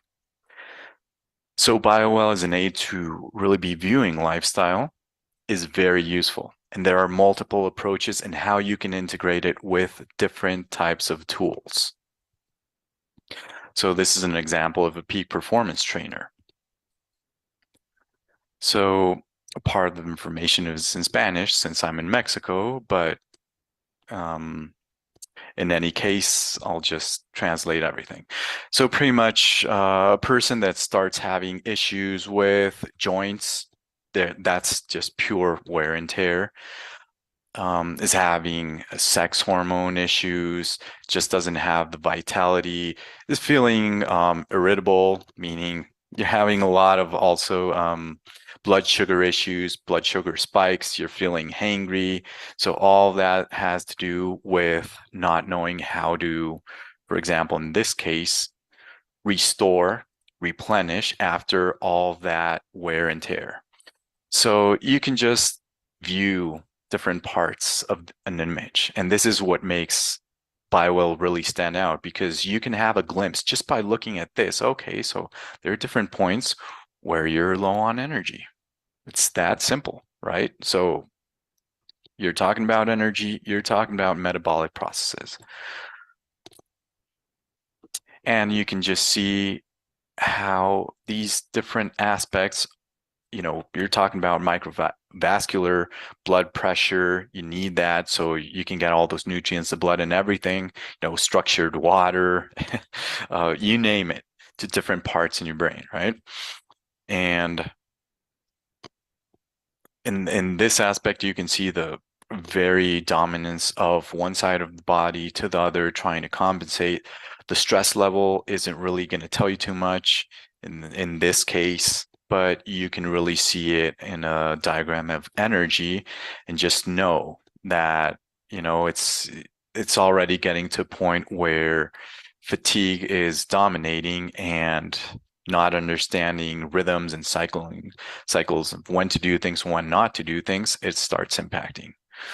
So even though there's this this perceived self-reporting of higher levels of concentration,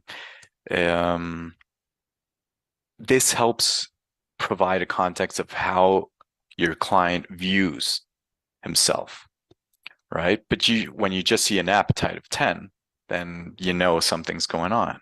Irritability of 8, right? No, not much patience. Pain and discomfort are also key indicators. So you just see all that wear and tear starting to build up. This is just a general chart of what I use to notice pica behavior or cribbing, which is pretty much munchies and excessive biting, right? Like chewing, this type of behavior, which has to do directly with deficiencies. The more you crave things, the more stress levels you have for hormones to compensate, adrenaline, cortisol, you name it.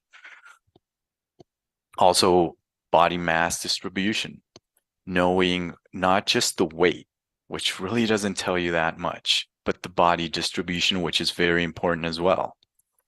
Other measurements as well for to know about cardiac output or pulse pressure, which you can see here. Oh, well, if you don't really understand that a lot of performance really has a strong impact, and also, and mostly if it has to do with endurance type of activity, it impacts your heart. So then you have deficiencies like vitamin B1, thiamine, you have congestive heart failure, or you have a congestive heart, which leads to that, myocardial infarctions, or, there are just so many ways, or blood clotting, also deficiencies in certain amino acids, and there's just wear and tear on your entire cardiovascular system.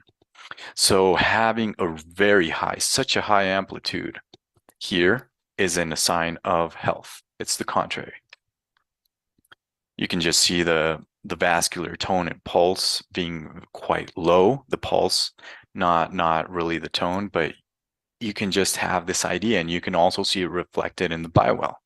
So in this manner, you can really start having different approaches to how you view things. And it's really important to understand that exercise, like marathon runners, triathlons, endurance athletes, they really have much more damage than a sedentary control, or in other words, a couch potato.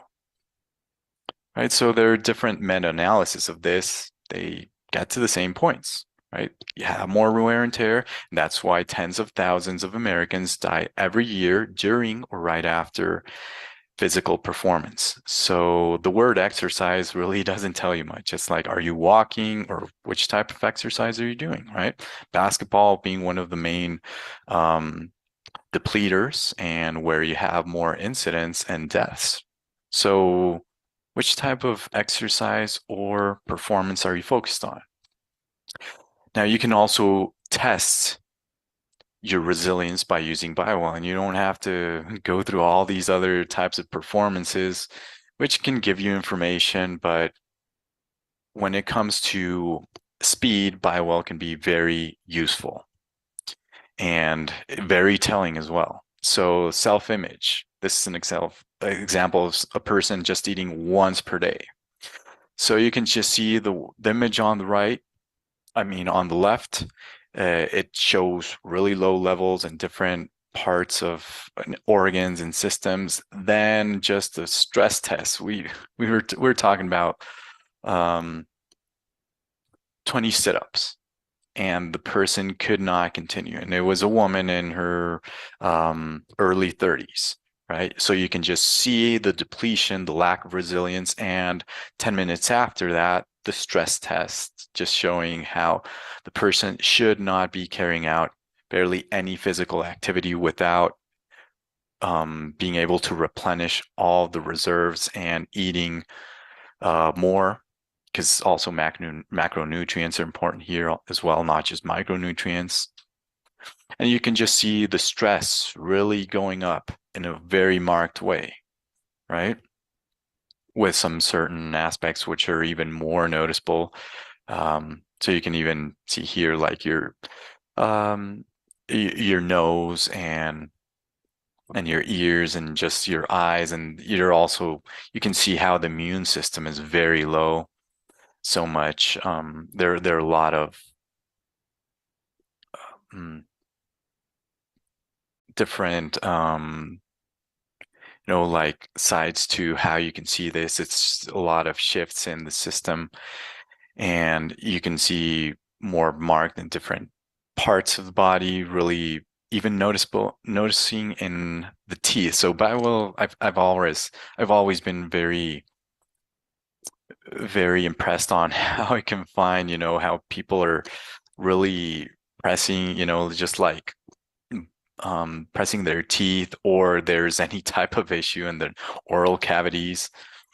But it all tells you about how even, the imbalances through this stress test went from 3 to 10 different organs. So the person should not be doing this, having performance. So if the person goes for this idea of, okay, so I should be exercising or else I won't be healthy, it's going to be even worse. So you can just see these different markers: concentration, short-term memory, patience, motivation, sleep quality. It's all just very low. And all the considered negative symptoms or pessimistic or, pain, discomfort, emotions, they're just so high. The pain as well, right? So even not being able to breathe and starting to have asthma, right? Different deficiencies, omega-3 fatty acids, and also manganese, magnesium, right? You can just see the self-reported levels of sweet cravings and salt cravings really high. So pica behavior being, at least the cravings being there, very noticeable, leading to eating a lot of junk food and no relaxation and not feeling that person can't do anything. So this is an example, these are functional parameters of hypothyroidism, hyperthyroidism, dysglycemia, low blood sugar, high blood sugar, toxicity in the brain and liver, the amount of stimulants, alcohol, cigarettes, some caffeine, what is being used to be able to function.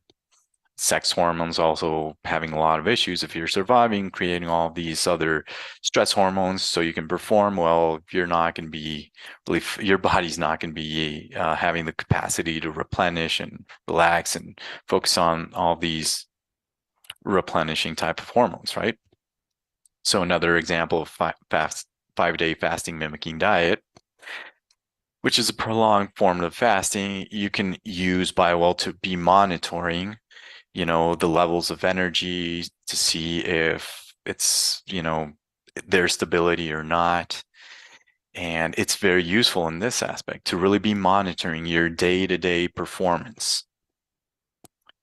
I also use, for example, glucose strips, well, for testing glucose and ketones and body mass index. So you want to go into nutritional ketosis. You want to eventually get into not just losing weight, which you do lose weight. I mean, about 4.5 pounds in these 5 days, right? It's a really good number. And you also get a lot of different benefits: apoptosis, cellular regeneration, you name it. But having this different battery approach of, okay, so we can also start seeing, the distribution in the body is very useful. You can also check, the heart rate variability, breathing. You can check the different frequencies as well, if you know about that stuff, or pulse pressure, which is really low at the last day, but it starts going back, and after 3 days, it's back to normal, right? Because fasting is a stressor, but it's a very useful stressor if you know how to do it and you have reserves. Also, another example of lack of sleep efficiency, right? Alcohol consumption, a person having night terrors. So you can just see all these different lower levels and different systems. For example, right here, it's the vascular aspect in the brain, right? It's the most noticeable one. And when you check sleep performance through another type of assessment, because sleep isn't really a thing, right? It's a type of performance. So you can really dig down into efficiency and to know if you are achieving the biological minimum to really replenish yourself, rebuild and function, right? Where does the stress come from? Is it the environment? Is it more from the social stress? Is it the physiological stress that you're carrying? Is it your chronic stress load? You can also see the same case we're talking about through brain waves and the brain map. So are they low? This is very low magnitude. So you can also use BioWell to see, okay, so the vascular is being really impacted, the vascular part of it, blood pressure. So then you have a strategy of what you can do, what you can focus on. This, for example, this brain map really digs down into different brave wave frequencies, right? As well as magnitudes, different bandwidths with different associations. You can also use the pica behavior, munchies, cravings to really know, okay, this case we're talking about sweets. Well, alcohol is type of liquid sugar, right? Then you go into, okay, so which area of your life is impacting you the most, or you feel that you don't have, you're not fulfilled? So love, right? So interaction, relationships, and that'll give you another strategy. That's why, that's one of the main aspects why this client was going into alcohol consumption, which starts having effect physiologically, neurologically, concentration on the floor, no motivation, no energy, no positive mood, right? Really not saying something and sticking to it. You can just find it as well as a visceral fat. So this is a case where a lot of tools are used, and depending on your specialty, your the way you're viewing health, I mean, there's just so many ways you can go at this. And visceral fat, well, being a key indicator. So, detoxing, regenerating the liver, helping the lymphatic system clear. All these different aspects in combination with lifestyle. And this other case, for example, with brain map, and you're using neurofeedback training. So when you do neurofeedback training in combination with supplementation, you get really high amplitudes. You go outside of the norm. But the thing is the person functionally healthy? And how does a person feel? So you can look at a lot of signs, right? Changes of plasticity, for example, and just see all these different, the different viewpoints, right? Because your perception will also depend on where you're looking. So you can also see the reduced function in the cerebral cortex from the same case. It doesn't give you as much information, but it doesn't matter. For the speed at which you can review it, it's just, it's great. It's great to really be able to do this within minutes by using BioWell, and having a battery of different options and instruments and tools to really be able to dig down. In this case, you really don't see much when it comes to stress or, digging down into the different systems and organs, but you can see it in this way, which is the raw image. So even by using BioWell, you can have this general approach and dig down into different aspects of it, of which you're seeing what the body is transmitting. So this is an example of different dementias, the different types of deficiencies that cause them. So we see a reduction in cortical function. We see the vascular issues. So you can have vascular dementia, and then you have this option of, okay, which type of supplements or high amounts of these different nutrients we can use, the vitamins, the amino acids, you name it.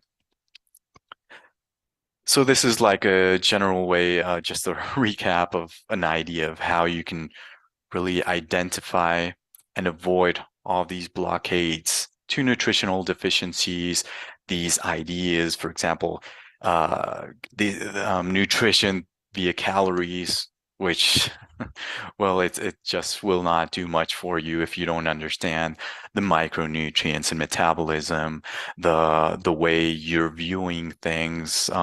If you're going, if you depend on high performance and you are not getting those nutrients back in, so just having all these different views will give you versatility with your clients, and and all these cases were very useful to really be able to see how you can integrate BioWell with different approaches. Whichever approach you have, you'll have an objective measurement, you'll have a snapshot, and it is a great aid.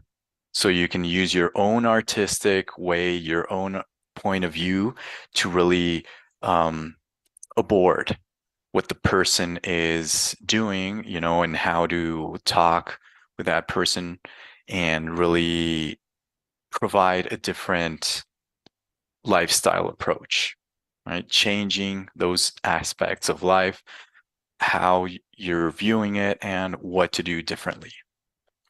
So this is also my webpage and my email address in case anybody has questions about the cases or the approaches, or you name it. Well, I hope this presentation was useful for you. It at least broadening a little bit the perception and how we can view and how we can use and apply BioWell into our daily practice.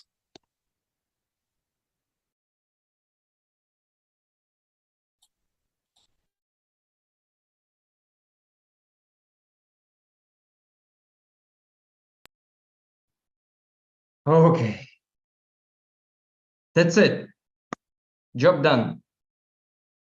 Congress held. So we will post all the videos of all the presentations on our YouTube channel. We will just have to, you know, do them correctly, to cut what is not needed and to leave only what is needed. I want to thank everyone who was online with us in real time. So thank you. It's good to see you. Well, Elizabeth, thank you very much for being online. It's very, very pleasant to see real faces. Oh, Guru Raj is here. Yes. Terry, nice to see you too. And I have seen, yeah, we have Vesna and Igor from, where you are, from Serbia, Zoroastrian College. So, Irina, you, after several congresses, you can open your own practice. So you're already specialists in nutrition, in chakra, in psychology, in meridians, and 3 doshas. Well, you can have a very good practice already. So I hope this congress was very useful. Well, we have made our best to invite only the, I would say, useful speakers who will whose topics will help our BioWell users to increase their knowledge and to make the interpretation and work with the BioWell on a higher level. And I thank once again everyone for being with us. Well, God knows, maybe some day, maybe some year in the nearest future, we will be able to hold this Congress in real here in St. Petersburg with white nights, with all our furshets and other interesting activities. So, well, all in God's hands. So thank you all for being with us. Thank you, presenters and all the speakers for presentations. And well, don't get lost. Keep in touch and see you at least in online. Bye-bye.